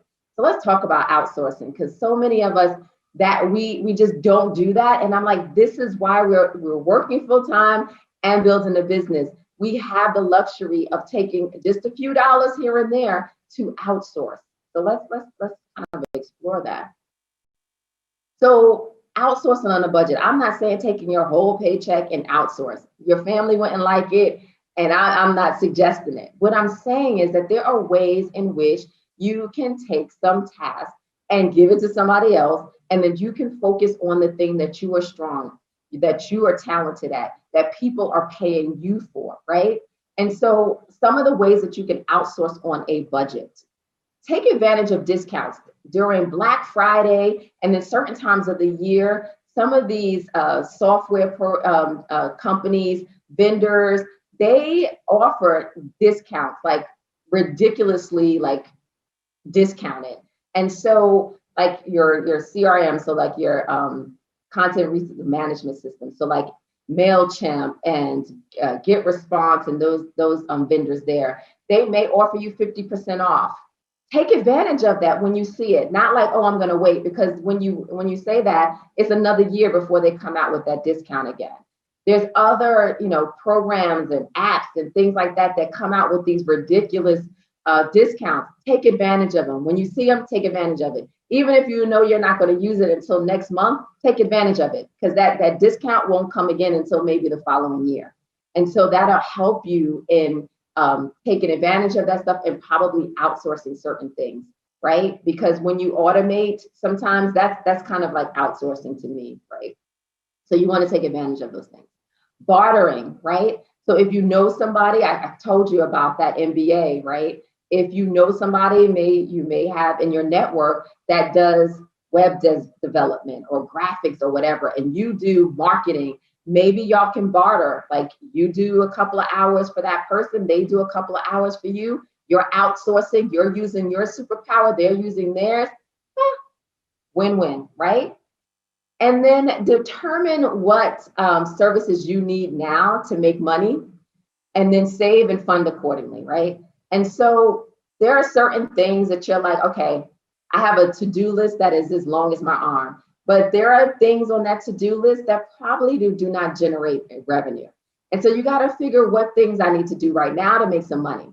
And then once you start making money in your business, then kind of carve a little piece out here and there for these type of things, for outsourcing. You can go to Fiverr, you can go to, there was another one that I used to use. I think Pineapple is another one right now, where you can like get freelancers to do certain things in your business. And again, they may be $6 an hour, $10 an hour, whatever, but you now have carved out this little nest egg for outsourcing. And so when you need somebody to do certain things like graphics or landing pages or even copywriting, you have that little nest egg for them to do that.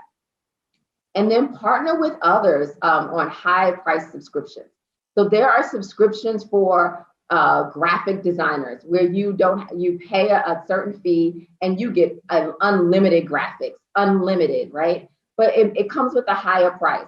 But that is when you start building in your business besties, you start leaning in your network and say, hey, if three of us go in on this subscription together, it is minimal, it's not such a ding in our pockets. And now we can outsource this part of our process to this vendor here, right? So there's vendors that do graphic designs. Technology is another one. Like if you need somebody to kind of do all that back end stuff, build your funnels, like your sales funnel, your audit, your awareness funnels, all of those funnels, they can do that too for a subscription. So if you go in with somebody and then you can actually kind of save some money that way because now y'all are divvying up the price. And then partnerships, right? I have my business besties and we partner on certain things. And so she's good at one thing, I'm good at another thing. We come together and we partner. And we kind of build certain projects and programs together. And so we are using the best of our talent and not one of us is kind of, put out. Even when I do retreats, I partner with I call her my purpose partner. We do those together. She's great at her thing and I'm great at my thing. And when we come together, we make it work. And so building those partnerships, those are super important because, I want to say, not even important, but they are a lifesaver because it allows you to not spend so much of your time, your resources, your money into one thing. You come together and you're now partnering with somebody or sharing that responsibility, sharing that load with somebody else. All right. I think we got to move a little bit quicker. So these are just some kind of outsourcing tasks that you could do because some people are like, well, what can I outsource? Social media postings, emails that you send to your community. You could do some creating templates, monitoring your Facebook groups, things like that. Like there's certain things that are like repetitive or things that other people are good at that you can outsource. So there's a whole list of things. I tell anybody who works with me that make a list of all the tasks that are in your business. Now put a star next to those that are revenue generating. And then all of the rest of those are potential outsourced tasks or eliminated tasks. So you got to kind of decipher which one they are, right? And so this is just kind of certain examples of them, but there's a laundry list of outsourced tasks, but you need to figure out which ones you are needed to do, right? Because it's your gift, your talent, that's what you're good at. And then all of the rest of the tasks can be outsourced, delegated, or eliminated. I'm just saying. So now, right, we got all through that. We got our minds right? So are you ready to run your race at your own pace, right? And you're getting out of your own way. You're kind of adapting and building that entrepreneurial mindset, right?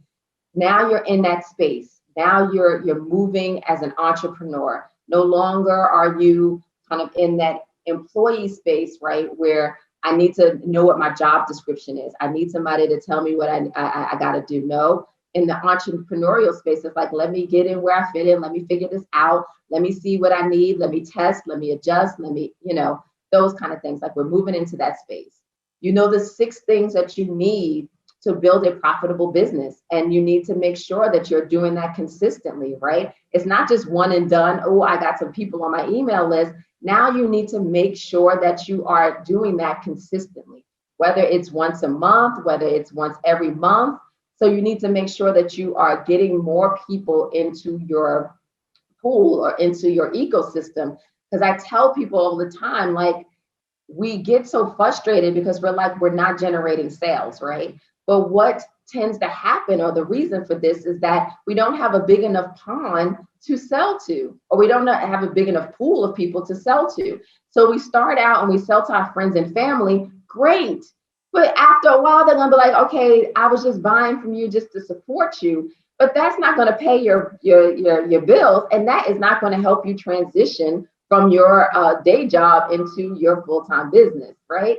And so what we need to do is get more people who know, like, and trust us, and that's what that whole lead campaign does.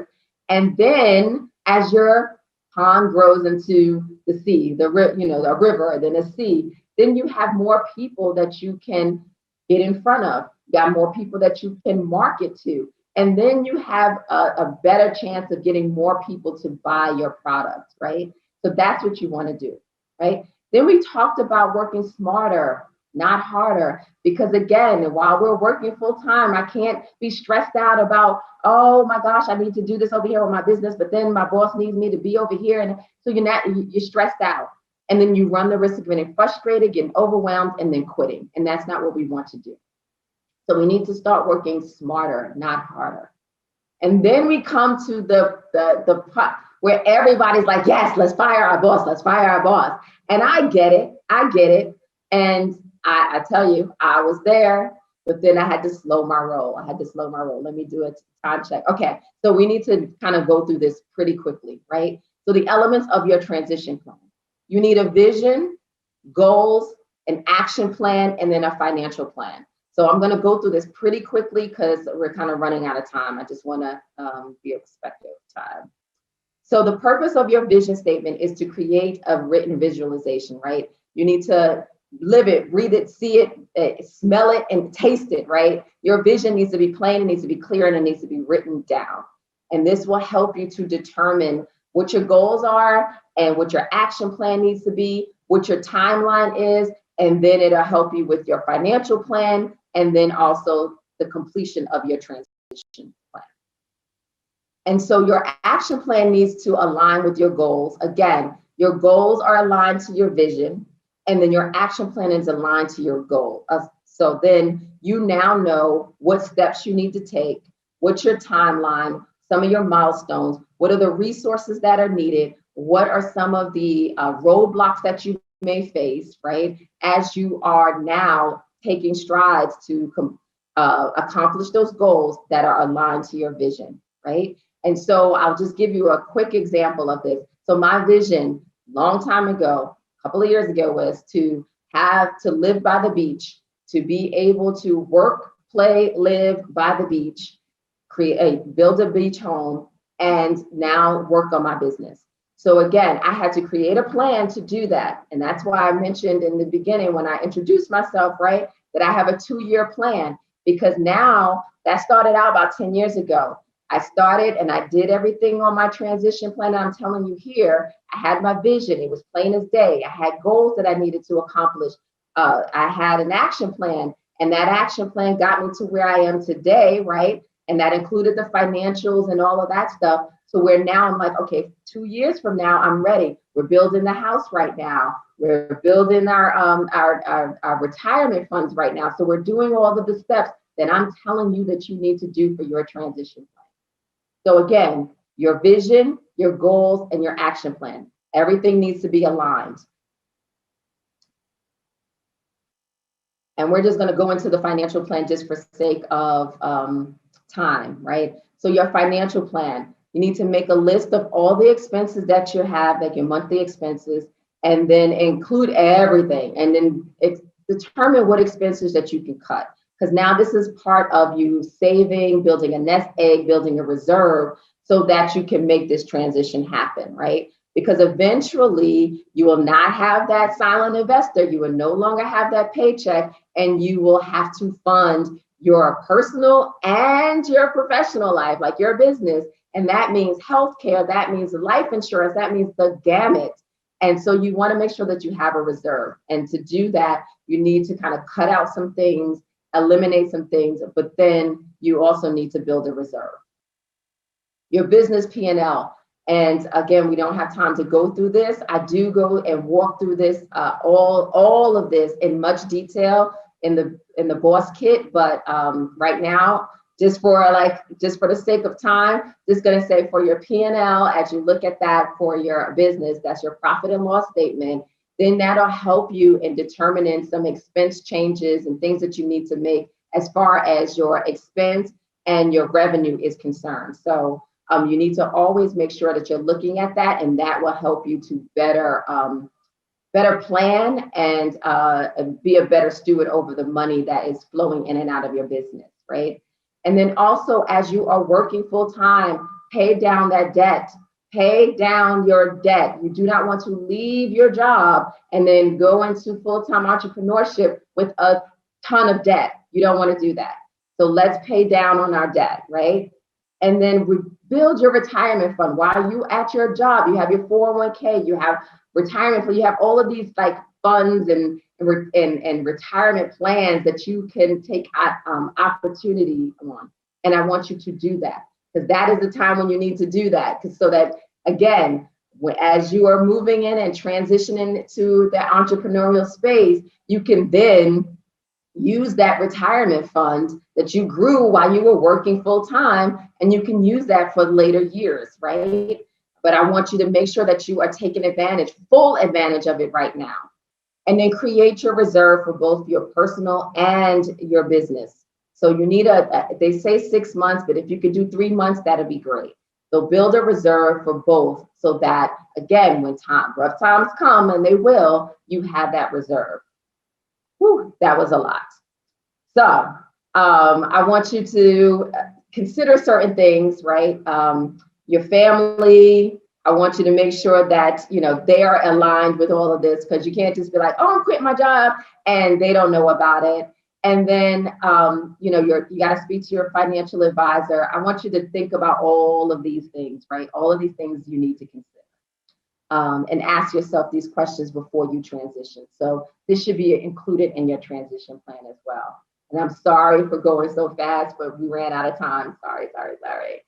So again, thank you. It was my pleasure to kind of walk you through this. I hope now you have those tools, those strategies, those steps that you need to turn your side hustle into your main hustle. It was my honor. It was my pleasure. And I don't want to just leave you empty-handed. I know we rushed through a lot of this stuff. So if you text side hustle to 678-498-7218. Again, that's 678-498-7218. Text side hustle. You will receive a copy of the slides here so that you can kind of look at it at your leisure, and then you can make notes and then take action on it, right? But then also I want you to visit busyblackgirls.com, and then you'll see our suite of services, what we have to offer, and all of that good stuff. But again, it was my pleasure. It was my honor. I am LaShonda Williams, the Success Navigator, your coach and your guide on the journey to success, helping my career professionals go from clocking in to calling the shots in their own entrepreneurial venture. So I wish you all the best, good luck, and let's go ahead and turn our side hustles into our main hustles. All right now.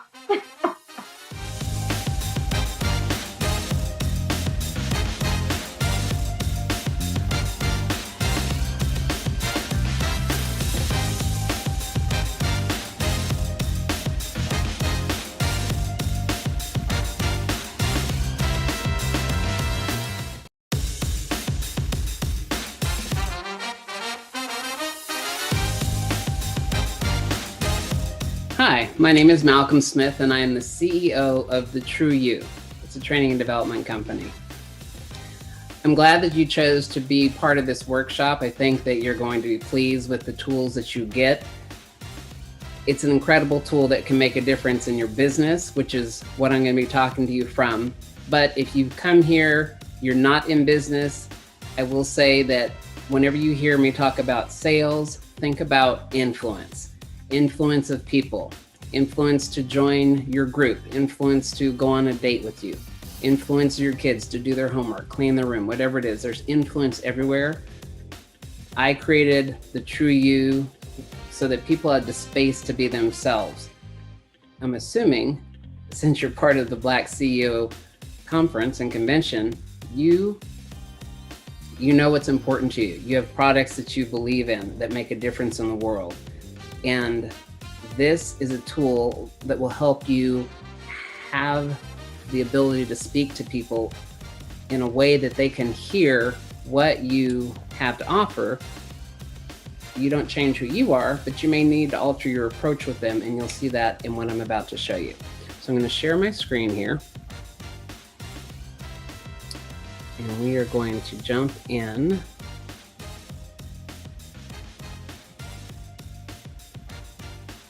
Just a second.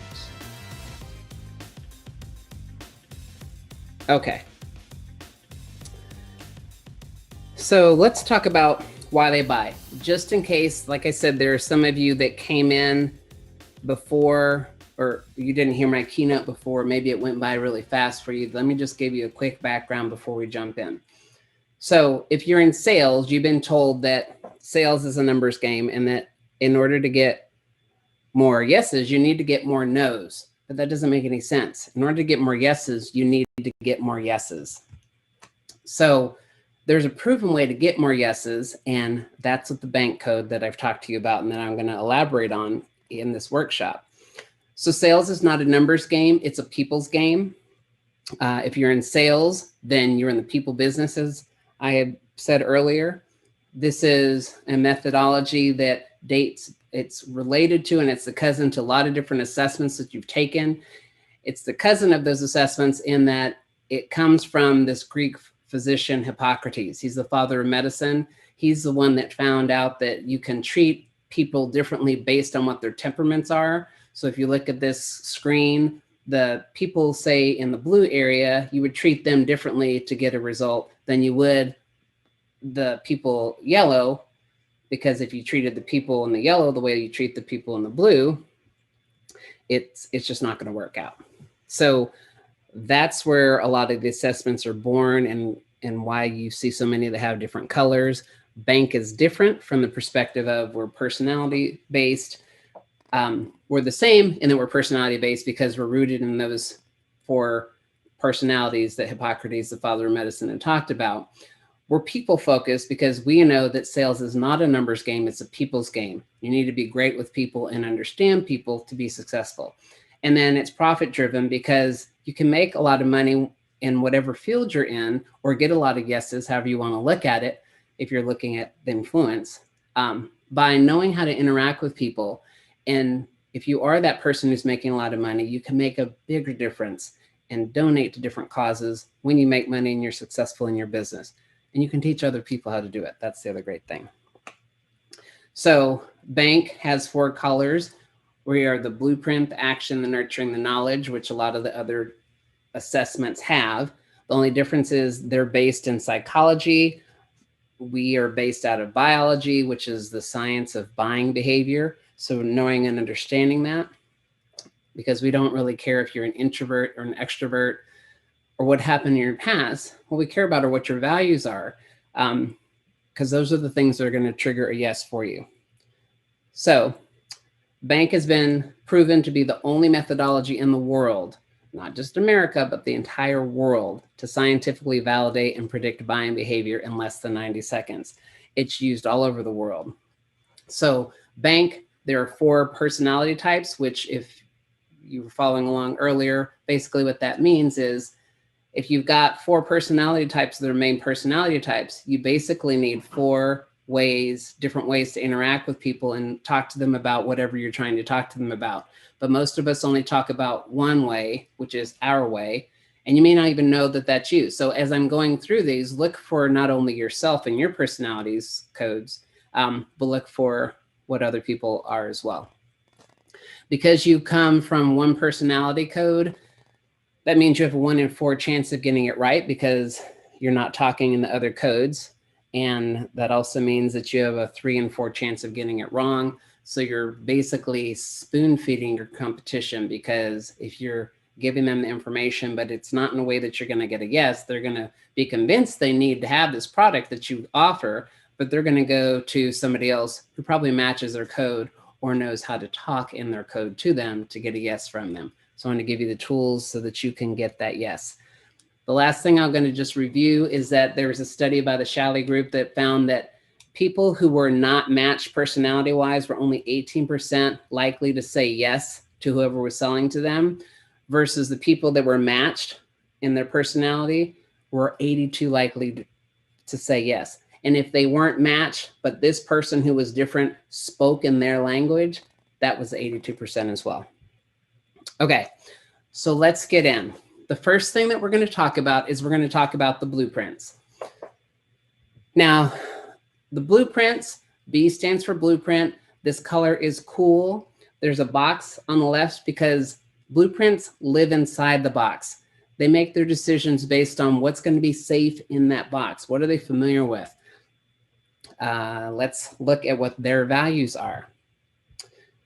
Blueprints values are, they value stability, structure, systems, planning, processes, predictability, responsibility, duty, rules, credentials, titles, and tradition. Those are all the things that they value. So that's the first thing. The next thing I'm going to tell you about, and I'm going to tell you, I'm going to tell you the values. I'm going to talk about occupations next because different personality codes tend to go with different occupations. So for the blueprints tend to be people who are accountants, teachers, lawyers, managers, officers. If you think about it, there are people who are following rules and structure. Lawyers enforce the law, officers enforce the law, your managers enforce the law. Your teachers are teaching you those different laws. Your accountants are following your numbers. Your accountants, there's no fluctuation. You either have $10 in the bank or you don't have $10 in the bank. They're not going to pretend you have $70 because that's outside the box. So that's why they tend to go towards those occupations. Now, the other thing that I'm going to tell you about are greetings. If you don't have one of the ways that we use to figure out a person's code, you may need to figure it out on your own. So I'm going to tell you some ways you can tell based off of greetings. If you meet somebody and they just put their hand out right away and they want to shake your hand, which may be a little different with COVID, but for the most part, people still do it because it's in their nature. That firm handshake, that traditional way of greeting someone is probably going to be a blueprint. And you'll see the difference as I go through with the other people. Next thing we're going to talk about are sales tips for, in this case, for the blueprint. If you have a blueprint customer, you want to be professional with them. You want to be very organized and you want to be on time. I want to give you a quick story. There was a person who was not a blueprint. She was actually in action.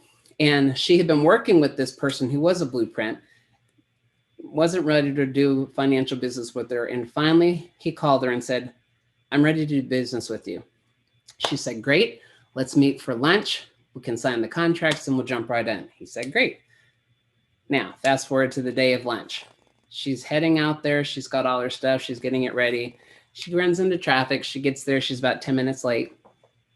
She had not called him. She puts her suitcase down. She reaches in to pull out the contracts. And the man says, "Before you go any further, I want you to know that I no longer want to do business with you." And she was like, "Well, what happened?" And he said, "You were late." And she said, she's like, "I apologized. But the thing you got to know is she was late and she didn't call and communicate that she was going to be late." That was the first thing. But what the man said to her was, "If this is how you treat me before you have my money, I can only imagine what it's going to be like after you have my money. And so I don't want to work with you." Now, if she had known this gentleman was a blueprint, she would have known not to dare be late. And if she was going to be late, to call and let him know that she was going to be late the minute she knew she was going to be late. She shouldn't have been late in the first place, but not with him. The other thing is that she didn't only lose his business and the relationship that they had for all those years, she lost all the people that he would have referred to her. So she figured that one moment of being 10 minutes late cost her millions of dollars because she was dealing in the high digits. So be professional, be organized, and be on time. You want to have a step-by-step plan that you can give them. Think about franchises. Franchises like McDonald's or I don't know, any franchise you can think of, In and Out. I'm thinking of food right now. It's getting close to dinner time for me. But franchises are boxes that says, here, if you do this, you can succeed. We've proven it this way, so all you need to do is follow that. It's a step-by-step process on how to do business, and a blueprint gravitates towards that because to them, there's less risk. They know how they can succeed. With a blueprint, you don't want to be too pushy and you don't want to exaggerate because exaggeration is hard to believe and they're going to think that you're not telling the truth and it's risky and they're not going to risk you, especially when it comes to money.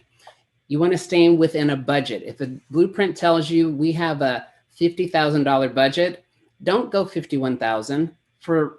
If you went $45,000, that would be better because you're saving them $5,000 and it makes sense. So be aware that that's what you should do with them. Other sales tips are to have your facts straight or resources in place so that you can show them proof to back up your claim. You want to just show them a system for success. As I said, franchises are great for that as an example, just to keep it in your mind. And you want to minimize the risk of them getting involved with you. So let's talk about likes of a blueprint. They like accountability, budgets, talked about that already. They like commitment, consistency, directions. They like discipline. They like discounts because they're saving money. They like people who do their due diligence. They like goals. They like guarantees. They like insurance.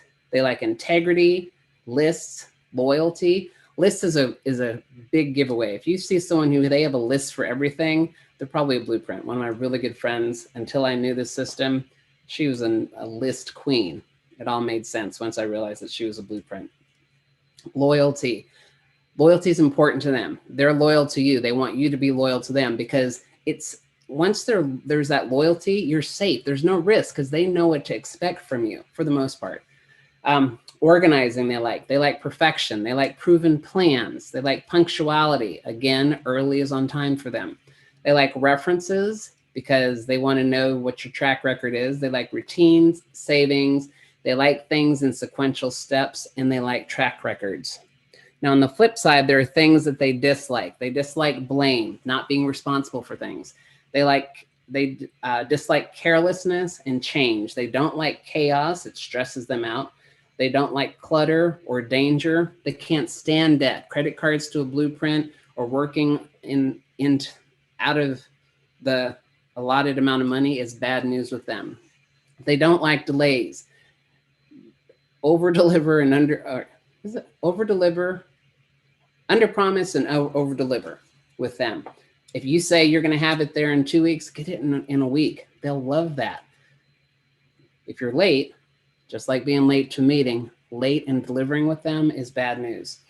They don't like disorder. They don't like exaggeration. They don't like instability at all. Makes them totally nervous. They don't like interruptions or irresponsibility. They're not into jokes, very serious. Doesn't mean they can't joke because they do have other codes in them, but for the most part, not into jokes. Don't like missing deadlines, late. They don't like overspending. They don't like paying interest. It's a waste of money because you're paying more money than you should have been paying in the first place. They don't like risks. They don't like rule breakers. Their whole world is designed to keep rules. You could say rules are made to be, if you're blueprint, you said kept. If you're not a blueprint, you probably said broken or stretched or some version of that. Blueprints would not say that. They don't like surprises. They don't like tardiness. They don't like things that are unclear. They need instructions so they'll know exactly what to do and won't veer off and get lost. They don't like your unreliability, and they don't like waste. Clues that you're working with a blueprint are you can look at their dress. They're professionally dressed and it's very conservative. They're going to have your grays and your blues, your basic blues or whatever's acceptable and has been acceptable for a long period of time, not the latest trends. Conservative, organized, punctual. As I said, early is on time for them. Formal, clean, articulate, not saying that the others aren't, but these are just clues. They're polite and respectful. They will show you their credentials or they'll be looking for those credentials. They're thrifty. They want to get a bargain. 2 for 1 is all for them. money back guarantee all over that because there's no risk in it. It eliminates it for them. If they're really focused on their budget, could be a clue. Do they drive economical cars with high safety ratings? And I'm going to show you visual clues before we jump into the actions that you can take with them. You can see here there are folders. Being organized gives them a sense of calm. If they come to your office or your place of business, or you come to them and you're all disorganized, that's stressing them out. But you can look at how they have their office laid out or how their car is, and it's probably in order if they're a blueprint.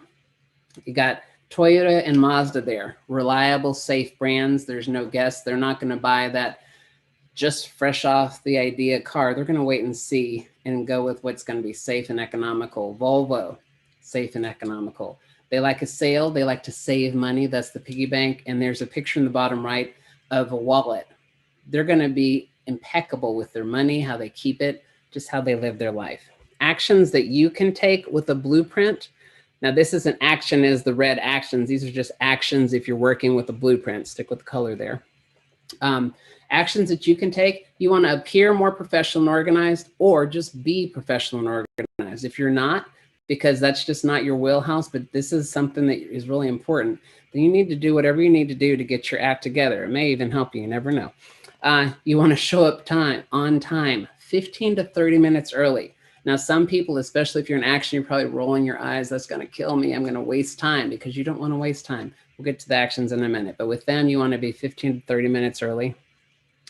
An example, some person said that they organize all their client files and put them in a file box in their car. And then they carried that file box in with them. And that when their clients saw how organized they were, they chimed in on that. Color coding, Post-it notes, all kinds of stuff. They love it. They'll eat it up. Okay, so that's the blueprint. Now let's get into the actions.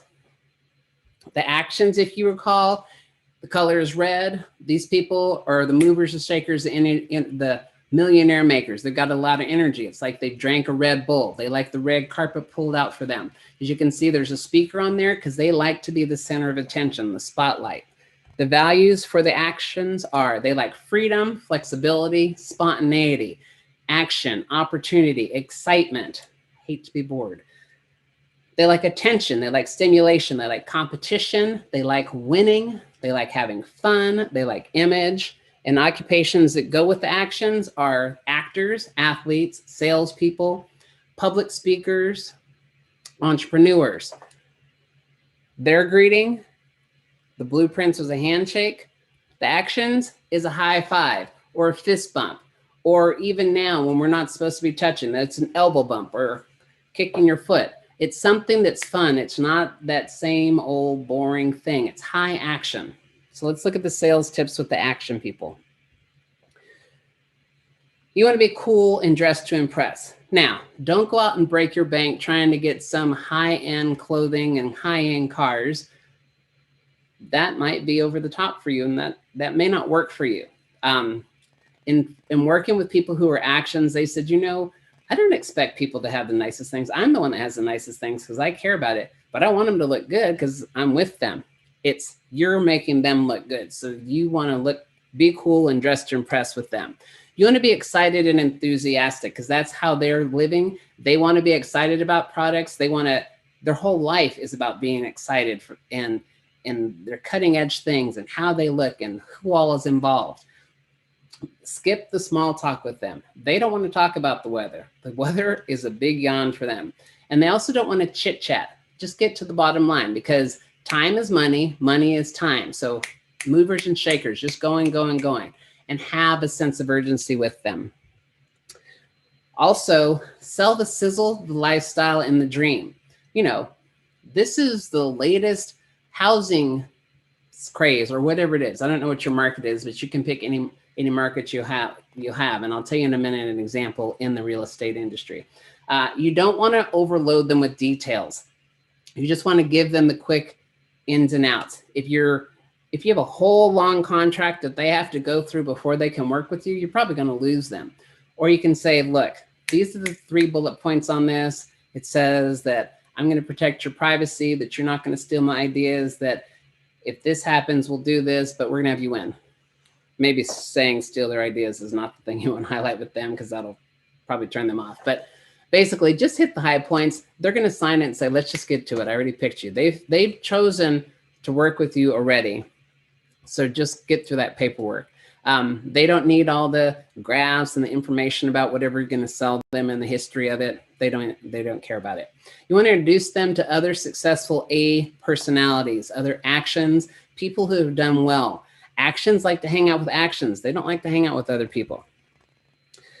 Now, what actions like? They like beauty. They like the bottom line. They like celebrity endorsements. If there's a celebrity that you can connect them with, or who has used your product or has benefited from whatever you're using, let them know that.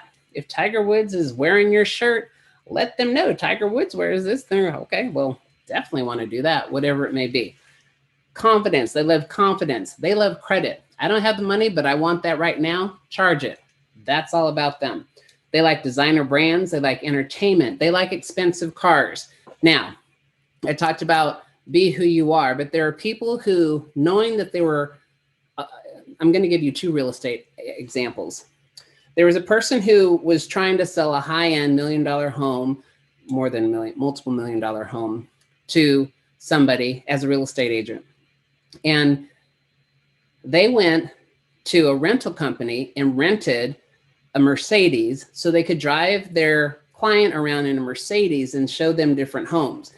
Now, that wasn't them being fake. It just went with what they were working with this patient. Again, I'm from the hospital setting, so I say patient a lot.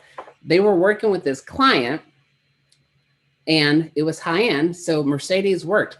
They weren't going to drive around in a Toyota. Nothing wrong with the Toyota, but driving that client around in the Toyota versus driving them around in that Mercedes had a different effect. So just be aware. They like expensive cars. They like driving them. They like fame, fashion, fortune. Now, to some of you, these things may seem shallow.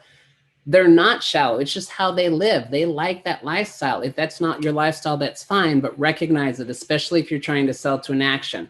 Because if you can't get into this, then you're probably not going to be selling to an action. And that may be okay with you. But if you want to sell to an action, these are the things you need to be aware of. They like fortune, as I said. They like games. If you're a manager and you have a team of actions and they're not producing, come up with a game. Say, okay, the first person to close 3 sales, you're going to get, I don't know, $300, whatever it is. You can make it up. When you make it a game, it's fun for them. It's not the same old, same old. Think outside the box, because that's what the actions are doing. They like glamour, incentives, luxuries, parties, power, prizes, recognition, results. They like speed. Everything's fast for them. They like travel, variety, and they like the VIP treatment. What they dislike is they dislike being bored. That's why I say make it fun, make games out of it.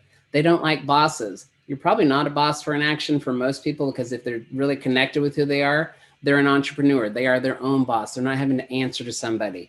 Sometimes that's not the case, and then they're like locked in this body and they have bosses and they hate it. But if you know and recognize that they're in action, then you can work with them so that that's not such a hook in their craw.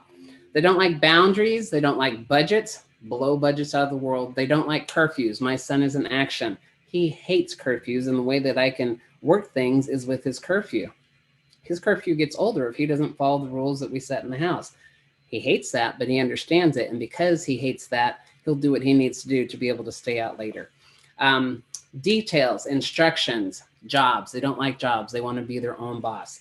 Limits, losing. They can't stand losing. They're competitive. They like to win. Losing means that second place is first place loser for them. They don't like paperwork. They don't like planning. They don't like punctuality. They're the last to the party because they're like, the party starts when I get here. You're like, you're at work. You're not at a party. It's everywhere. It's just how they're built. They don't like repetition, routines, rules, saving, schedules, silence. Can't stand silence. It's like deafening to them. They don't like speeding tickets, but they get them because they drive and move fast. They don't like tattletales. They don't like time clocks. They don't like unnecessary meetings. They'd rather just poke their eyes out, and they hate waiting, which is why they're the last one there, because then they don't have to wait for anybody.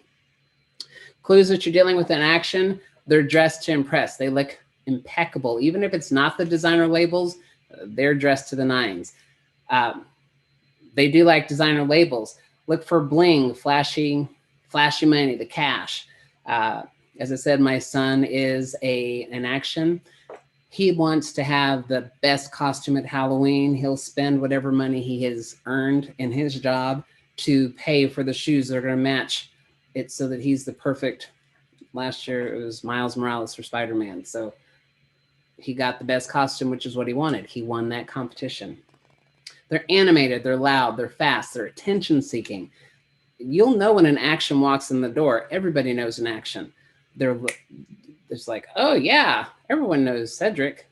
Cedric comes in, the room lights up, everyone's smiling around him. They love being around him. Let's see, they're unorganized sometimes, unless it's to impress somebody. They're energetic, they have great hygiene, probably have that fancy perfume or cologne that they love. You may hate it, but they love it. They smell amazing.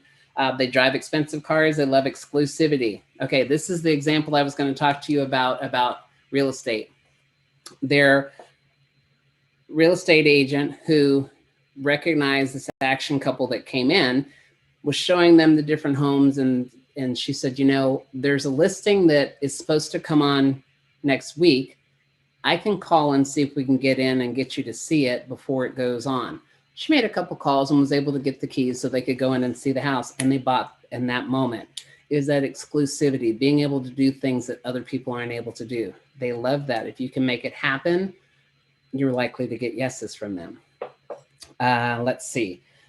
Celebrity name drop I've already talked about with my Tiger Woods example. So visual cues, certain glasses, high-end glasses, Louis Vuitton, the American Express black card, Tiffany box, all this high-end stuff, a Mont Blanc pen, that's a Rolex, but maybe it's an Hublot watch.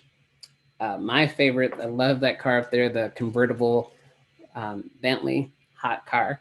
Anyways, you all have a little interaction in you. It may be hiding in there, but you have it. Don't lie. Okay. All right. So actions that you can take with actions. As I said earlier, you want to stay cool and dress to impress. What designer brands can you wear to an appointment? Now, there are things like Ross, TJ Maxx, different places like that, Marshalls. They have high-end clothes where you can get them at, don't break your bank costs, or invest in one nice suit, and that's the suit that you're wearing when you're going to these meetings. What can you do to be more cool with your clients? Just ask yourself that. Okay, so now let's get into the nurturing. The nurturing. The nurturing, they're the recyclers of the box, if you were in my keynote speech there. If you weren't, let me just tell you about them. So the blueprints are inside the box, the actions are outside the box, the nurturings recycle the box and look at how can this take care of other people besides how I'm using it. Sunflower, the yellow, to say that these are the people that are the heart of gold. They love other people love them. Their values are, they value relationships, authenticity, personal growth, significance, teamwork, involvement, community, charity, ethics, harmony, morality, and contribution. And occupations for nurturings tend to be nonprofit organizations, nurses, social workers, life coaches, volunteers. These are the type of occupations that nurturing people gravitate to, because if you look at all those things, they make a difference for people. I'm a nurturing, it's my top thing. I like to make a difference for people. It shows up differently than other people, but that's what's important to me. I teach people with bank tools to give them what they need to make a difference so they can be successful in their lives, so they can be successful in their relationships. That's what draws me the most. What this does for relationships is mind-blowing, and it's why I give so much of my time to it. Our greeting, I'll speak our because I'm a nurturing, is we like to hug. Now, 2020 has wiped out the hug practically. That's okay. If you'll notice, because I've noticed this of late, people have their masks on, but they still get that hug in. Or if you're in business and it's not appropriate to hug, which pre-COVID or not, that was the case. If you reached out to shake their hand, they would shake your hand, but they would hug your hand with theirs. or they'd reach up and touch your forearm or touch your shoulder. It's that connection. They value touch and that kind of greeting. Sometimes you may not be someone who likes a hug, but they're going to say, I'm a hugger, and they're going to come in and take that hug or try to take that hug. That's your clue you're working with a nurturing person. Now, sales tips with the nurturing people. They like a good cause. I'm going to use the example of Apple. Apple, they sell all kinds of stuff, phones, iPads, iPhones, you name it. They have a specific product in the iPhone realm called Product Red. If you're not familiar with it, it's product red. I don't know how it's in there, but red is in parentheses. And basically, for every one of those products that Apple sells, they send money to AIDS research, HIV and AIDS research. Now, for nurturing, that's a double win. If I buy this product and it sends money to somebody, I love that. People who know the bank system will say, for every for every house that we sell, we're going to donate this amount of money to this charity. To a nurturing person, that's huge, because whatever they're doing is making a difference for somebody else. So they like that. When I was younger and working in the hospitals as an intern, I used to wear ties at the children's hospital, but I wore ties that were Save the Children ties, because I knew that every tie that I bought, money was going to support kids, children's research, and keeping them healthy and feeding them and things like that. So a good cause, nurturings love that. We love approval, authenticity. We can tell when you're being fake. Nurturing people buy with their gut and feel with their gut. They can tell where people are coming from. And if you're being fake, not interested, don't want to play. They like charity, children, counseling, diplomacy. It's got to be fair. In our world, fair is important. It may not be important in your world, but it is for a nurturing person. Empathy, encouragement, good eye contact. If you go in there with shifty eyes and it looks like you're trying to figure something out, they're going to wonder what you're up to. Faith is important to nurturing. Familiarity and family. Fresh flowers. Flowers, that's kind of an interesting one. I think everybody likes flowers on some level. Friends, helping. Inspiration, love inspiration. Intimacy, being close. Sharing things like personal secrets, or trusting someone and telling them things that you wouldn't tell people normally. They love love. We love love. Nature, peace, referrals, support, and as I said, touching. What nurturings don't like, they don't like arguments. They don't like being left out. They don't like bullies. They don't like getting the cold shoulder. That hurts to get the cold shoulder. Talk to me. Let me know what's going on. Dead flowers. There's a flower thing. Who likes dead flowers unless they're hung up? What your nurturing will probably do is hang them up so they die, but then it's a memento. That's a purposeful dead flower. Deceit. Dictators, can't stand it. Disagreements. Nurturing doesn't like nurturing. Now, if you're in business and you have nurturings there, be aware that they're nurturing. And then if there's something that's a conflict, you need to look at how can I make this a safe space for them to bring a potentially conflictual idea forward, because you need to know how to work with them with that. They don't like doing the wrong thing. They can't stand egos or failure. Fraud is horrible with them. They don't like greed or immorality. They don't like insincerity or lies. They don't like to be lonely, don't like manipulation or materialism. Politics, they can't stand it. They'll steer as far away from that. So sometimes you may not have nurturings in your leadership positions, but they may want to be that leader, but they're going to have to learn how to play that political game. So just be aware of it. That doesn't mean they're not politicians, because a lot of nurturings are politicians, but they don't like the politics in the bad sense. Rude behavior, selling tactics, tension, and unfair treatment are the things they dislike. Clues are they talk in loving tones. They're softer. They're not as aggressive in how they talk. Always touching your shoulder, as I said. They give hugs. They're positive and happy. They wear soft colors. They dress comfortably. They're happy. They're cheerful. They don't necessarily let you know they're having a bad day. They wear flowers or costume jewelry. Actually would not be wearing costume jewelry. I don't know that I could recognize costume jewelry unless it's big and gaudy, but if you're a jewelry person, costume jewelry is something that's going to be a clue. They're very friendly, very talkative, very helpful, thoughtful. My daughter is nurturing. She can hear that somebody needs something and she'll run and get it before they even know that they have it. Kind of like the Steve Jobs talked about, Apple wanted to give people something that they didn't even know that they need. Nurturing would be like, oh, that's so thoughtful of you to think that I'm going to need this and to think ahead for me. They drive family cars, and again, they maintain eye contact. They talk to you and really listen to you, and you feel heard with them. Now here, there's a piece of pie. It's not apple pie. That looks like it's a raspberry pie, but it's pie. It's something to share with each other. There are flowers. Those are the fresh ones. A little teddy bear, families. You got your Volkswagen, your Subaru safe family cars, or even a family wagon. You got tea, but the focus there is not the tea as much as the 4 cups. It's something for everyone to share. And then there's the Hug Me t-shirt.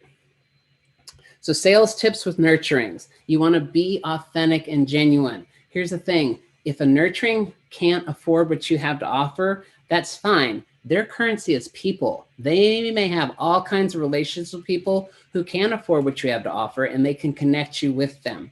But if you're inauthentic and you're not genuine, they don't want anything to do with you, and they're definitely not going to refer people to you. Show them that you care more about them than you do about money. I'm going to give you another brief example. There was a man who someone was trying to sell him life insurance. And so a friend of his said, hey, I've gotten into this life insurance company. I want to sell you a policy. And he's like, I'm willing to listen. And so she connected him with her partner, and he listened and was not interested. It was actually turned off. What it was he was a nurturing, and the lady talking to him was an action. She was interested in closing the sale, wasn't really listening to him.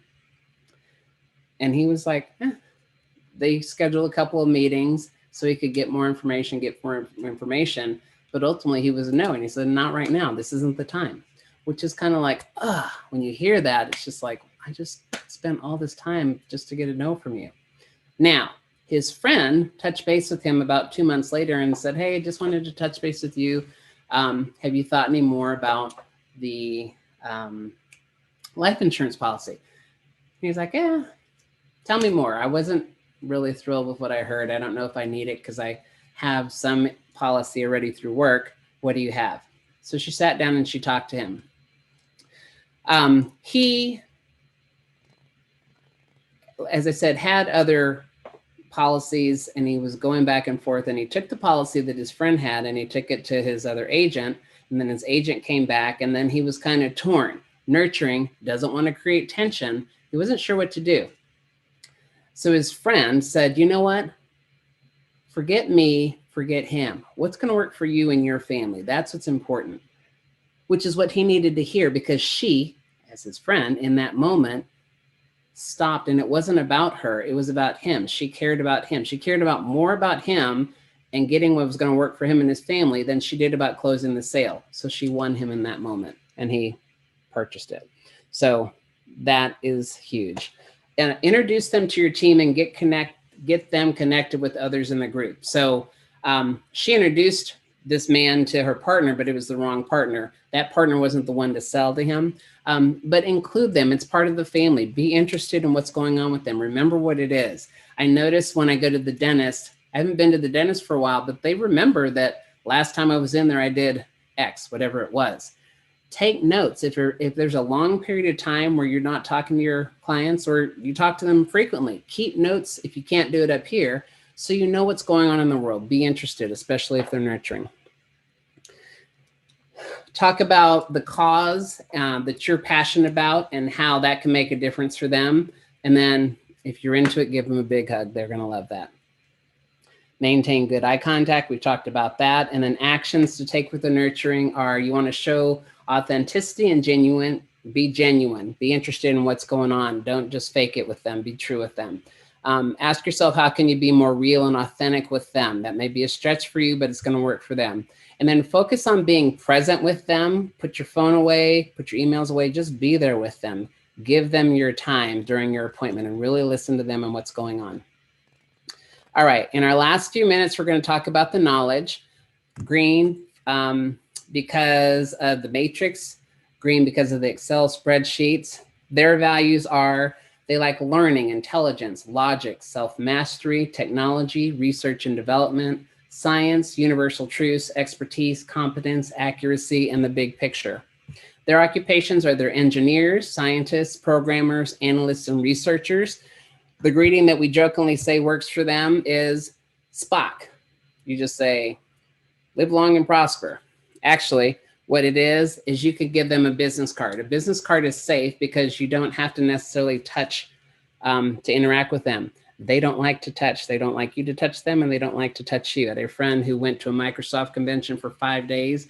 He said that he noticed that not one person shook hands. They all just handed cards. No one touched him the entire time. Room full of knowledges. So with knowledges, it's important that you are aware, you're smart, and you know your information. Don't make stuff up with them. Tell them the facts. Stick to the facts. Have resources and documentation. Give them more information than you think anybody would want, because that's what they want to know. You want to provide it to them so that they can study it, and then they can make the decision for their own. Stay logical in your approach with them, and don't get overly emotional excited. Knowledges can't stand drama, touching, anything that's emotional. That's not them. They just want to just get the job done and learn some stuff. That's what's important to them. Be able to debate and defend your product, whatever you're offering, with your service, your business, whatever. And if you have someone who knows more than you, bring them along as an expert. They're going to appreciate that.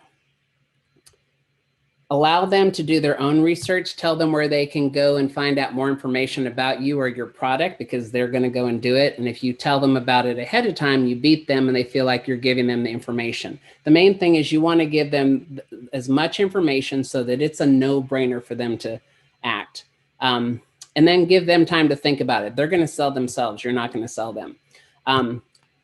Stay within a budget. They care about a budget because it makes sense to spend money, not because, like the blueprint, they want to save money. They just want the logical approach to buying whatever it is that they're going to buy.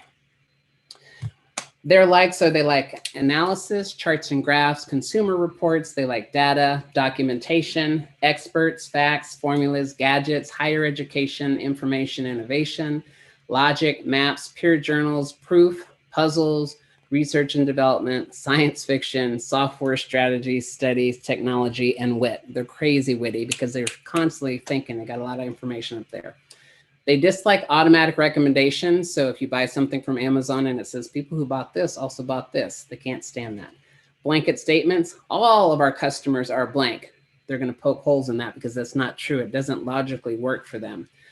They don't like celebration. They don't like celebrity endorsements. They don't like chit chat. They don't like drama and emotion. They don't like excessive praise, excitement, ignorance, incompetence, lack of documentation, networking, poor listening, public speaking, recognition, role playing, shortcuts, social media buzz, social mixers, speculation, stupidity, touching, unsubstantiating evidence. They don't like any of that. And I'm rushing because we're running out of time here.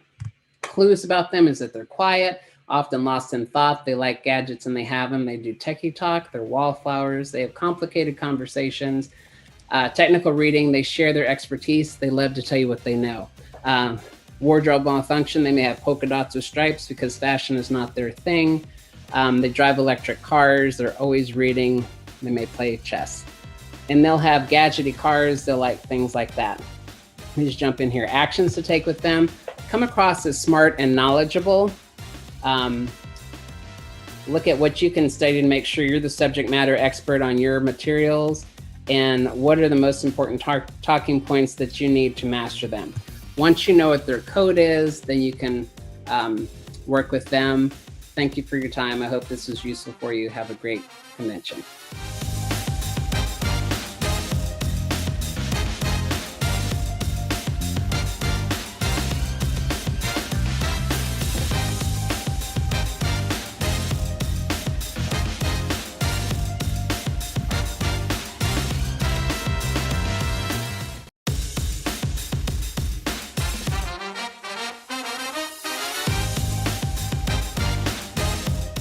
Hello, great day. How is everyone? My name is Valerie M. Rodriguez. I'm financial strategist of VMAR International Inc. I've actually been in business since 2004, self-employed entrepreneur, actually starting my journey out from the car business, learning how to read credit, going into real estate. Today, I'm actually a real estate broker who was in a residential firm and actually shifted into the commercial firm. And this was something that was super powerful in 2015. As you guys know, after 2008, this crash in the market, which shook us up, was something that was so pivotal. So now, fast forward to where I'm at with teaching financial literacy, simply because I learned that there was so much money that I came into and so much money that I actually realized that I wasn't holding on to. So I had to figure out why that was. And that's the story of a lot of us. I know we all have something in common, and that is the fact that we all know how to make money. But how to keep money is a different story. So when it comes to keeping money, what I realized was that I was going to have to go back to the books, my own books, meaning, because I am a college graduate. In 2012, I graduated from John Jay College of Criminal Justice, and my major was in forensic psychology, but I actually obviously didn't pursue that. Hence why, like I said, I just understood that I had to, one, work for myself. It was something that was just ingrained in me from me out of nowhere. I don't even know where, because my mom and dad were on a whole different trajectory. My mom is a hard worker. Kudos to her. All developed women who are, single moms who are working hard, doing it like myself. I'm also a single mom. I definitely give it up to you guys, because together we are so powerful and strong. But back to where my dad was another lifestyle. He was actually a street guy who I didn't learn much of the street aspects of things from. However, it could have been beneficial. But guess what? Going from living lavish to going into a shelter in his later years. And that just hit me hard, because I realized that as I didn't know much about him, but having to be able to, still be there for him and do the things that I had to do, I also realized that he wasn't going to be someone who I could bank on leaving a legacy, but rather a mess. So that's the difference in where we are today in making the decision and having that shift to be resourceful, being resourceful for ourselves and being resourceful for one another. So that's why it hit me so hard that I knew I had to create this new division of my business entity to be able to teach people financial literacy. Hence where I'm at now. Since 2018, I've been licensed. I'm actually licensed in 50 states. And this is something that I love, because I'm able to not only make the change for myself, having learned about so many different things and understanding money and how to become my own bank, was simply so that I could be able to change the trajectory for my daughter. Now, I didn't want her living the same lifestyles that I had came from. You've heard of that family curse. Exactly what it is. It's simply habits being passed down from one generation to the other. So if you know better, then you know you can do better. So simply the difference is just, like I said, becoming resourceful and understanding that we ourselves are the bank. Because think about it. What exactly is a bank? They're able to give us money, right? It's a lending institution for you to be able to borrow money from them and also obtain credit. And also what? It's nothing really that special that you couldn't do. It's just a matter of becoming resourceful and becoming able to understand how to take yourself from out of that, which is just a system that's been created for us to follow, just like any herd of sheep, right? You too can do what they do. So you have to then understand that it's just a mindset. So for me, it was that mindset shift and understanding the rules of money, and also understanding that the biggest thing was this was a game of money. And the game of money that I didn't understand until I actually read Tony Robbins' Master Money, Master Game. I'm sure you guys heard of that book before. So there were so many other books that I learned, and I started to just break open my brain and change my perception and change my mindset. So if you are someone like myself who didn't learn about money from school and wasn't learning about it from home, then you know that there were some things that you're going to have to do. And it's work, it is. But you're either going to sacrifice now and go to work, or you're going to sacrifice later and pass down the same old habits. which I know that's not what I wanted. So I know that's not what you want either. So it is absolutely a mindset shift. And why I'm big on self-development, personal development is something that I do actually branded myself and call myself Miss Self-Development for the reason that I know it's hard work to work on yourself.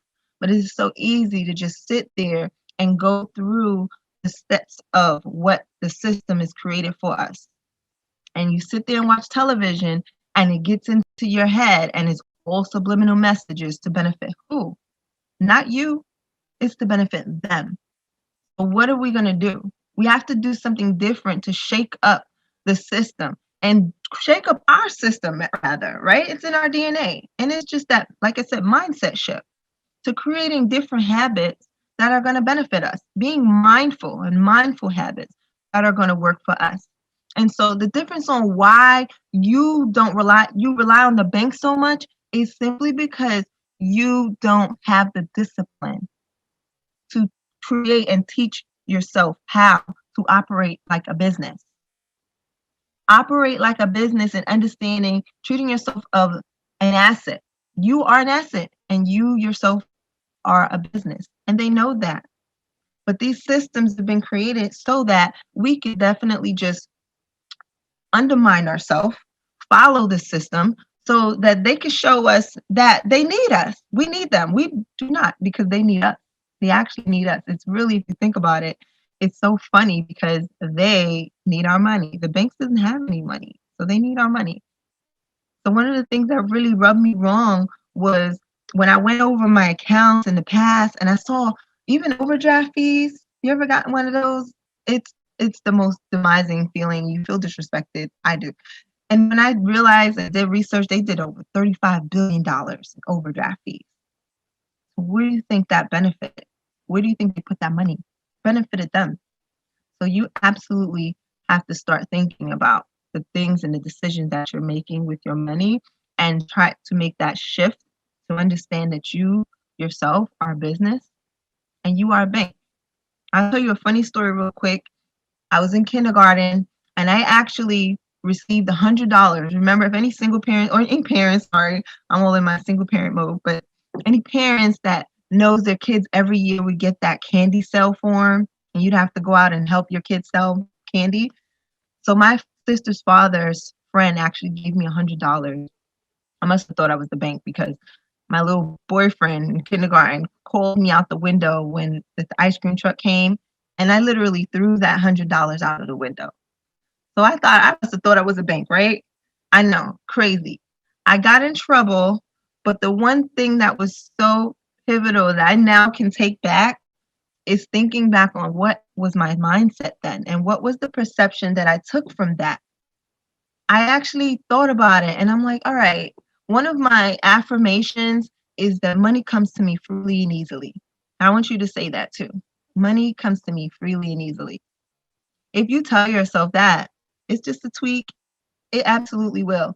So with that incident that happened and I got in trouble for, what happened was my perception with money, it didn't shift from there because I got beat, but I didn't know why I got beat. I didn't know what I did wrong. I'm thinking like, hey, money came to me freely and easily, and I have freedom to do what I want with that money.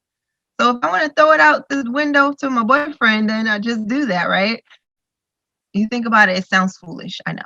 But if you fast forward it to today, how many people are just like that 5-year-old that I was, throwing money out of the window every single day? That is most of us. So it's all about what we saw when we were growing up and what we took from it, that perception that skews our thinking and following those same habits.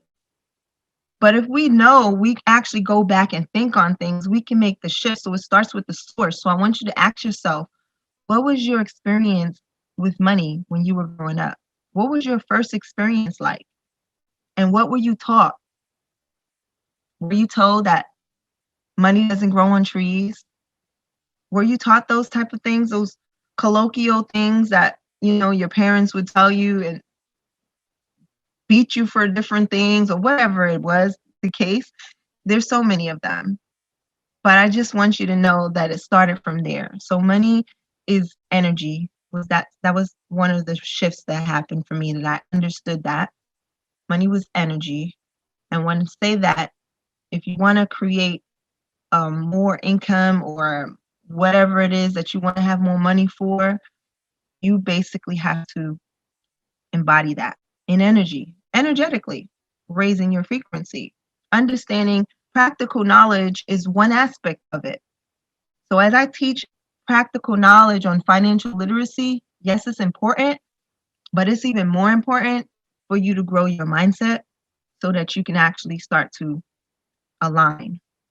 And when you align with that, there's nothing that can take you down, right? So let's start aligning, growing our mindsets, and actually becoming that which we are, which we know we are, really deep down, because there's so much, right? I definitely want to share with you this quote. And it was something that was so powerful that I had came across, right? The goal of the elites is to lure the people to surrender all of their rights in return for benefits, privileges, and feelings of security and safety. That's powerful. But John Adams and Benjamin Franklin said that he who surrenders essential liberty for the feeling of a little security and deserves neither liberty or safety. So you just think about that. And that's exactly how the system procures and how they think, because you're giving up so much for a little when you can have so much more. So much more. It costs you just to basically work on yourself, personal development, practical knowledge, being resourceful, and asking proper questions to see what is actually serving you and analyzing where that's going to get you. Because that's something that we don't do. We're just, like I said, following the herd. And that's just something that I will do no more of. And so this is why I am so adamant about doing what I do and growing and continuously growing, because it never stops, right? You'll be making $30,000 one year, and just like Tony Robbins, he went from making $30,000 to $1 million in a single year. Can that be? Absolutely. I've seen it. You know, I don't talk about money much because it's really, I don't say, the people who say it's not important, it's close to air, but it's what is important to you. It's the value that comes with that dollar. Okay. For me, it's my time. And that's why I don't like to sell my time for dollars. But I do put out time because it's a value for me to be able to educate and expand, because there's this oneness. So that's just the difference, okay? So let's start thinking differently. Let's start creating better habits. And let's start putting our money where the banks put their money and not rely on them.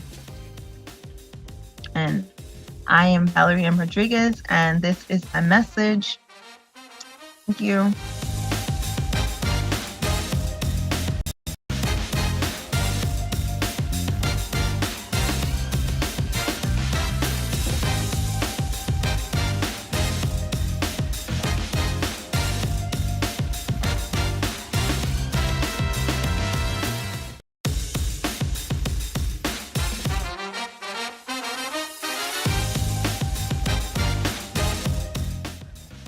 Hello, my name is Tanya Hardy. I am from Atlanta, Georgia.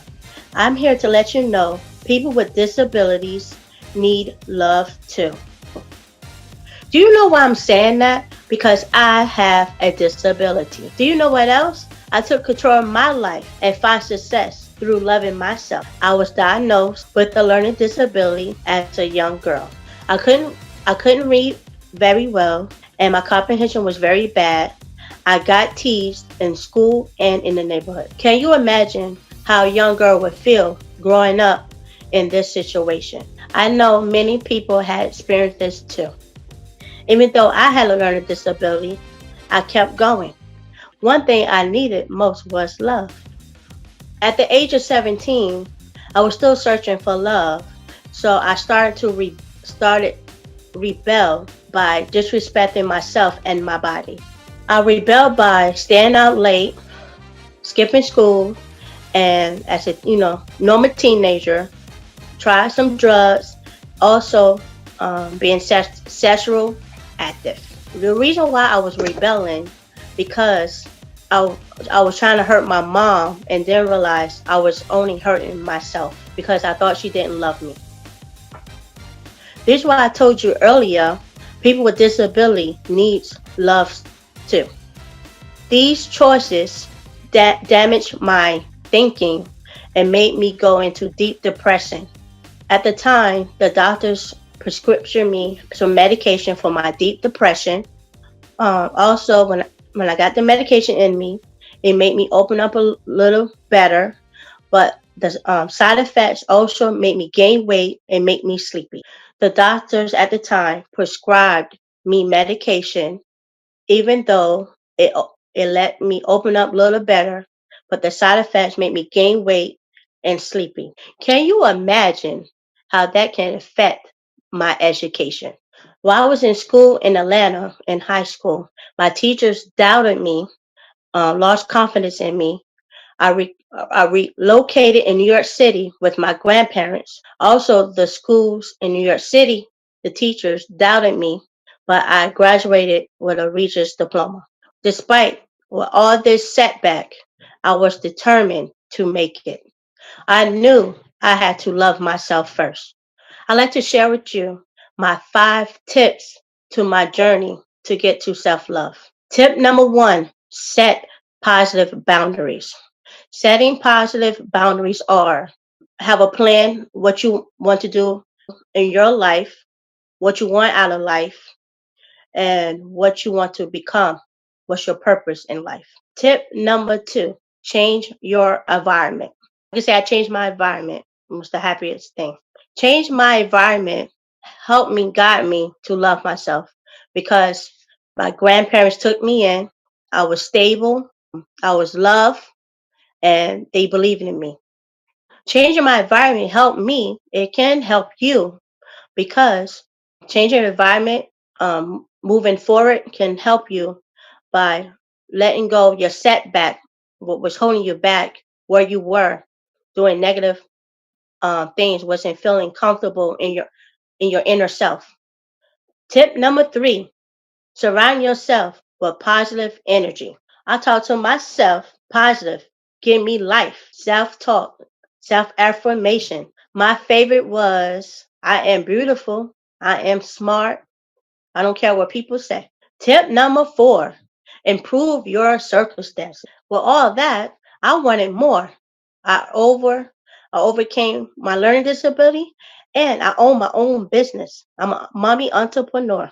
Find something in life to make you happy and pursue that, your dream. Tip number 5, just get started. Getting started means I didn't wait till someone to tell me I love me. I start loving myself and realizing I am more than a conqueror and I am a woman that can face anything through self by loving myself. Self love means to me is very important. It's the best love because you can face obstacles in life when people talk down on you, even people that are important, like a teacher or a family member, thought you nobody. But look at me. I own my own business and I am on the BlackCEO Iconic Conference. Thank you for listening to me. And you can find me at on Facebook, Tanya Hardy. My Instagram is melody.sexexpert. Now my new business I have is desire underscore sex underscore doula. That means I can help through women during postpartum, after birth, or during birth for embracing their confidence through sexuality, feminist, or and finding their feminist divine. I find mine. I hope you find yours. Thank you. Bye. My name is Tanya Hardy. I'm a self love coach. I hope you're able to watch my talk on self love. I went into details about my journey dealing with learning disability and how it affects how I love myself. Today, in my workshop, I was going into a little deeper on self-love. So let's get started on the introduction of Tanya Hardy, Iconic Workshop. My title is Self-Love, Secrets to Healing Your Inner Self Scars. My two business as Tanya Beauty Supplies and Bedroom Candy by Tanya. Tanya Beauty Supplies is for self-care, boost your self-care, your self-esteem. Once your self once your self-care and your self-esteem is together, now you can work on your confidence as sexuality. I do bedroom candy. That's help with empowering women in positive sex skills, empowering safe sex as well. Now, let's get to the learning steps of self love. First step is positive boundaries. It's teach positive boundaries teach us how to conquer the world. Once you set positive boundaries, it sets of positive impact of life. Self positive talk with self affirmation. You set that up daily during the day to get through our day. Help us guide us a peace of mind. So self positive, self talk, do it as soon as you get up in the morning. It sets your tone of the day. It helps you with guide your mind in peace, so you can think positive and make right choices. Forgive yourself. Once you forgive yourself, it's treating yourself. It's not good to treat yourself so hard. It can damage your mindset. When you're so hard on yourself, doubt yourself, and oh, I did bad. That's negative talk. We don't want that. It's damage your mindset. So always forgive yourself, because we fight to live another day. That's through self love, positive. You know, forgive yourself is moving forward, so you don't have setbacks of life. Once you move forward, you can't. You got to keep your eyes on the prize. Overcoming the darkness sides of you, it guides you to go forward with your life. Once you overcome the darkness side of you, you see a new aspect of life. Once you overcome the darkness sides of your soul or your spirit, it once because you have to know yourself to move forward and keep it positive. All right, another learning steps of self-love is self-love is the best love. Once you have your self-love, yourself is nothing can come between your inner thoughts. Once you have your self-love, your inner thoughts, nobody cannot come between you and your inner thoughts. Like when people say negative things about you, you quit, say something positive about yourself. Once you quit to say something positive about yourself, you let nothing come between your thoughts of your mind, of you hold your own, how you think about yourself. You will not be easily broken. Some days you might have bad days, or in a relationship or a friendship, you can get back down, but you always can pick back up once you return back to your life. Because when you're so down, you easily broken. You easily get your feelings hurt. In life, you have to overlook that and move on, because once you learn learn the steps of hardship and the hardness, everything is not easy. So you can't be easily broken. Self-love can guide you and make life easier. Once you love yourself, life can be easier, a little easier. You make your life choices. You make your own, like they said, as example, you make your bed as you lie in. So your mindset, what you think is coming out of your body tone, your physical emotions, your physical everything, your language, your like everything's come in your body language. People don't have to see what you're thinking. They can know by your body language. So once you set the tone, head up, speak good about yourself, it guides you in a life path of a little easier life. Life is not hard, but you can fight through it through self-love. Knowing your real pleasure feels through intimacy. A lot of ladies want love through sex or pleasure, but you have to know the right pleasure of your of yourself. Because once you have self love and that man respect you or anything or yourself, because you have sex toys, single toys, or couple toys. So that's when my business come as bedroom candy as an example. Positive sex, learn about sex education, knowing your pleasure, self confidence in yourself. That's all comes in. Doing self care brings care for your mind to your body also in the best of you. Self care brings out the best of you. You look good, smell good about yourself. You always sets the tone of productive day. That's when Tiny Beauty Supplies, the boosted self care and CBD products, is help you relaxation or it can help you with aches and pains. Like a lot of ladies do a lot of self care in the herb. That's a positive way. Taking a herb bath, herb tea, CBD care. It boosts your care. It can also boost your self esteem. Doing facials, take time out to just enjoy life, enjoy yourself. You gotta learn how to enjoy yourself to before you have company, because you will know your own self. Because sometimes you don't have to have everybody around you. Just go out, enjoy yourself, take care of yourself. Aware of your personal needs. When I say be aware of your personal needs, be aware of your sexuality, your feminine confidence. That's all through self love. Knowing your self worth. When you know all your self love, and also knowing your loving yourself, bring out the self worth out of you. Know your worth.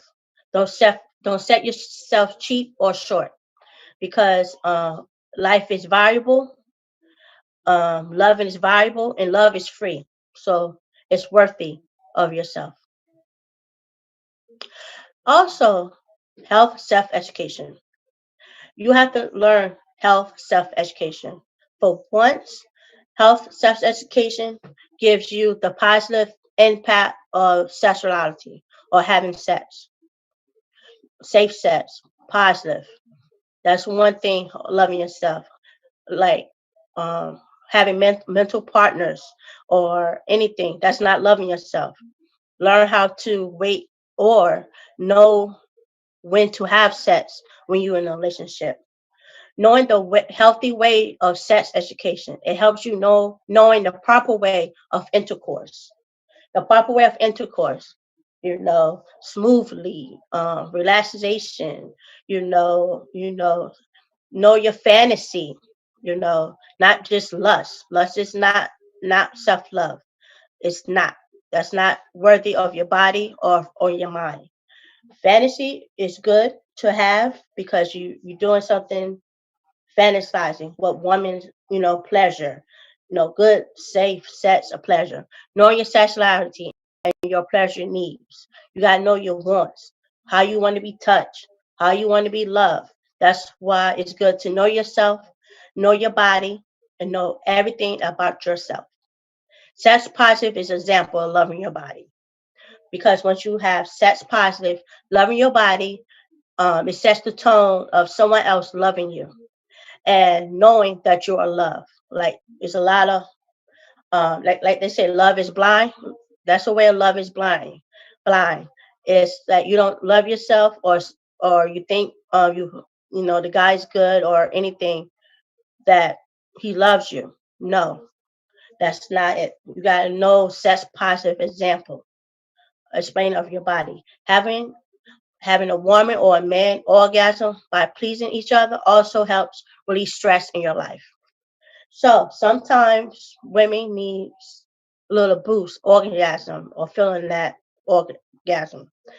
And then sometimes, they used to say, as an example, men get it quicker than women. So sometimes the man has to learn how we want to be feel so we can release our stress through orgasm. That's very important. Orgasm is a part of life women needs in their life. Know how to get that stress relief in life. Because all right, self-love activity. So now the activity is I'm gonna walk through the participates through creating a self-love vision board on Canvas. Self-love vision board brings out your vision about aspects of life. It gives you vision what love about yourself. All right. Step one, how to get a cabbie on. How to set a cabbie. You gotta have to download the Canvas on the app, on a smartphone, or on the computer. So you can just type cabbie, and then it comes on the Google or whatever. And then once it's download, follow directions on the Canvas on the app. Plot your email and password to sign up, and then enter your Canvas. The cell, you see all types of tablets designs. So you're gonna go to that design of Canvas, says print portrait, and then click the blank tablets. You click the blank one, so you can download photos on your cell phone or computer. It's very easy, so you can see all step by step. You'll see it better once you do it by yourself. And I'm gonna show you an example of a Canvas should look like different types of pictures. For example, self-love vision board on a cabbie. All right, so one photo I would do. I love my girl tribe. I'm gonna pick one photo and make an example. That's a picture of my Lego Desire Sets Doula Coach. I passed it on my birthday, so I was very excited. My birthday weekend, and I learned more about my sexuality. I learned about more feministly, and sexual drama. And I learned about other women going through other things just like me and how they overcame and how they want to empower other women just like me. I love my girl tribe. Yes. I love. I just love being a girl. Because we got so many. Because women are so respected, even though we gotta learn how to respect ourselves. Because women out there hustling, being blessed, doing our things, what we need to do, be independent. We give birth as a mother as well. And some women cannot have babies, but they give birth of life as well. Because it's different types of girl in this world. Mother or just being a woman. A mother, a girl, love my girl tribe. It's the tribe of just being blessed as a girl and to have birth a daughter, birth another human as a girl in me. And that's the blessing of being a girl. Sometimes blessings being a girl is blessing to bring another girl in this world and teach them about self-love and teach them how to be a mother or how to be a woman in this world, to be respected. It goes a long way. And so the challenge I want to give you, a self-love challenge I challenge you to do a self-love photo shoot and write one word of self-affirmation about that photo. The deadline is April 30th, and you can email it to me, Tanya Hardy, TonyAHardy 88 gmail.com. So I'm a self-love coach. My name is Tanya Hardy, which I have a learning disability. I didn't let nothing stop me to love myself. I didn't let harsh judgment stop me either to stop me. I empower women what I'm passionate about self-love. It's very important in life because it's like giving you a second chance in life.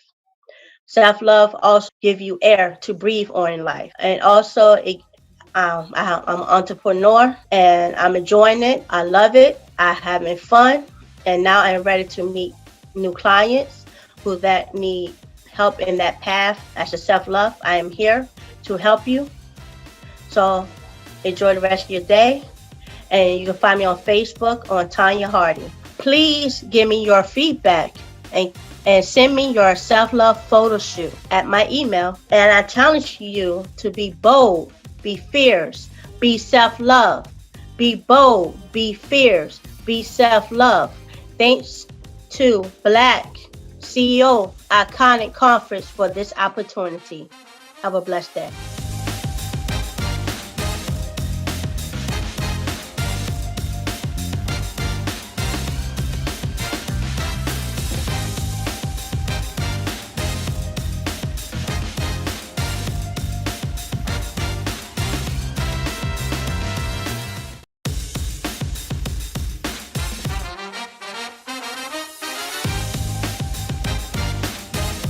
Hello and welcome everyone to the Be Iconic Conference. I am super excited to be spending the time with you and especially to speak to you about a topic that is dear to my heart. So my presentation today will be I am a billionaire and so are you, accessing your universal bank account. I am glad that you have decided to join me in this workshop today. And you're probably asking, who am I? I am a soul, purpose, and why consultant and coach. And what that means, it means that I work with you to guide you to unrealized potential. As we proceed in this workshop today, you will become more clear about what it is that you were born for. So sit tight, grab your pens and paper, because I know that there will be a few golden nuggets that you will want to take note of today.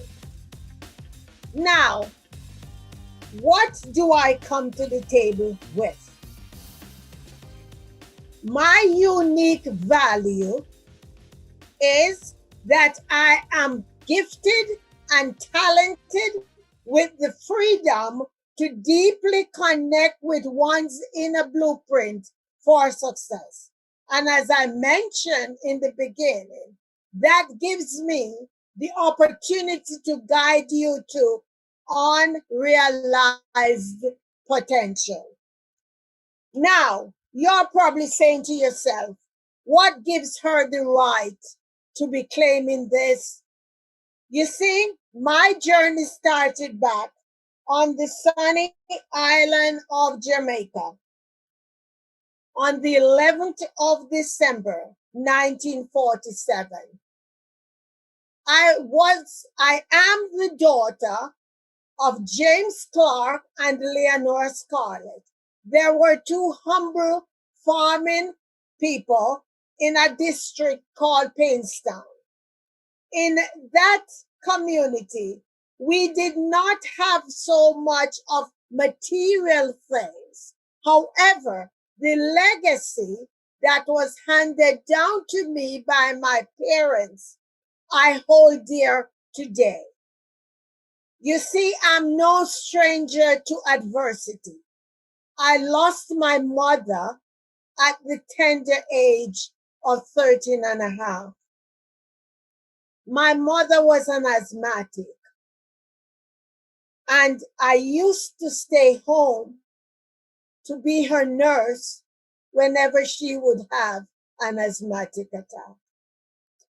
That means I missed school many times. When it was time for me to go off to high school, I was not successful in the Jamaica Common Entrance exams, and for that reason, I did not qualify to go to high school. And because I did not pass the exam, my parents did not have the money to invest for me to go to a private high school.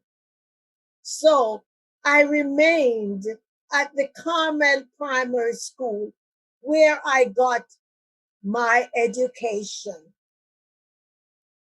I sat for the first, second, and third Jamaica exams. And during the times when I was the nurse for my mother, during her asthmatic attack, I would climb up on that high bed, the four-poster bed. You know them now, they are the in-thing.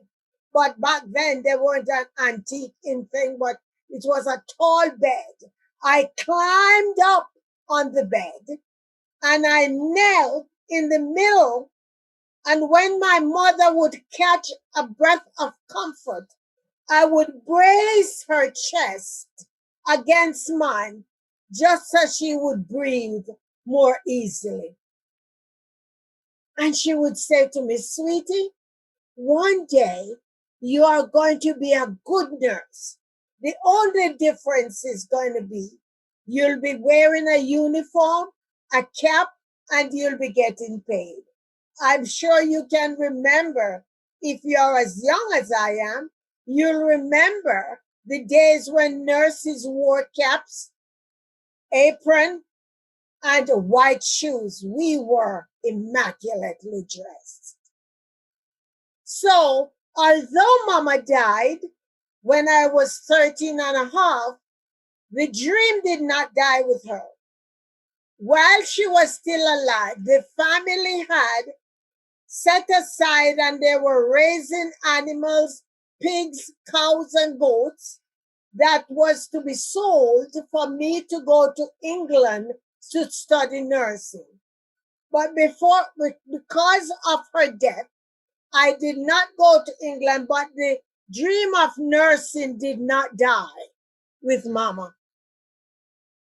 I was blessed to be trained as a nurse at the St. James Public Hospital in Montego Bay, Jamaica, West Indies.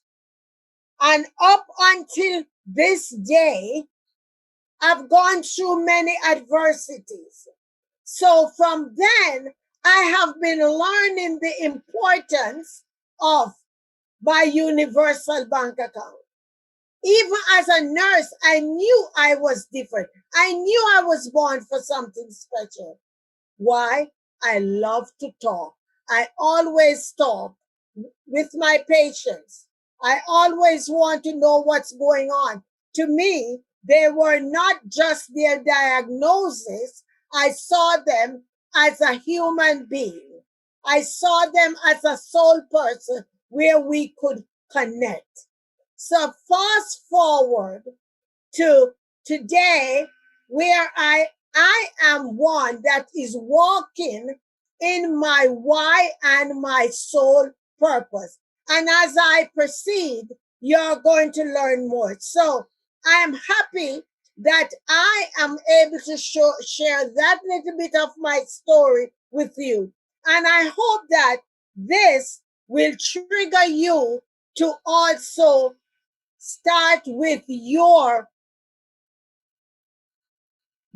story. Everyone was born for a purpose, a special purpose.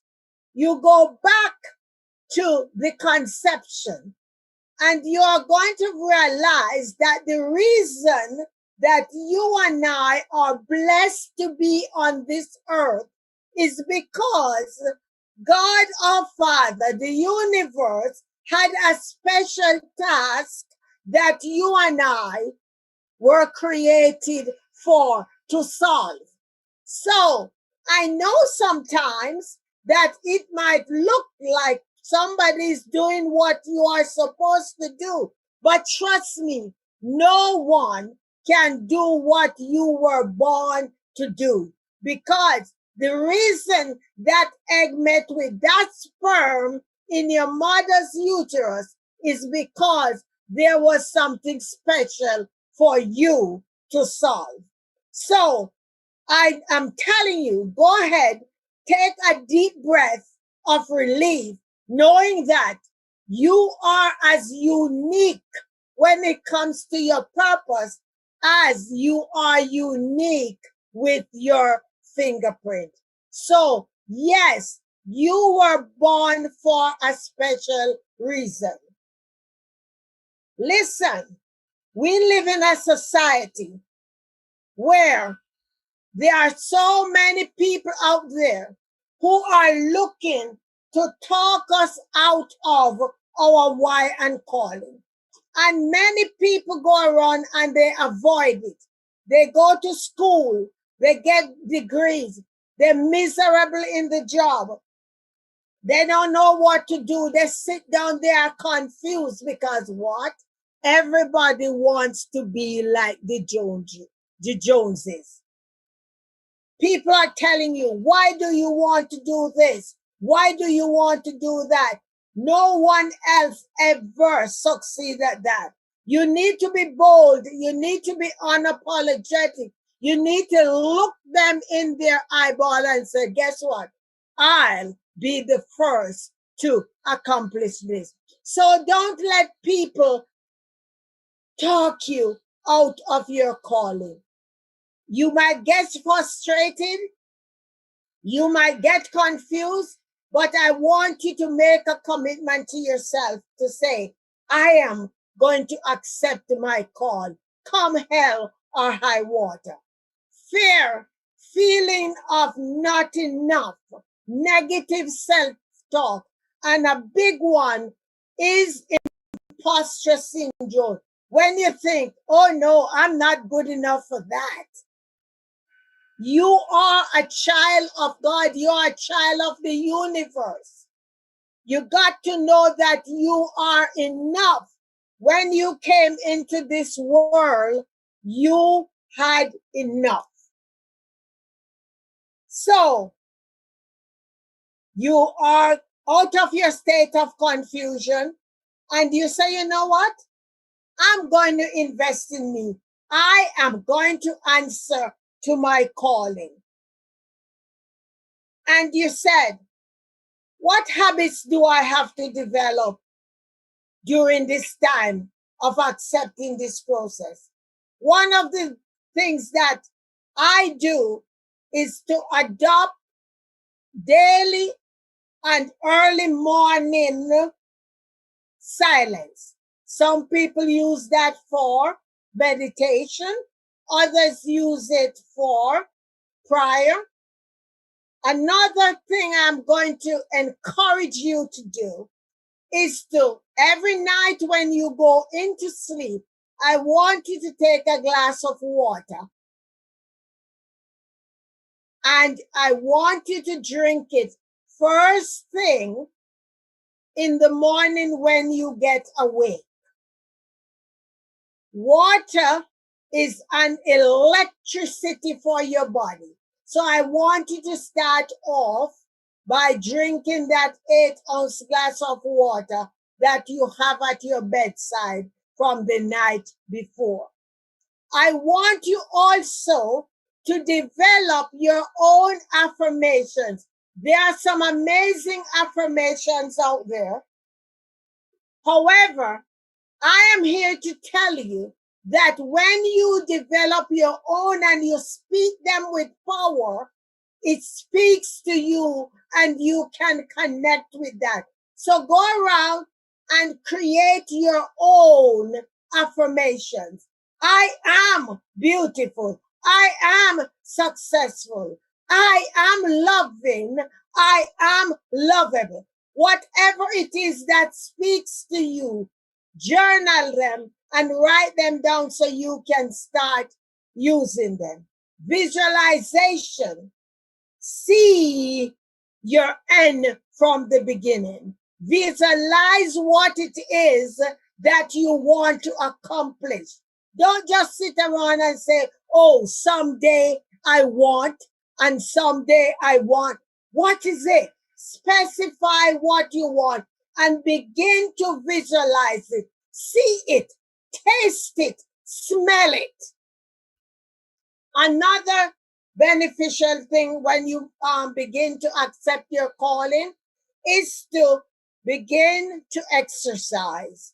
whatever exercise is for you, might be walking, whatever. Some people do rigid exercise, treadmill and that. You know your body.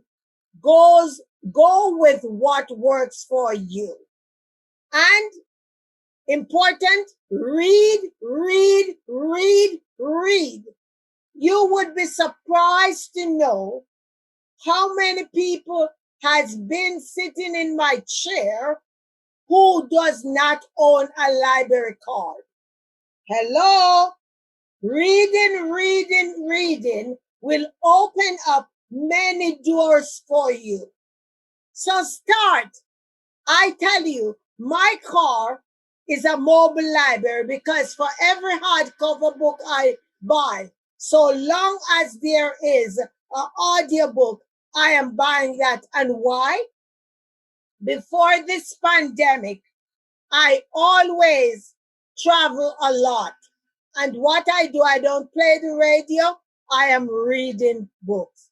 And last but not least in that category, I want to encourage you to journal. Journal, journal, journal, journal. For every book that I have written, and I have written 8 books so far, I always go back to my journal, and I was always able to pull a few chapters out of my journal. Here is one little secret I want to tell you. When you journal, I want you to date and time every entry in your journal. This way, when you go back, you will be able, excuse me, to see what has been repeating themselves. All right, moving right along. Here are some things that gets in the way of us answering our why and soul purpose. Doubt. Doubt is a big one. And you know why? Especially now that we are in the social media era, especially Instagram. People are on there, and you look on all the other folks on there, and you begin to compare yourselves with them. And you're thinking, oh, I'm not this, I'm not that. Stop it. Stop it. So instead of that, look in the mirror, look eyeball to eyeball, back at that person that is talking to you, and let that person know how adorable they are, how much you appreciate that person. Negative mindset is a big one that gets in the way. Once you accept your why and soul purpose, you got to modify your mind. Your mind holds all of the negativity and all the naysaying that people been saying to you. They get hold up in your mind. So you got to do everything and make sure your soul, your heart is overriding all of that negative saying from the naysayers. And listen to me, guys. Many of those naysayers are family members. Yes, we love them dearly, but let's call a spade a spade. Many of our family members are the biggest naysayers. So know that the minute you stepped up and you hold your hand up and you say, I am accepting my call, many of those who you think will be on your side will not be there for you. So, hey, make the decision that you are going to go it alone, because I'm here to tell you, the minute you begin to get more successful, guess what? I've heard this all the time. Oh, I always know you are going to be great.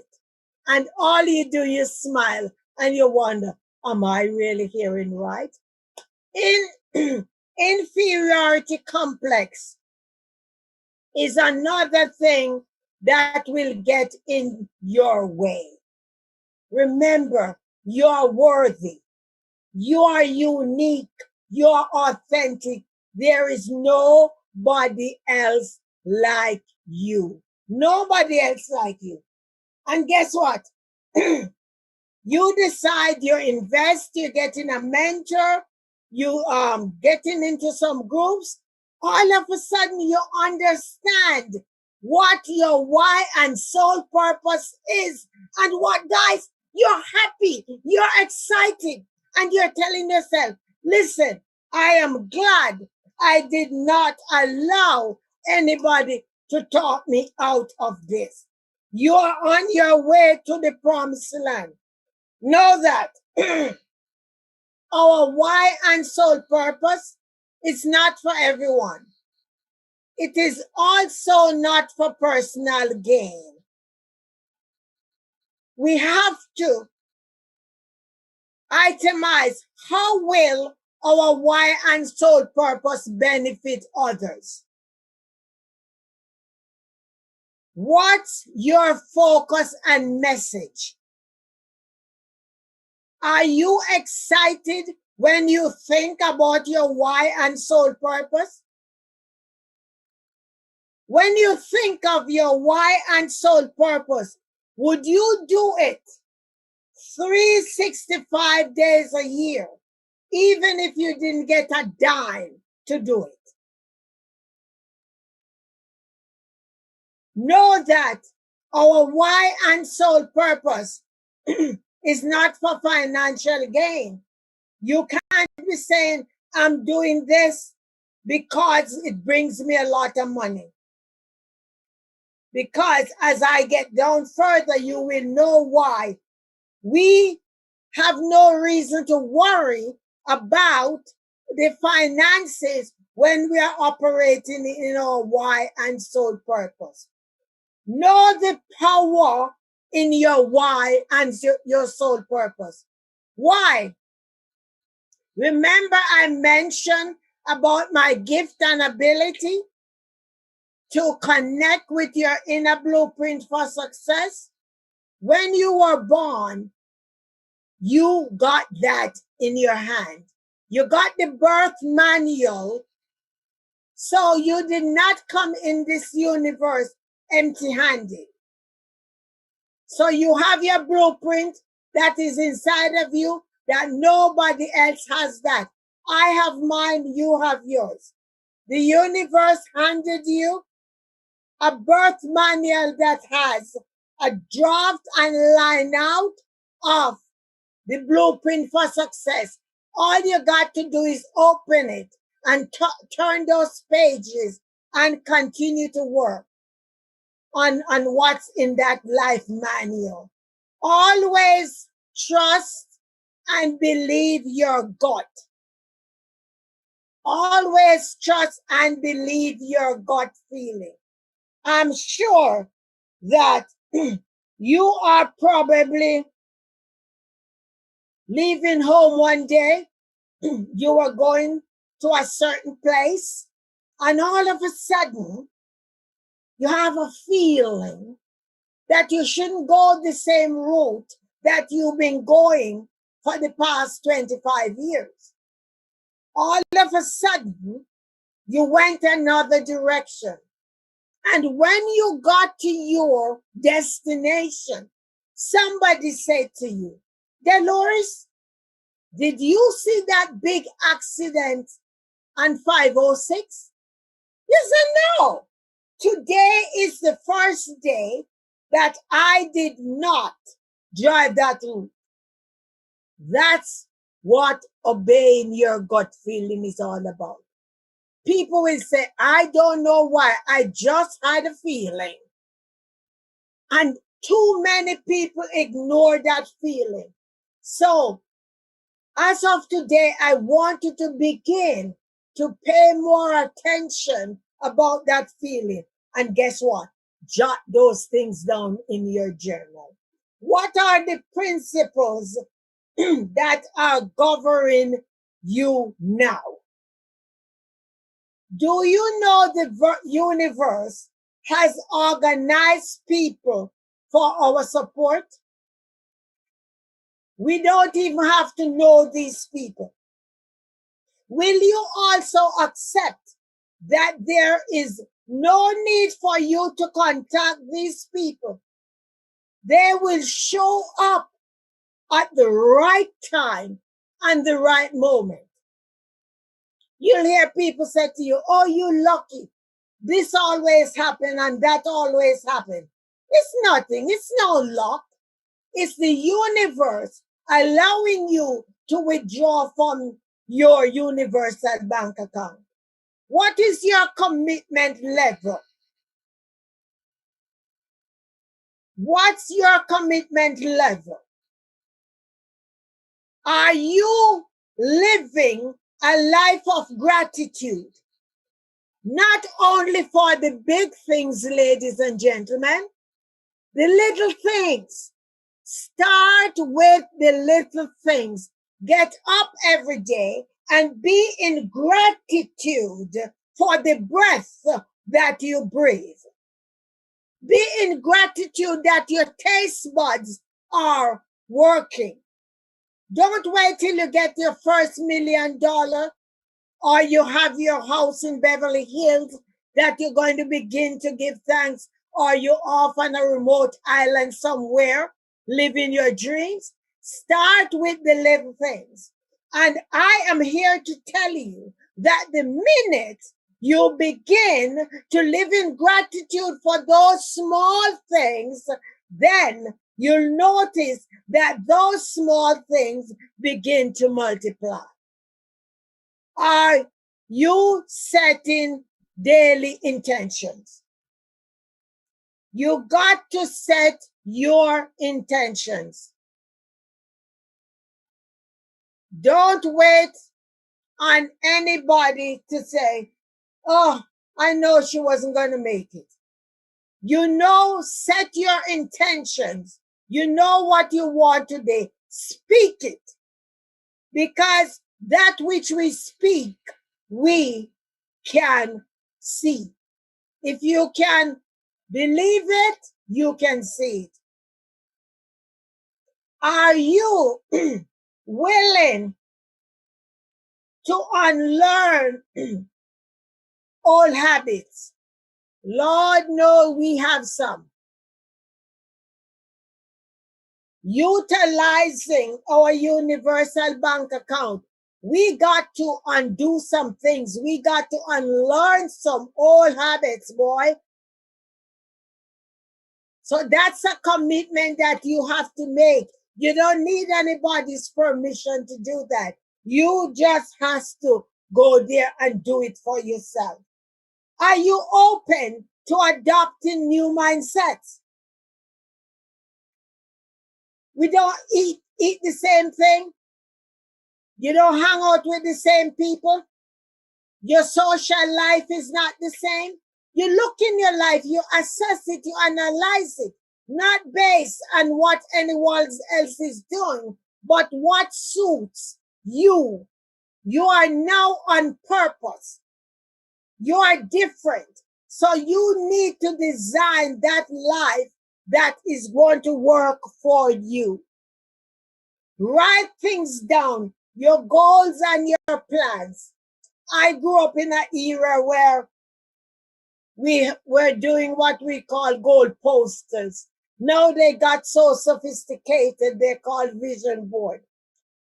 However, I now work with a vision book. And the reason I'm working with the book is because when I go to bed at night, I can take it with me. I can go through the pages. That's the last thing I see at night and the first thing I see in the morning. So write things down. If you're someone who is working with a vision board, do what suits you. I just want to know that you are writing things down, because guess what?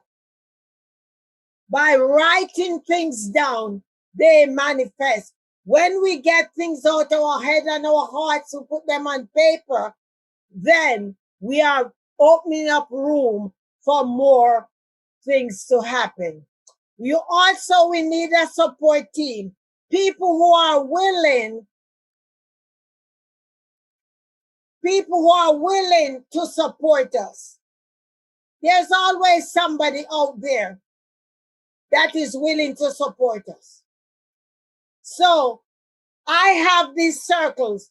You have the inner circle, that the people who you are tight with. You have an outer circle, and then you have a bigger circle. The people in the bigger circle, I train them and groom them to move into the smaller circle. But we all need people. Take time to examine your belief system. Meet with people, talk with people. Don't be judgmental. Change ideas. Let go of past experiences. Blame failures, disappointment. Listen to me. I want you to know that what other people think of you is really none of your business. That's their problem. Don't get hung up about what it is they say or not say about you. None of your business. Go on your jolly merry way of what you're doing. Embrace the new you. You see these people here, you network with people, change ideas. You have more confidence. You start to build in trust. You're not judgmental about other people. Invest in personal development. Read a book, buy a video, go to a webinar, do something. You start already because you're here at this conference. Spend quality time with yourself. That's important. A lot of people don't like their own company. I am certainly hoping you're not one of those. More pride in every aspect of who you are. Take pride in yourself. Develop self-acceptance and more self-awareness. Mindset, attitude. Get your mind in line with your health. Remember that your mind holds on to all the negativities. Your heart must override all of those negativity.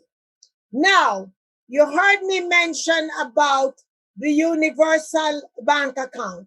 There are 5 different levels in the universal bank account. And it starts at conception, which I touch on briefly. Then you have birth. Then you have the thousandaire. Then you have the millionaire. And then you have the billionaire.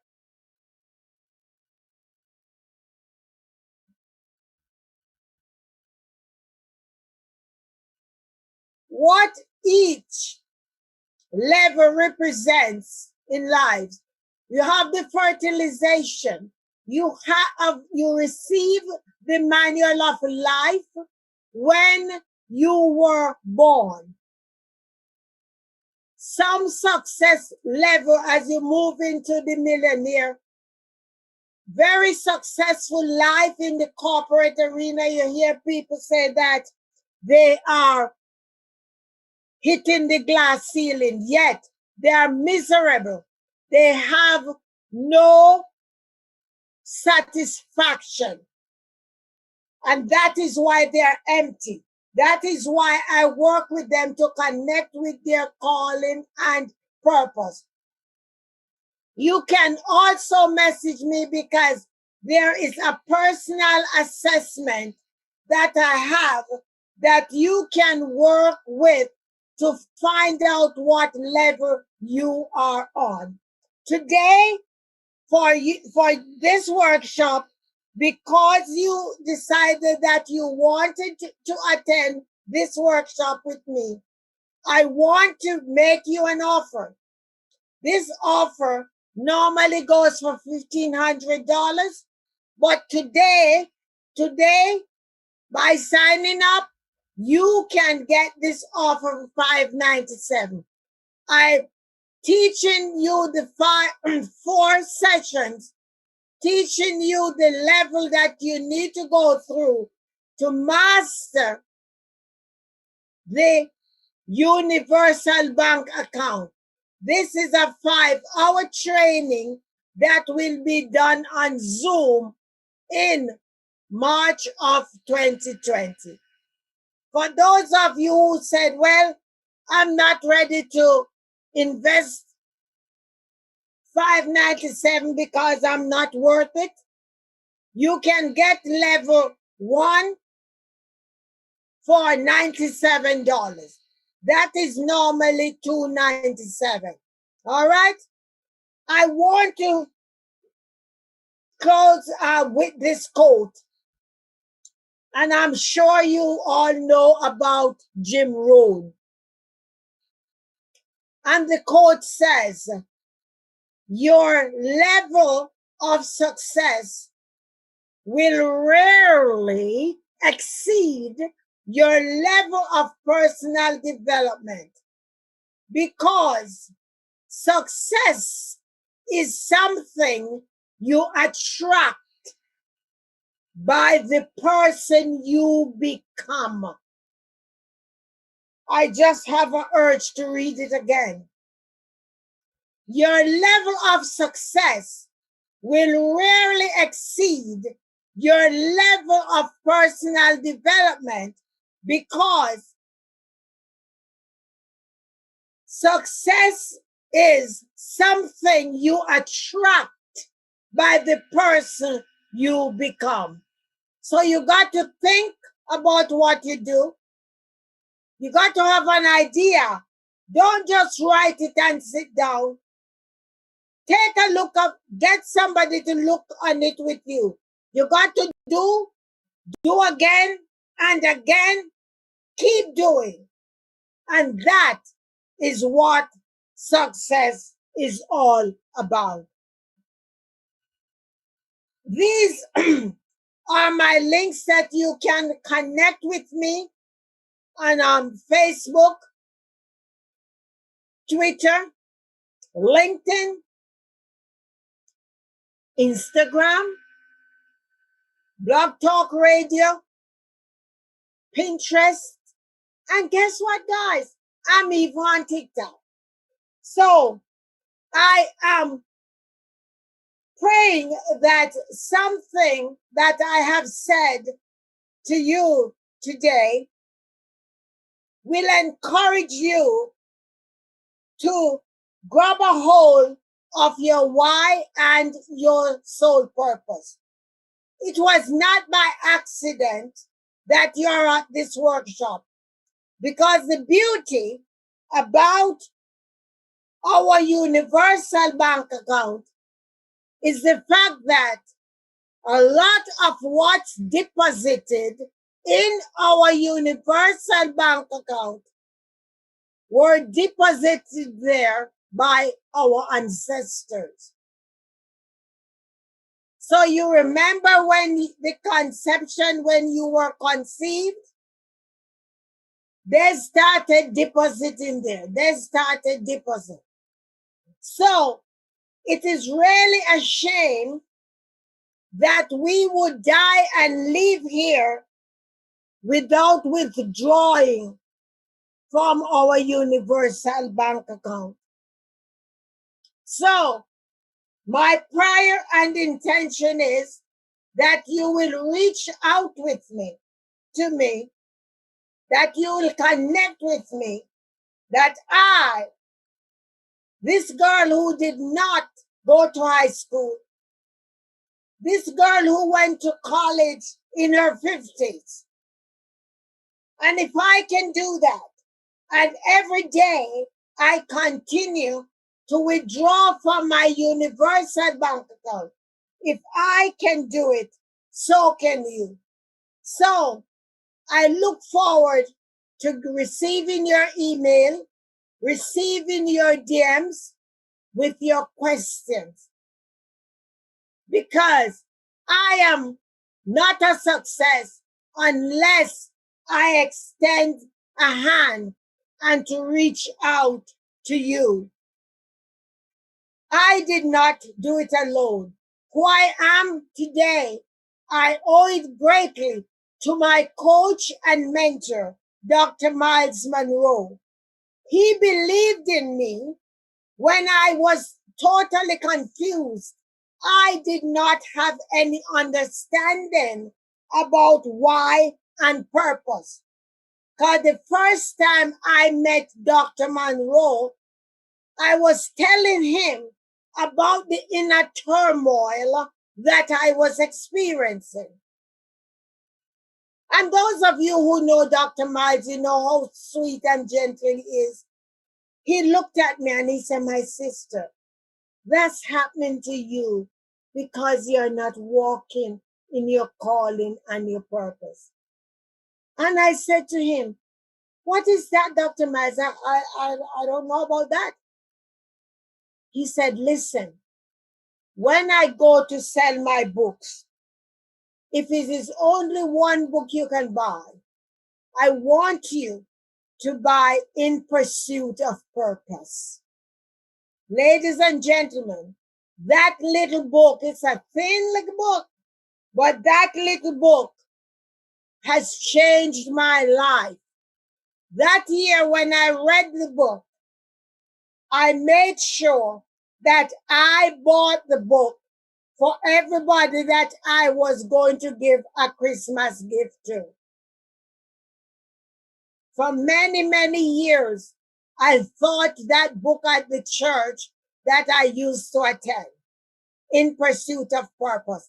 This is how important it is to me. This is the reason why I can unapologetically sit here in front of you today and tell you, when you step up to your calling, when you raise your right hand and said, I am ready to walk in my calling and my sole purpose, there will be no turning back for you. No turning back whatsoever. I am going to boldly say,